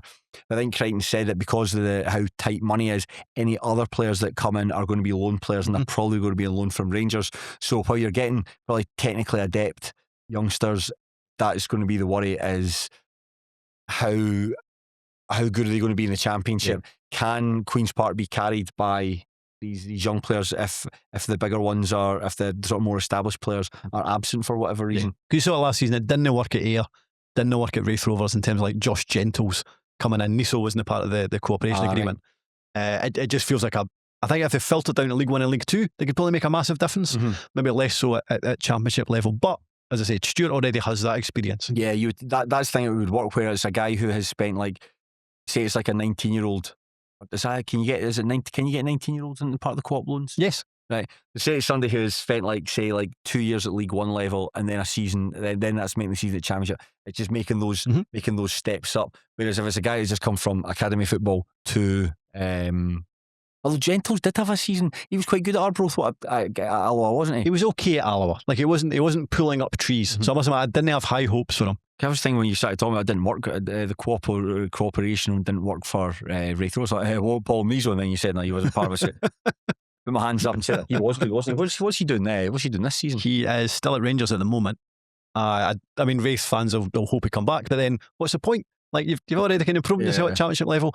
I could see him going to some place like Kilmarnock, right? Something like that, which I think would be interesting to see how he if he does make a Premiership move, I'd be really interested to see how he gets on. But I thought the last maybe 3 months, 2 months maybe at Starts Park, he was excellent. Really, really good. Yeah.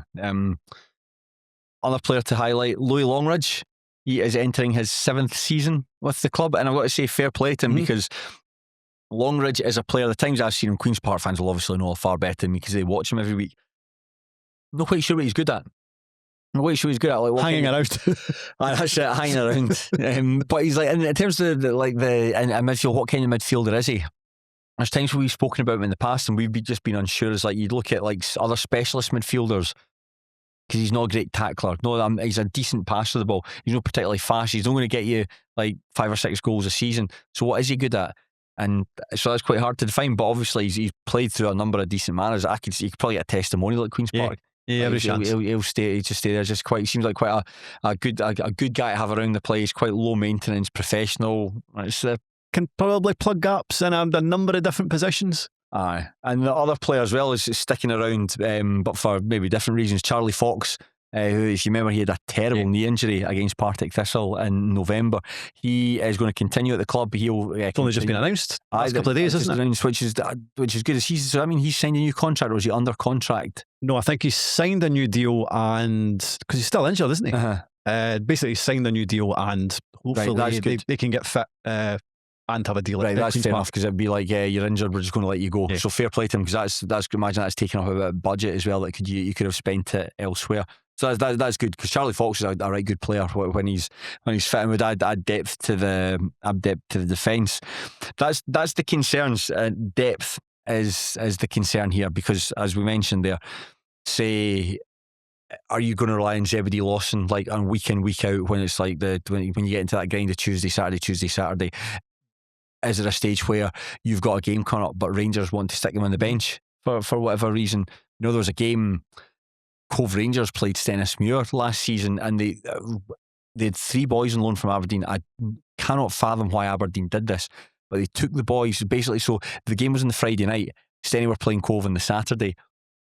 It was like a youth cup that Aberdeen had.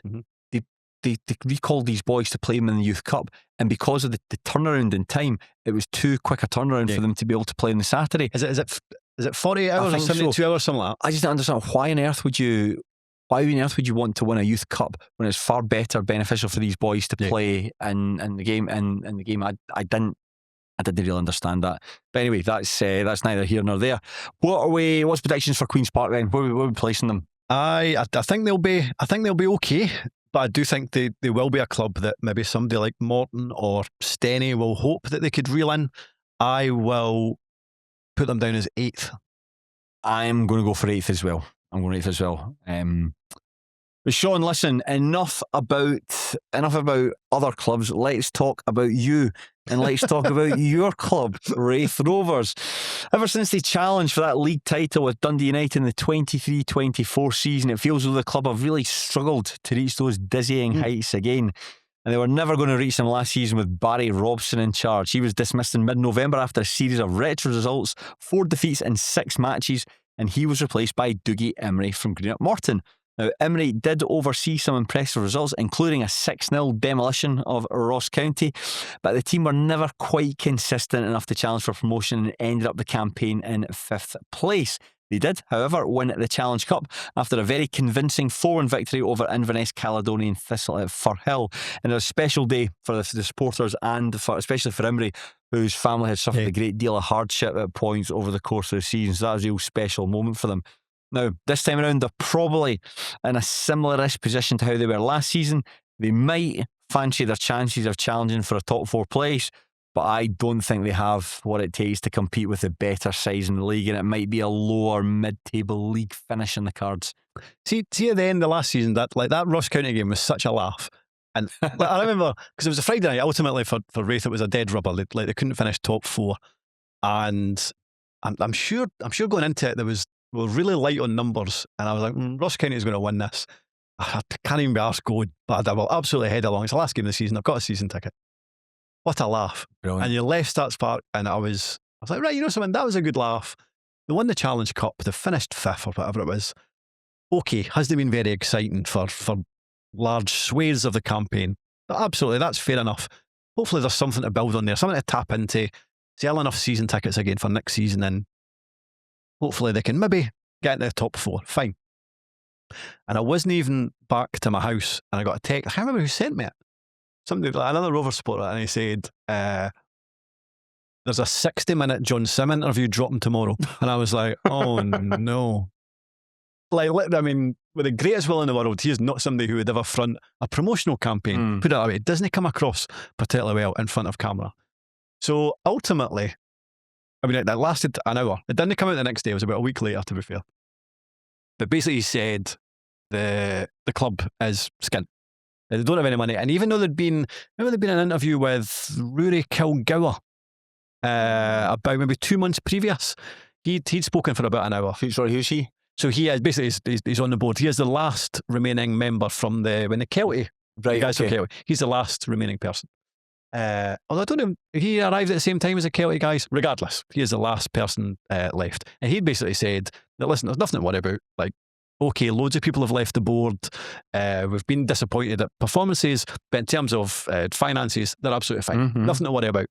And then John Sim said, no, we're absolutely skint. There was a couple of months there where we were struggling to pay the wages. And then he essentially blamed the previous board for the position that Wraith were in financially. And it was like, bearing in mind, kind of ended the season on a positive. Yeah. There is some things to be excited about.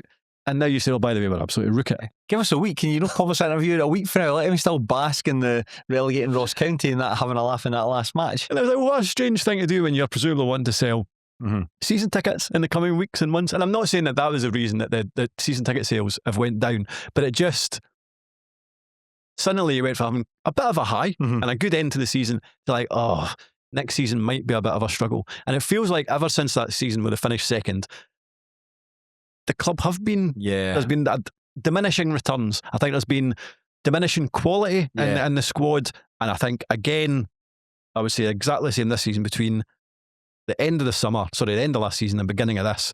It feels like, again, the squad is regressed. Now, take it with a pinch of salt, because I'm not sure how accurate it is, but I was looking at Transfer Market and I was looking at the average age of the team. Now, Wraith Rovers have got the second highest average age in the division behind Arbroath. Now, I found that really surprising. And I'm saying that's surprising because Wraith Rovers just feel like an old team.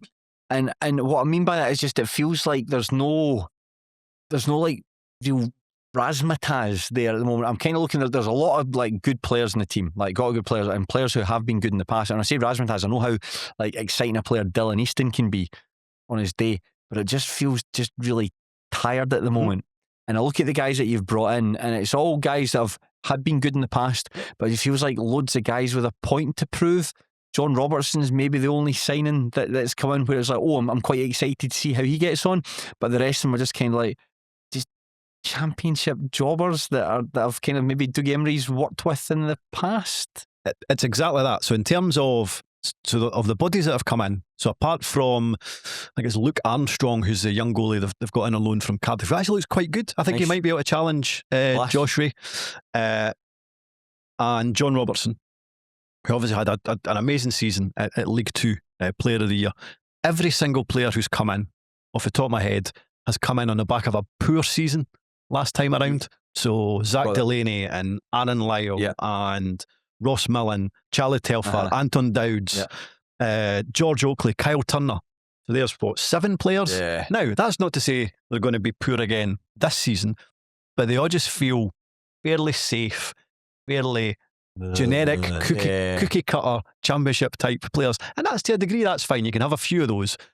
But I've struggled to get too excited about the signings that have come in, the quality of the squad. I think it's an imbalanced squad. But I still had hopes in terms of like the League Cup, always struggling in the League Cup. It's infuriating. And they should have qualified from this group. Now they didn't, but it's not down to, like, it hasn't been down to bad luck. It's just been stodgy, dull performances. So again, like you just want something to get you excited, but we're only 6 days away from or less than a week away from the start of the season now. And there's no that much to get excited by. And I know you're saying that last season it was never going to work out with Barry Robson. I would say the last 2 summers when we've done this podcast, 2 years ago, I thought that they would be fighting for the 4th place in the league. And last season, I actually thought they would finish top 4. I thought Robson would make them a really dour outfit, but they would ultimately have enough about them to finish top 4. Now, it clearly didn't work out that way. I must admit, I don't think they'll be playing for that'll be their ambition, obviously, and they might not be a million miles away, but I don't think they'll finish top 4. No. I mean, they'll win the Challenge Cup like they always do, and that's fine. No, it's like you're right in what you say. When you look at like Ayr United, for instance, you're so excited about them. Dunfermline, you're coming off the back of a great season. You've got all these young players that are bringing to the boiler. And you've got a manager like Neil Lennon. What can we do here? Partick Thistle, the same thing. You're coming off the back of a disappointing season, the way it finished, but ultimately above the expectations. We just signed Charlie Telfer. Great. On top of that, so you've got guys as well, the boys that you've signed, like Dod Oakley and Anton Dowds, guys that just were kind of flops. Not to say flops, I know they had their injury issues, but guys that just weren't fit enough to play for Ayr United last season. Like Oakley, I'm sure Oakley's been brought in to try and reprise what Innes Cameron did at the tail end of last season, be the big man up front who's going to knit things together, but quite injury prone.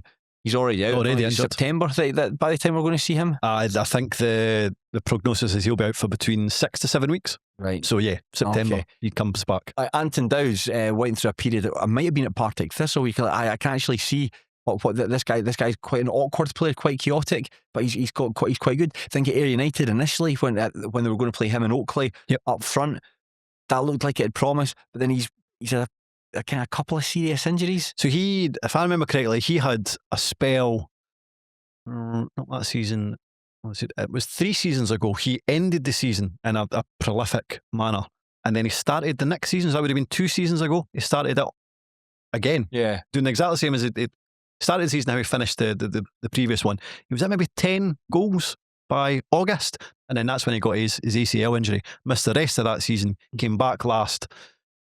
Definitely looked like it had affected him, not just in terms of his physical ability, in terms of like maybe pace and strength. Even when he was getting into good goal scoring opportunities, he was very, very wasteful, which I didn't necessarily think about him previously. So if he can get amongst the goals, maybe he can kick on and have a good season.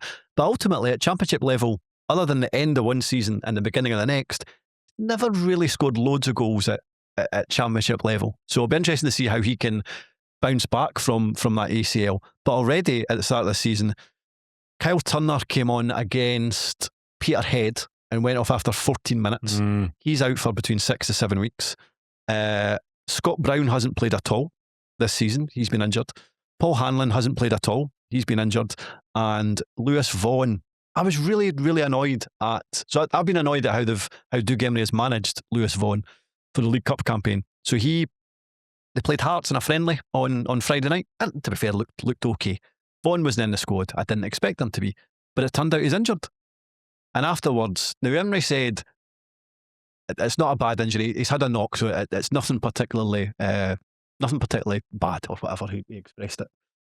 But last season they said that he just had a wee knock, and then he missed like about 3 months. And what annoyed me was how Emery described it. He said, yeah, so he's got a knock and we need to manage that. I was like, no.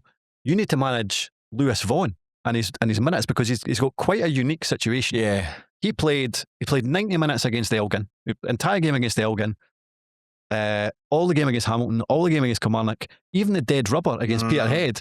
He played all 90 minutes. And it feels like he's already been running at the ground, and we're only in July. Now, hopefully he's absolutely spot on. Hopefully it's just a wee knock and he's back against Steny. But goodness me, his track record when it comes to injuries. Don't play him for 90 minutes on a dead rubber against Peterhead, for the love of goodness. So I'm concerned about the injuries and uninspired by the players that have come in. Yeah, and you said there they've all worked with Emery at stage, or most of them worked with, because Oakley will have worked with him at Green at Morton. Lyle Delaney, Charlie Telfer at Morton. No, it was probably too long ago, wasn't it? Probably too far away. Probably too far away. Yeah, but Lyle and Delaney were ones. I mean, the guys that like... that was a good player at Morton for a period. Wasn't last season. He's, out of all the players that have came in, he's probably the one that's impressed the least so far. Okay. He's been playing in front of the back four. but games have kind of passed him by. He was okay in the friendly against. I thought he was best used further forward. I thought he was a bit. As did I, but he's not been playing that position for us so far. It's actually been, well, in the absence of Brown and the fact they don't have another holding midfielder, it's been Telfer and Lyle that's been playing in that position. The one thing I have liked about Telfer is every time he gets on the ball, he wants to play forward. Like the back four just go back and forth. It's really dull to watch. Oh. But Telfer wants to drive forward, so that's been quite encouraging. In terms of the rest of the signings, Delaney has looked okay at centre half, but his passing's poor, his distribution isn't particularly great. He won't get a game at left back as if Lewis Stevenson's fit, so maybe it will be a kind of fill-in centre half. But I would imagine he will get a lot of games because you talk about the age of that race team. The bulk of that average age comes for the defence. Yeah. Stevenson's 38, Paul Hanlon's 34, Callum Fordyce is 36. Hanlon, sorry. Is he? So he's 36. Fordyce is 33, I think. So it already feels it's kind of creaking at the seams, and that's certainly one position that I feel like they need to strengthen before the window closes. Oh, how's Kyle Turner looked? Because there was a period where he was arguably the best player outside of the top flight, but he seems to have lost his way a little bit. Doesn't really have the impact that he once did, but he could be a good player if he's rehabilitated. You know, he's played for the Rovers before, 23, 24. Is there any hope for him? Yes, but only because we know what he is capable of. But ultimately, Kyle Turner has been quite disappointing now for maybe 3 seasons. Like when he was on loan at Starks Park, didn't do very much. Hasn't been particularly great since he went back to Partick Thistle. Hasn't done much in the League Cup and then went off with that injury against Peterhead and now is expected to be out for about 6 weeks. So it hasn't started particularly well for him. John Robertson, though, how's let's talk about something. John Robertson. So you mentioned there, John Robertson was probably outside the Championship. No, that's a bit shite because there's some good players there. But John Robertson certainly in League 2 last season, by far and away the most eye-catching player. He was scoring tons of goals, could make stuff happen out of nothing. You would see at East Kilbride when they were struggling to dominate teams or break them down, give John Robertson the ball, coming onto his left foot for the right, boom. 1-0, balls in the top corner. A man who could win games on his own through that left peg of his. Surely he's going to be the man that's going to lead Wraith Rovers to the promised land. I hope, I don't necessarily think, but I hope that it all clicks for Robertson. It hasn't so far. Where's he been played? He's been playing wide right. Okay. Ultimately, that's what he wants to do the whole game. He admittedly he set up the goal against Peterhead. Mm-hmm. He crossed the ball in for Dylan Easton to finish, so that was encouraging. But so much of his game so far has been getting the ball out wide, cutting inside, and then having a shot at goal, and then it not working, and then turning around and shouting at somebody. He's still doing that? Yeah, very much so. And one thing it does concern me about Wraith as well is it feels like that is a team of moany bastards. Like Vaughan moans all the time. Vaughan's got quite a greeting face, isn't he? Yeah, if you don't pass it to him, he'll let you know. Even if he isn't in, even if you shouldn't be passing to him in that position. Easton moans. John Robertson is awful for it. Ross Millen is a moany bosom. Like that is a real team of just people who will fall out amongst each other, I would imagine. And you're already starting to see wee glimpses of it on the park. So against Peterhead, Easton and Robertson had a wee fallout because Easton didn't pass to Robertson. I don't know, I'm a wee bit uneasy about the makeup of the squad in terms of their personalities and attitude. And how's Dylan Easton looked? Awful. Oh no. No, he's been so quiet. Games completely passing him by. And see when you're playing Elgin and Peterhead. You need to dominate these teams and score goals. And even Hamilton to a degree. Happen. I'm like, right, okay, so he didn't do much against Kilmarnock. Surely just give him the ball against Hamilton and he'll create something really quiet. And I'm not pals on my Facebook, but somebody somewhere must be pals on my Facebook that's on Pine Buffalo because he took a screenshot of something that he put on Facebook and he went, does anybody know a good chiropractor? Now, I desperately hope that's not for him. And again, surely the club, surely Wraith Rovers can put you in touch with a good chiropractor. He was on Facebook. Yeah, Dylan East was on Facebook as if anybody knew a good chiropractor. Oh. And I'm like, oh, is that for someone else? Is that for you? Is that for your wife? I don't know. I mean, as it stands, in terms of his games so far, he plays like he needs to see a good chiropractor, but there's not a huge amount to get excited about so far. I mean, people are saying, and I suppose they're right, in terms of League Cup games, they didn't, like, they lost 2 on penalties, but defensively they've actually been okay. Yeah.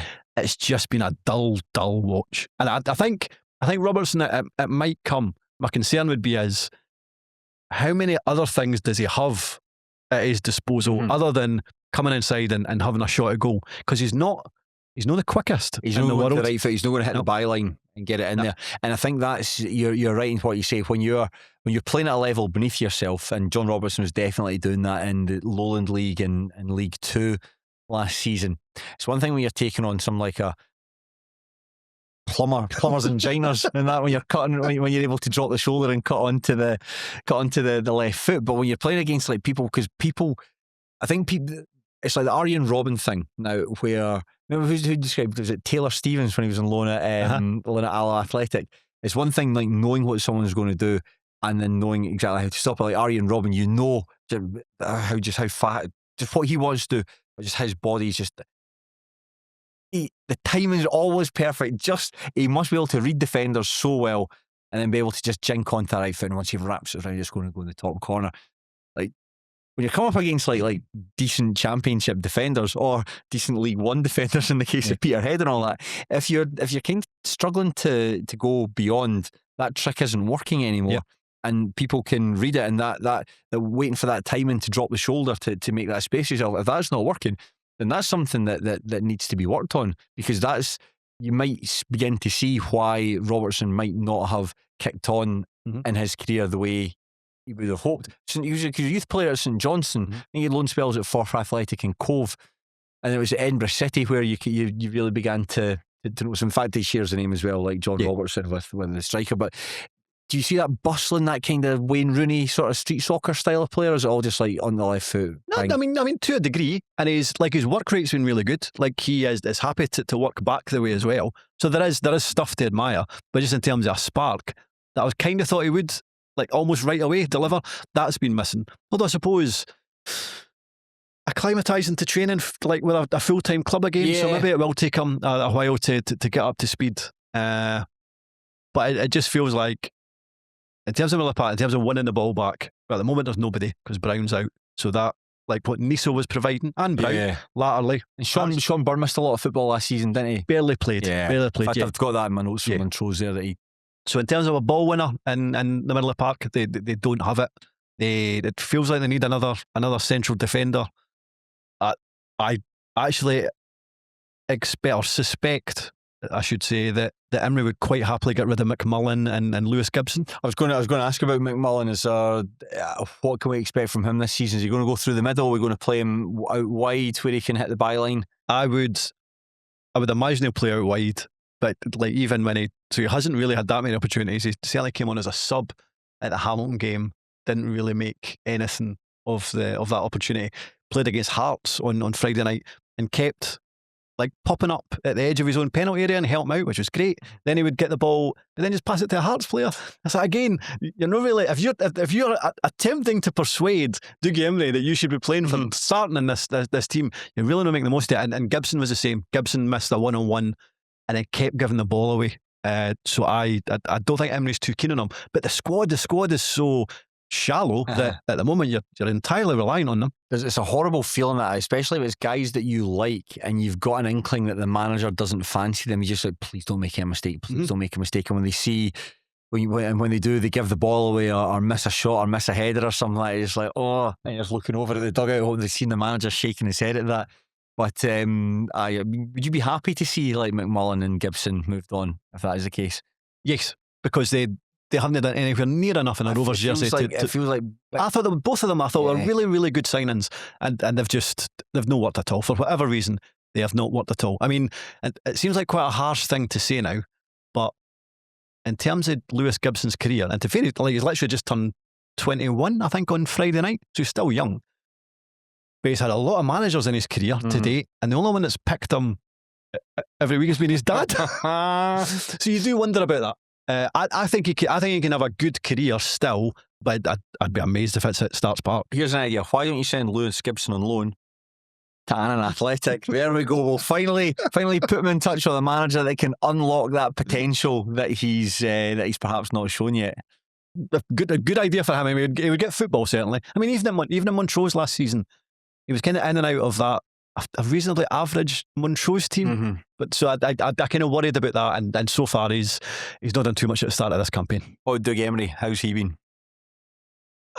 Talked about him, sort of maybe the management or mismanagement of Lewis Vaughan's minutes there, but how's he been generally since he's come in? I always quite liked Doug Emery, but I always had the impression that he needs to be managing an underdog team because I think he needs stuff to kick against. He needs to prove people wrong. It's very needless to say I had the last laugh, but that's the impression I get from it. And you can maybe do that at Morton, who are quite a scrappy underdog team.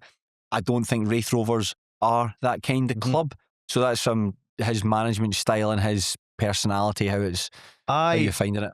I want to like him. In terms of last season, so he won the Challenge Cup. That was great. I didn't necessarily see all that good stuff that you spoke about him at Morton, about getting more out of players that you didn't necessarily expect. Like George Oakley, for example, was great under him. I didn't necessarily see him getting loads more out of that squad that maybe Barry Robson wasn't. I didn't think he necessarily had them punching above their weight at any point. And I think the most disappointing thing was some of his post-match comments. He would throw some players under the bus. I got the impression there was certain players that certainly Richard Chin was one. I remember he was pretty dismissive about him, and then Richard Chin just basically he was away, barely played again. I remember he was critical of Lewis Vaughan after a game, and it was a really weird thing because I can't remember who it was against, but it was a really good save for the goalkeeper. And then when he said at that point, I would just expect my player to be taking the goalie and the ball and just everything ending up in the back of the net. Well, that would be a foul, Dougie. Yeah. That's not how it works. You could really injure someone by doing that. That's not 1938. That would be a free kick. So I don't think he always comes across that well, which is slightly disappointing. And then in terms of like how he's managed Lewis Vaughan so far, see, even just on Friday night, I mean, I download watched a stream of the game. See him and Millen, they never stop talking, and it's he micromanages everything. And it's not like when he's shouting for the touchline, it's about things like bite, dig, get in there. Like it is a non-stop flow of communication, but it's all very, very basic stuff that I don't know if Paul Hanlon necessarily needs to hear what to do in that situation. It sounds like a supporter shouting like watching like a public park and shouting like dig, bite, tackle. That's and it's him and Millen. They both do exactly the same. It can't be good. This is Andy Millen, assistant manager. Andy Millen, assistant manager. Of course, manager. and you signed Ross Millen as well. Yes. But it's just, he's returning. Great to have him back. His eyes have been fine. His eyes have been fine so far. I just feel a bit jobs for the boysy at the moment. Do you follow your goalkeeping coach, John Connolly? Do you follow him on Twitter? I don't, but I've seen him. He believes the hantavirus is a psyop. The last thing I seen of him, somebody showed me that he'd put online. It was a weirdly blue image. I don't know where he was, but he was only wearing a pair of shorts, and he was kind of pulling a pole. He was kind of flexing. I mean, he's very muscly. Yeah. I would never like to fall out with him. Maybe the hantavirus is a psyop. Maybe he's right. He was pulling a weird pose and smiling. He's got very, very white teeth, although admittedly they were blue in this unusual light. He seems an unusual character. Yeah, he certainly got access to social media anyway, keeping Elon Musk in business. He fell out with somebody online. I can't remember who he was, just some kind of random punter, and I can't remember what he bit back with, but it was I can't remember exactly what it was, but it was unbecoming of a Wraith Rovers goalkeeping coach. Yes. Okay. Other than Paul McMullen, team just feels really slow now that Ricky Chin's away. It just feels lacking in razzmatazz, and I think, as we say, you compare it to the sides like Thistle, Livingston, Ayr United. Yep. Just stale. That is how I'd describe it, stale. So that's why I can't say anything. I'd say sixth place at the very best. Yeah, I have him as 6. Like you think back to the fact that the season did end positively. So much of that came from Ennis Cameron and Paul Niso, and they're now just sadly lacking. And there's no chance of getting either of them back. I mean, I think Ennis Cameron is on even though he's at Barrow, I think. Money, isn't it? I think he'll be on a good bit of money. And he's under contract. So unless Barrow were desperate to get rid of him, or they'll send him out on loan again. But I think they've got a new manager. Okay. So everybody presumably has a clean slate at Barrow. And as I said, Niso, why would he come back? Like, presumably there are Premiership teams that would quite happily take him. St Johnstone or Kilmarnock or somebody. So I don't expect it. I think they will surely bring bodies in because they've got such a small squad. If they are good first team players who can make a positive impact, then maybe they can fight for a top 4 space. I think they've got enough about them to not get into any nonsense. But no, I'm not expecting a stellar campaign. Nah, that's really 6 is how I've got them. And just there's something I meant to ask you when you were talking about it there. Why is there no money at Wraith Rovers? I mean, as much as the season tickets, I mean, they more or less doubled. But a lot of that is like kind of free child places, or certainly their child season tickets are dirt cheap. And not that they've been losing fortunes. Well, sorry, 150 grand is a fortune. But compared to maybe some other clubs that are in similar positions, I mean, let's face it, nobody in the Championship is making money. And they ultimately, they hardly have anybody left on the board. And other than Sim, it's not people with a huge amount of money. And as much as Sim is very, very wealthy, it's not ridiculous wealth. You can plug gaps here and there, but ultimately that's about it. So maybe a bit like Morton, they have to essentially live within their means to a degree. And if you're only selling 2,000, 2,300 season tickets, that only goes so far. Yeah, that's just really disappointing. Just how rock and roll Wraith Rovers were in that season when you were challenging Dundee United at the top of the table. The games on the Friday nights were always like so much fun to watch. It's so much brio, so much ferv. The goal Dylan Easton scored at Tannadice. Yeah. Oh, just great fun. Sorry for going that trip down memory lane there. It must be great for me to talk about, even worse for you to listen to. Just say, we did used to be really, really good. Aye, just that's it. There's when you were talking about that team just of the Queen's Park side. No, it wasn't Queen's Park side. The Cali Thistle side. You're talking about sort of the older guys and just like younger boys. It just feels like Wraith Rovers just like older guys. It's like the movie. It's like Children of Men. If it was based around a football team, it was just like no. I thought you were going to say Cocoon. That's even better. That's even better. Right, let's move on to the moment that everyone's really been looking forward to. Okay, this is Stenhousemuir Football Club.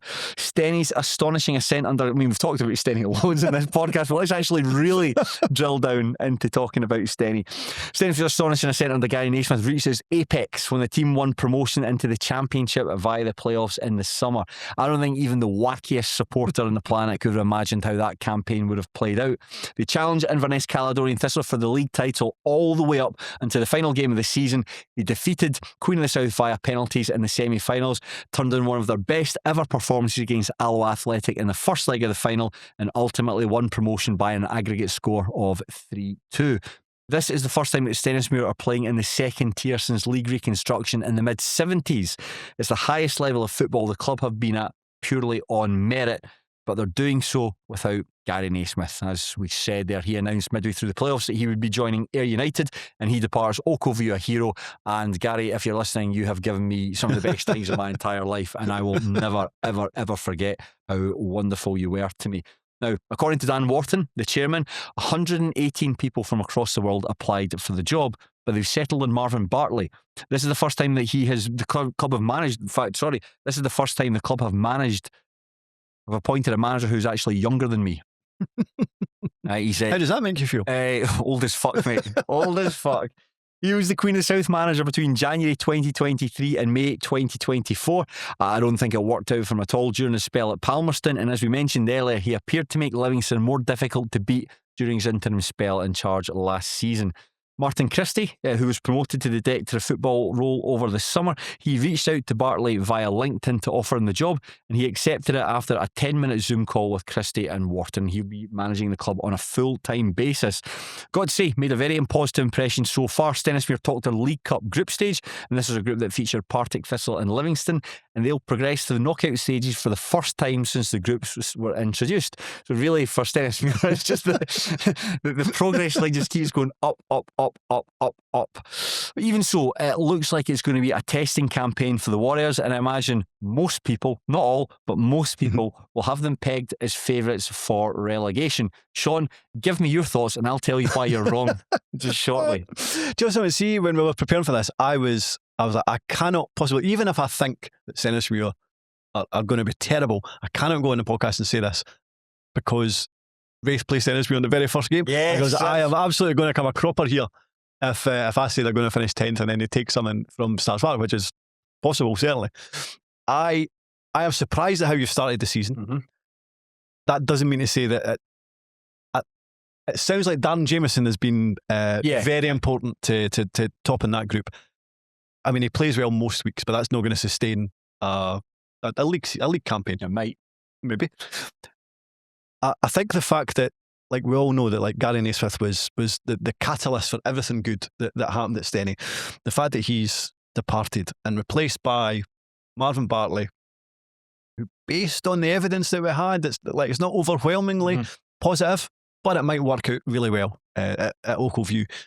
But then when you add that to the fact that Ross Taylor departed, Ollie White went back to Motherwell, Scott McGill was good for them. He's went to Arbroath. It feels like, certainly on paper, it looks like they have a lesser squad going into the Championship than how they finished League One. So based on all of that, I thought they would really, really struggle. Like, have quite a catastrophic till at the Championship. However, again, you can only go on what you've seen so far. They've impressed me so far. So that's a positive. Well. So yes, I think it'll be a difficult season. I don't know if it'll be. I think there's hopes there. There's elements to things that you can cling to, and that's maybe all you can ask at this point. I think that's fair enough. Yeah, I think that's a fair assumption as well. I didn't think it would be a Brechin City style tilt at the Championship. Because I mean, but you know, the idea of karmic realignment, you cannot have 3 years of upward progress. Something needs to give there, and it's going to be Stennismere plummeting all the way back to League Two, starting with this season. I'm anticipating a difficult campaign. I think everyone is. You watch the manager's post-match interview, you watch post-match interviews with the players, like Ross Meekin, for instance, like talks really well, talks a lot of sense. And there's the acknowledgement that it's going to be a hard season, but they can overcome the odds with like hard work and doggedness and determination. And I think in the two games against, you can't really read too much in the games against Forfar and Brechin City. I think Forfar, come on and talk about them shortly. That's going to be a long old season for them. And Brechin are like, it's a sunny day and a pretty dusty pitch, and it wasn't conducive to playing good football. I think it's one of those games where just like get the win up the road. Managed to do that. The games against Partick Thistle and Livingston were going to be far bigger barometers as to how the season would pan out. And I'll be honest, I thought that they'd get run over the top at Firhill and Livingston. When you see the size of them, like we mentioned, like Kabongolo there, when he's standing up against Dale Carrick, like he's almost a foot taller than him. How can we physically match these kind of teams? But what I've been really impressed by so far, see the effort and see the determination and see the grit that these players have put in. Wonderful. Against Thistle, they opened the scoring with 2 goals. We talked about it there. We got a penalty. Ross Meekin had a sort of cross-come shot from the edge there. It hit off someone's arm. It was a shite penalty, but it's a penalty all the same when it hits someone from that distance, and Ewan Riley converts. The second goal they scored, though, I don't know if you've seen it, it's a really, really good goal. They win the ball back in the corner. Ewan Riley wins it back, and it's all very into Dale Carrick, pops it off to Lewis Hodgkiss. A brilliant pass through for Callum Penman, a touch in. Like, the finish is so precise that if he hits it 1 inch either way, Liam McFarlane's going to get it. Hits the inch another way, it's going to hit the post and go wide. So it just perfectly goes in there. And from that point on, it was just really Partick Thistle. And it felt like a matter of time when they got a goal back. They did. And then it felt a matter of time when they equalised. And it felt from that point they're going to go on and actually win the match. But no, Stennis were able to cling on and take them to penalties and win the bonus point. On another day, Thistle win that match. The chances that they had, and that's on another day teams win that. Same with Livingston on Saturday. Livingston thought are largely a better side, perhaps not quite as good as Partick Thistle, but they had Darren Jameson made, I think, the best save I've ever seen from a penalty, where he dived like Robbie Muirhead hit it, and it was this is one in the game. This is the one in the game. He dives save it, and it's not top corner, but it's not far off, but he manages to, and he hits it really powerfully. Darren Jameson gets a hand up to it, dives, powerful hand. He was in the wee bar afterwards saying my hand's still sore from it, but gets a save to it and stops that from going in and dives on top of it, and straight away you've got this huge galvanising effect.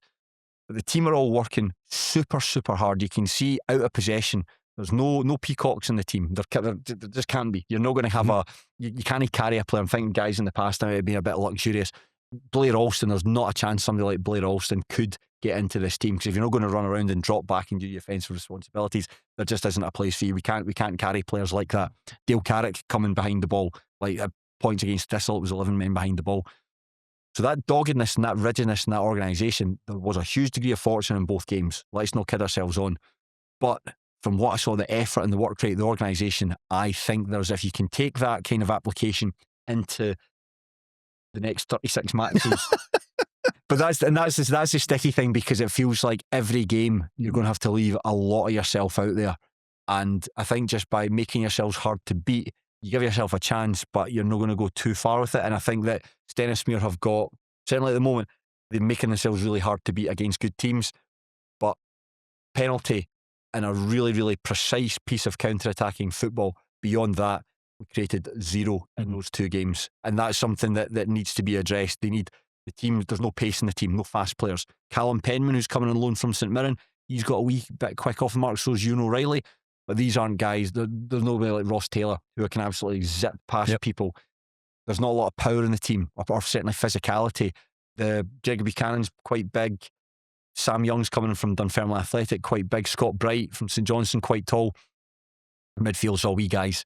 So when it comes to corners and set pieces, where an area where, which always used to be Stenny's cheat code, which I never, not even defend. What I mean, defending wise, like I never gave much attention to teams attacking us. Now it's kind of a bit, let's see, because we're quite wee, especially when you come against like guys like Livingston and all that. So there are areas to be addressed, but I've no doubt that, like a lot of teams, Stennismuir will be waiting for other sides to finish a transfer business before they go and sign maybe Ollie White could come back on loan. I think that's unlikely. But I suppose he would be moving up a level and staying part time, which could, so unlikely, could happen. Maybe a guy like Connor Young at Dunfermline seems to be miles out of the picture under Neil Lennon. Maybe he could come and play championship football for us.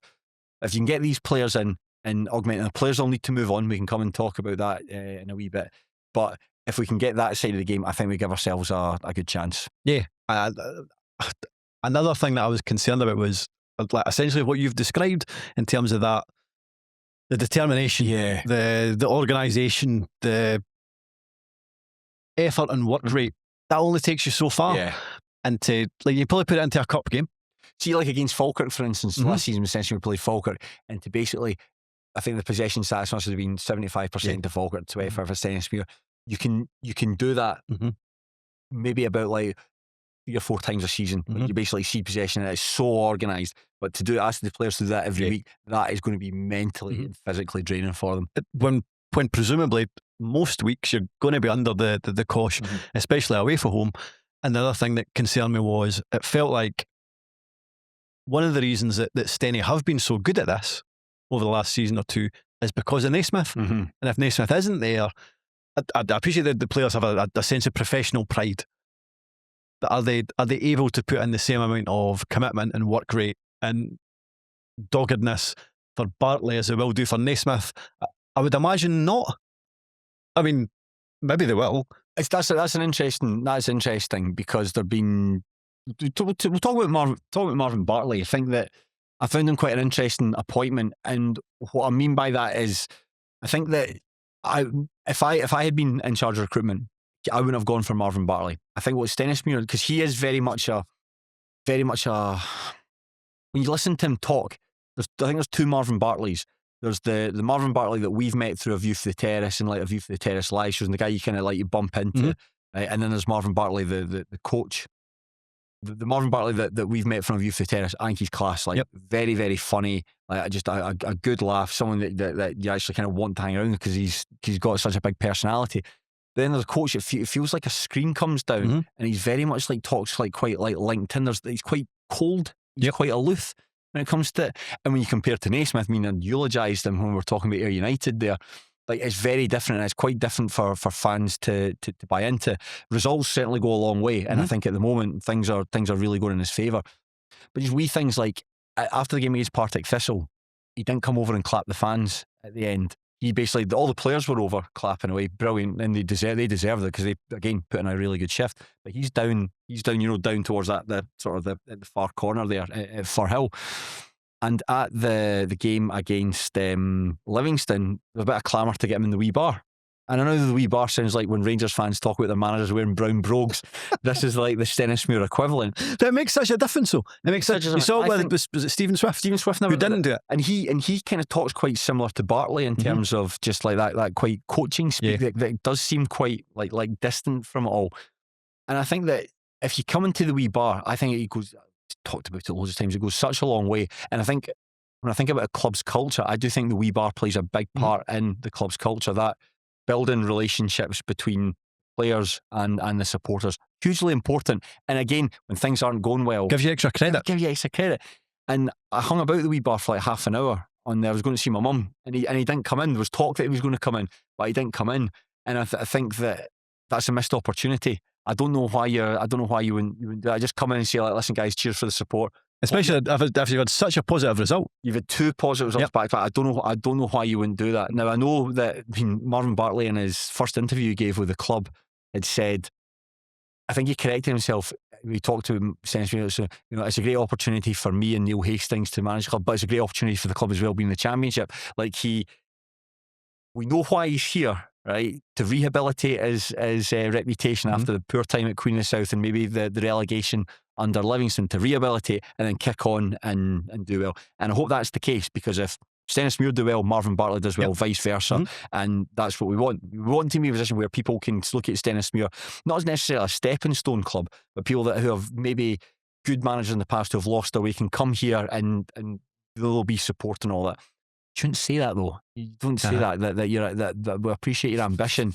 but so so all that sort of stuff, right? I'm putting there. That's why I wouldn't necessarily have gone for him.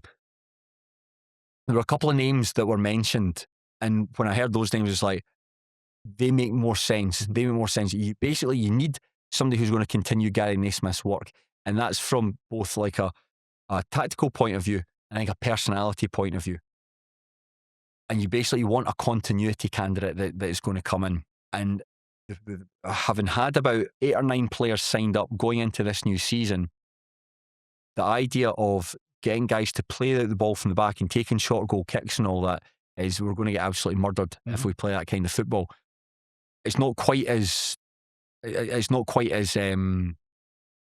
dogmatic as that of playing the ball out from the back, but it is. We're playing short goal kicks, and it just gets punted out the park. You just wasted like 5 seconds. The ball could have been up the park a lot quicker there, and it's not the kind of football that I like seeing. It's not certainly something I've beaten yourself 3 years. So that's where I think there's going to be a bit of conflict, where you've got a manager who seems quite idealistic. I mean, he did say he prefers points over possession in that interview that I referenced there. That's what he says, and that's good. So he's not going to be worried to away. But you can see the way he's playing and the kind of players that he's brought into the club, where it's all young boys that are probably going to do what they're told. All neat and tidy players in the football, but not a lot of physicality. All good footballers, but might not necessarily have the athleticism to get around the pitch. That's why I'm a wee bit concerned for the head. So it's been great to begin with. Fortuitous, yes, but that doesn't take away from how well the team performed. And so those kind of factors there, that kind of bit cold, bit distant, not really engaging with supporters. And again, he said he can't wait to meet the fans. So come and meet us. So meet them. Come and meet us. It's like, I think there's a misunderstanding about the wee bar, that you're going to come in and if the team lose and you put your hand, you're going to get pelters. Never happened. They do the wee bar man of the match. The team's being beaten, somebody will come into the wee bar and all that, and just they get their champagne, they get their wee bottle of sparkling wine up the road. It's a nice thing for fans. And somebody I was speaking to yesterday made a good point. 2 things to win round the supporters at Steny. You win games, which is the number one, it's most important, but just doing things, engaging with supporters. And by not doing that, I don't know why you would. Maybe it's just not his personality, or certainly personality he wants to convey as a manager. But it's weird from having gotten to know Marvin Bartley out extracurricular stuff, where he is kind of like that. So it feels like such an easy win. Totally. We were saying that. Like 4 minutes of your time. Go in, buy a tin of juice. Aye. Say thank you for your support. Enjoy your weekend. Aye. Very, very easy. Yeah. And that's the challenge as well. I think that you've got guys, and really popular managers move on in football. It's just the consequence of success at this level is that you do well, you get the chance to move further up the food chain, and I'm delighted that's been the case for Naismith. But for the I think it's new for the players as well, having to work with someone with Bartley's kind of personality. And I think that there needs to be that adjustment period for some of maybe the older heads who need to get to know how he works. But at the same token, he needs to understand how the team works. To come in there and to try to change things to the extent, it's not been a massive change, but it certainly is very different to what we've had over the last couple of years. It's very much revolution, not evolution, or maybe somewhere in between revolution and evolution. So it's just, I think that's the stuff that we're just trying to get used to. But like I say, it's been good. It's been good so far. The squad feels bloated in some areas and light in others. Would that be fair enough? Just one that I've got my notes here. Just to say who Bartley reminds me of, Scott Booth. I know that's not a positive. I know that's not a nice thing to say. That's not what Stennismuir fans will want to hear. But he's like Scott. But Scott Booth didn't really have a particularly good start. And what I mean by Scott Booth, the circumstances are quite similar in a way where Scott Booth followed Martin Corrigan, who was, nowhere near as successful as Gary Naismith, but Martin Corrigan was beloved by the supporters. When I was doing a Scottish Cup event a couple of months ago, John Gemmell was one of the guests. Okay. And we were talking about like the transition from Martin Corrigan to Scott Booth. And he said the players were close to striking over Martin Corrigan's dismissal because they thought it was just a huge mistake. They absolutely adored him and didn't want him to go. So you go from somebody who's like really likeable to somebody like Scott Booth. You saw it just didn't work, and loads of players were like moved on. Like Big Gemmell, you've met no Johnny. surprise. You've never in a million years would John have wanted to work with Scott Booth. But you're coming into an environment where the players are. I don't know how you can make Stenhousemuir players more professional or how you can make them better given what we've seen over the last 3 years. These are guys who love coming to training, have got great team spirit, great camaraderie, look after themselves and just want to be good football players. But it's an acknowledgement it's part-time football. There's other stuff that's going on outside of it. And I think that's something that Booth struggled to deal with. I don't think that Bartley would do this, but Booth made them train 3 nights a week, which just didn't work. Like for players who are like experienced professionals who've got their lives built around it. And I don't know how Marvin Bartley can make them more, how you can make them more professional. So there's degrees of conflict there. So it's the Scott Booth, and that's the thing, we never got to know Scott Booth. That was just his interviews. And that's the frustrating thing. I think I want people to see the Marvin Bartley. I want to see the Marvin Bartley that I've seen from that. It reminds me of the movie The Sound of Music. I've used this comparison before, but when she's like, I am 16 going on 17, and she's flirting with the sort of Rolf, the telegram boy, and then later on in the movie comes, give this telegram to your father, and he's total cold as anything. It's like, you were having a good laugh a couple of scenes ago. What's happened now? That's an obvious comparison. But that's what it reminds me of. And I know that Bartley will treat this he'll be taking this so seriously, and that's I'm not expecting to come here and have a laugh, but it's just the understanding the culture of part-time football, understanding the culture of Stennismuir Football Club. I think there's a wee bit of work to be done in that, and it's just you've had 2 really impressive. I think fans were like, we've gone from thinking after the Brecon City game especially that was quite turgid. Telfer wasn't particularly, they didn't really create much in that match. Fans have gone from thinking, Christ, we're going to get murdered here. When we signed Lewis O'Donnell, another neat and tidy diminutive midfield, you're thinking, do you want 11 centre midfielders? Is this the kind of team we've got? We're going to get absolutely murdered there. To thinking, we've shown up really well against 2 title favourites here. Really excited for the upcoming against Wraith Rovers. Come and celebrate with us. And to not do that, I just don't understand why you wouldn't have done that. But maybe that is just part of it. I'm a professional. You wouldn't get this at Hibs. David Gray's no popping into one of the bars to hang about with fans after the game. No, but he must know. Surely somebody's mentioned it to him when he's joined the club, you would imagine. Like, not going over and clapping the fans, I would say, is unusual. And a bit of a kind of blot on his copybook. And surely somebody has spoken about the importance of how big the wee bar is to Stenny and Popman. I feel like it's because there've been so many great moments in the wee bar, like the times when we've won promotions in the past, when we won the league, it's so great, and being in there and get to celebrate it with the fans, and that feels to me, maybe I'm reading too much into it. Maybe you could talk to another Stenny fan and who doesn't go into the wee bar and they just wouldn't understand. Yeah. But to me, it feels like that is really important. That's something that I want to see. I like from players like that. Like I say, Darren Jameson's in the wee bar after the game. Callum Penman was in very briefly, and Matty Gillis and his dad was in there. So it's class that Matty Gillis, his dad's able to, feels like he can come along and talk to support and spend time there. But Matty was in, who had a good game against Livingston, and that's nice. So the players were in, DJ's in, the manager should do as well. So folk might listen to that and think, you're weird. But for me, I think that's a part of Stennismuir's culture, the wee bar. Yeah, no, I totally understand. And it is disappointing that he's not made an effort in that regard. Sorry, and you were going to ask me about the players. Yes, I think his approach to squad building has been quite unusual. It feels like midfield is bloated, whereas other areas of the squad are a bit skinny. Use the word skinny. I think that's you're being very kind. You're absolutely correct. The team is very bloated, and that's why there's going to be, I'm going to assume, players moving on at the moment. So Bartley wants to play. It's pretty much almost like a 3-6-1 formation. So your three centre backs at the moment. The centre backs have been Scott Bright, who's coming from St Johnstone. He had a loan spell at Forfar Athletic last season. He's looked pretty good. I think the fact that he's quite cultured on the ball, left-footed, can play, I think, 3 different positions. So centre back, left, and I think he can play like up one as well. So he's a useful player. Sam Young is playing as a middle of the back. He's from Dunfermline Athletic. He was on loan at East Kilbride last season. I remember seeing him and thinking he looked the part, and he has shown up really well. He's quite aggressive. He's quite, for a defender, quite quick as well. Can put himself about. And Ross Meakin is playing on the left, and Ross Meakin against Partick Thistle made his 300th appearance for the club, which is brilliant, man. The guy's an absolute hero, and there's no concern for me about the players stepping up a level. I remember when we moved from League 2 to League 1, I remember thinking about Meeks, just thinking, I'm not sure about him. Prove me wrong, man.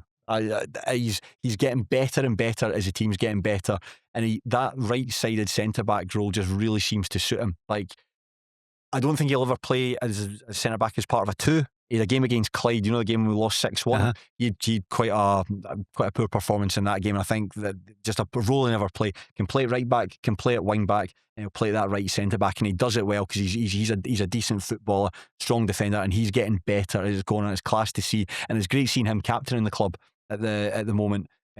Because he's just a ambassador for the club. He talks well, and he gets what Stennismuir's about. He gets Stennismuir's about. Then we come into the midfield, right? So this is the more interesting part of the team. Now, basically, a lot of the players we've signed are quite diminutive, neat and tidy ball players. So Matty Gillis, who I wasn't too sure about, but did well against Thistle and even better against Livingston. He's in there. He was on loan at Stranraer last season. Then you've got Finn Robson in there. He's quite a diminutive, neat and tidy ball player. You've got Leighton Grant, diminutive, neat and tidy ball player. Then you had Lewis O'Donnell in there, another diminutive, neat and tidy ball player. Then you've got Lewis Hodgkiss, who's coming from St Mirren. Now, Hodgkiss, I don't think there's much football in there, to be honest, but my goodness, fans love him already, man. He is a long distance cross country runner, man. The guy's, there's something infectious about him, the way he plays. It's just that he's just sprinting after folk. He's like a dog with a ball, just chasing after it. And he set up Callum Penman's goal against Partick Thistle, and he scored against Forfar. So he's shown a wee bit the way. I think what we'll look for him to do is basically box crash and support the striker. So I'm not sure how technical he is as a player, but certainly physically will put himself around, and he'll be the one that breaks the lines. But the problem is with that, he's the only real different option that we've got to play in the middle, because all the players are broadly the same kind of profile. Like when we signed Lewis O'Donnell, for instance, you're thinking in isolation, that's a class signing, because I like the look of him at Cove Rangers, and when he was at Kelty Hearts, he's definitely got a bit about him. Just adding him add him in there against like Robson and Grant and Gillies, who you've already got. So it remains to be seen how we're going to use them. Callum Penman will play wide on the right. He's looked all right so far. He had that really successful loan spell at Arbroath when they won. Yes, when they won League One, and then you're thinking, well, he's probably going to go back to Arbroath next season. But they went on loan to Queen of the South and Queen of South already had Mikey Hewitt there. Yeah. And it felt like a kind of transfer that's like you're doing it because you can, because you could to bring him in. You'll play wide on the right. Kinley Billum will play wide on the left, and Billum's looked really good in pre-season. Billum is just a player that, as Stennismuir have progressed, he's just progressed with Stennismuir. Same like Meakin since he's come back. So they're just getting better and better season on season. And then you get to the attack, and it's like Matty Aitken or Dale Carrick. That doesn't feel quite up to championship standard. Aitken's playing at this level for the first time, so we'll see how he gets on. Again, no reason to doubt him, like coming through. And Carrick's an experienced player. Carrick would have had a good career, certainly full-time football, had it not been for his injuries. And he's wily and he's quite fast with the ball at his feet.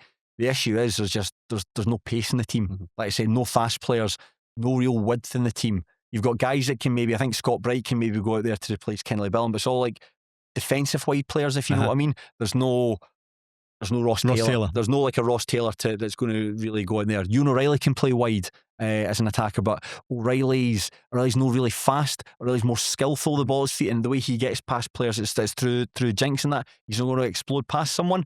There's a bit on where Kabongolo got in a bit of bother, and O'Reilly was able to pick his pocket and then take off him and take it around just because his feet are so good. And then just when you kind of go up front, there's not much there. So against like Livingston and Thistle, like those two, you basically created, one was a penalty, one was a very precise attack. That was all you really created. We never really came close to scoring at all. I mean, to put your mind at ease in terms of a lack of pace, it's not something you need to worry about at Starks Park next Saturday. Two very, very slow sides coming up against each other. I'm thinking with that I think it's about £60,000 that we've made from getting to the knockout stages, so that could be invested. But the players all fit a kind of similar profile, all young guys. And Martin Christie, who mentioned the director of football, he's really in can't miss territory with a lot of the guys he's brought to the club. He has made some absolutely superb signings. We mentioned Gary Naismith, guys that he's never heard of. He's been recommended and taken them because he trusts Christie so implicitly. So because now Christie's got such a senior role at the football club, I think that's the way it's going to have to work. Like Bartley will say to him, I want to play this formation, this is the kind of player I want, and Christie comes back with here's your with players. more diminutive central midfielders. More diminutive central midfielders. I'm sure Scott Bright would have been one of them, where it's like we want to play like a left-sided centre back who can play a bit, and Bright's stats showed up well, so Christie would go in for him. I think that's the way it works. But it's all young guys. You're kind of looking for a wee bit of like bit more experience. So for instance, Gary Oliver, right, went to Montrose, and you're thinking Gary Oliver would be the perfect striker for this team. I mean, he's not necessarily prolific, but I feel like Gary Oliver can make teams better just by like pressing them in the front. Carrick will do it, Aitken will do it, but within that, Oliver's like got a bit more technical quality than the pair of them, certainly more so than Aitken. So it's just, I don't know why we didn't go in for him if he didn't fit the necessarily profile, if we were priced out. Montrose were just offering more money. Is it because he doesn't want to work with experienced players? I don't know. Well, there's an interesting thing as well. So there's guys at the team, like Gregor Buchanan probably won't start on Saturday against Wraith Rovers. And Buchanan always starts. You know, Buchanan's a captain. Buchanan's one of the best players the club have ever had. But I think he missed, as he does every summer, like his wife's a teacher, so he missed a wee bit of pre-season. Right, okay. And which I don't think the manager was particularly happy with. And that's what I mean about the lack of understanding about like part-time football, and the fact that there's like, think about how many players are married to teachers that just because of that unique window between the schools closing and the season starting, you've got a wee bit, you have to miss pre-season. And Greg Buchanan is like, he's 35, 36. Look at the size of him. Look at the build of him. This is a guy who's been playing football long enough to know exactly how to look after yourself and what to do, and certainly what not to do. It's not like he's going to like Magaluf for a piss up with his mates. He's going there with his wife and kids. You know, so he's obviously, it's going to be quite sedate. He'll be running every morning. He'll be at the gym. He'll come back in good nick. But the thing is, he's not going to start. It'll be Bright, Young, and Meakin that'll start, and Meakin will captain the team. And Buchanan, there'll be a place on the team. So he came on. They had to do a rejig and basically shuffle the whole system around, because I think somebody had to go off, and because anyway, Buchanan came on as centre back, and it's fine. He's been fine. But I think for him, this is unusual not to be starting games, and there's no reason why any of the other three should drop out. But for him, it's strange. And because we're playing with this back three as well, I wonder about Nicky Jameson as well. Like, he's been number 5 at the club. Sam Young's now number 5. Right. And I wonder what it means for his future at the club. What's his injury situation? He's back running, so he was running okay. at certainly before the Thistle game. Right. I wasn't really paying attention at the Livingston game. I imagine he was out in the pitch doing doggies and so on and running. So is there a place for him in this team? Archie Graham might be. Nicky Jameson, just like a pure centre back, can only really play in the one position. Archie Graham, probably a bit less money, can maybe cover, like play at right back and that. So I don't know if Nicky Jameson might move on. Ollie Simpson that was signed last year from Dundee United. I'm not sure if he's just too small to compete in the Championship. I don't know if he'll moved on, but it does feel like there's the numbers that we're working with just don't feel manageable at the moment. So that's a conundrum for Bartley to solve, because we're already quite overstocked at the moment. We're not fortunate, but we've got players that are out injured at the moment, like say Big Nicky, Archie are out injured. If everyone's available, we've got about 22 players, and the team isn't ready to compete. We do need those forward areas addressed. Something's got to give, and I'd hate to see. That's the thing as well. I'd hate to see a new manager coming in and then getting rid of somebody like Nicky Jameson. I hope that doesn't happen. I really hope that doesn't happen. But it might. It feels like if you're looking at like triggers or wee levers to pull to, this player needs to go so they can come in.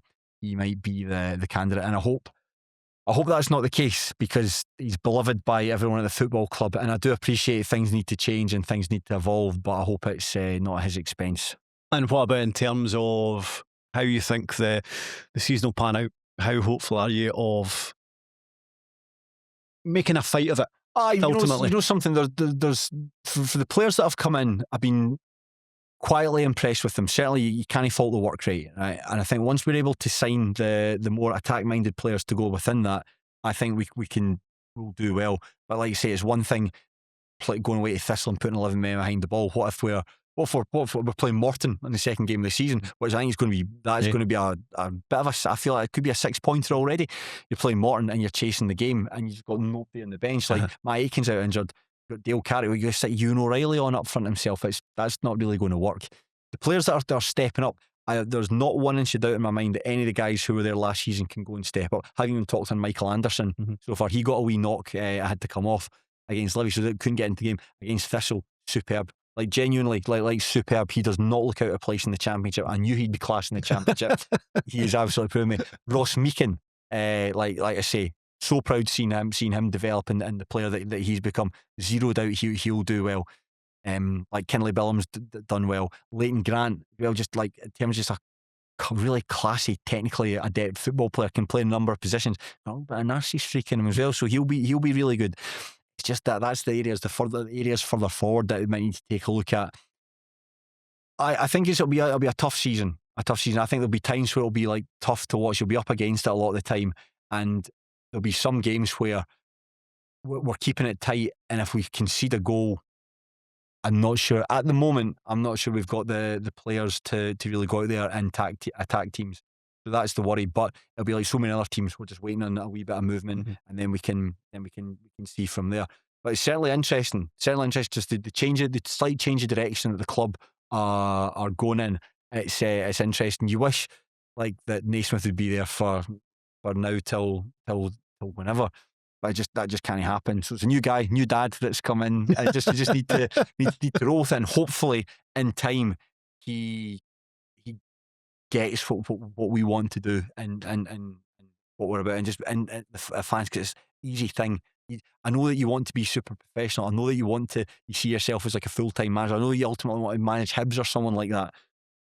Pop in the wee bar and say, all right, just because come and stick your head in the door, folk aren't going to think, oh, he said all right in an environment where people are drinking.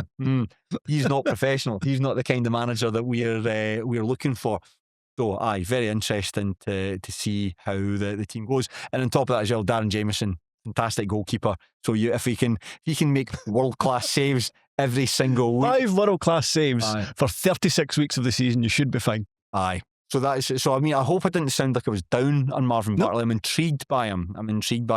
And the thing is, like Stephen Swift never had anything as good as he. I think he won 5 games in a row, but that was about it. And that was after a horrendous start. So you've had a terrible start. Now you're trying to now you've done a wee bit. He might be all right, but then So Bartley's in the stage where he's shown a bit of his worth. Now he's like he's saving. It's like, you know, that thing where your bank, where if you spend money, it rounds up and puts in your savings. Bartley's put a wee bit of savings in there. How do you think Stenny will get on? I mean, I've been talking for ages here. How do you think we'll get on? I think that if Morton get their house in order, which feels like a long shot at this moment in time, then Stenny will finish bottom of the pile. However, if this kind of negative whirlwind that is surrounding Morton at this current time continues, then I think Stenny's got a real chance of finishing above them. So I think they might finish 9th. I'm going to shoot. I'm going to beat you on Saturday. I wouldn't be overly surprised. I was kind of home for a bit more conflict there. But I'm going to say 8th. Okay, who else did they finish above? Green Morton will finish bottom. Wraith Rovers will finish 9th. All right, okay. That's really negative on the Rovers. I think the Rovers have got more than enough to not get into any nonsense. They'll just be really dull the entire campaign. They're going to be the subject of a tabloid punch-up, and that's going to completely derail. So all that talk of players shouting at one another, that's like, a 5-man brawl in the middle of the park. Maybe this Saturday. Maybe, hopefully this Saturday, a sort of, who are the two players? Is it Kieran Dyer and Lee Bowyer sort of situation? Dylan Easton and John Robertson having to be prized apart after, I don't know, one doesn't squares the ball to one another. So let's go, Shaughan. We'll finish up the championship and tell me, who do you see as champions? Livingston. Okay. And what about the teams in the promotion playoffs? Dunfermline, Partick Thistle, Ayr United. 9th place. 9th, Stenny. And relegation? Morton. Okay. For champions, I am going to go for... it's a begrudging Livingston that I'm going to make as champions. Promotion playoffs, Partick Thistle, Ayr United, Dunfermline Athletic. 9th place, Wraith Rovers. I'm not going to say Stenny. Of course not. In relegation, Green Up Morton.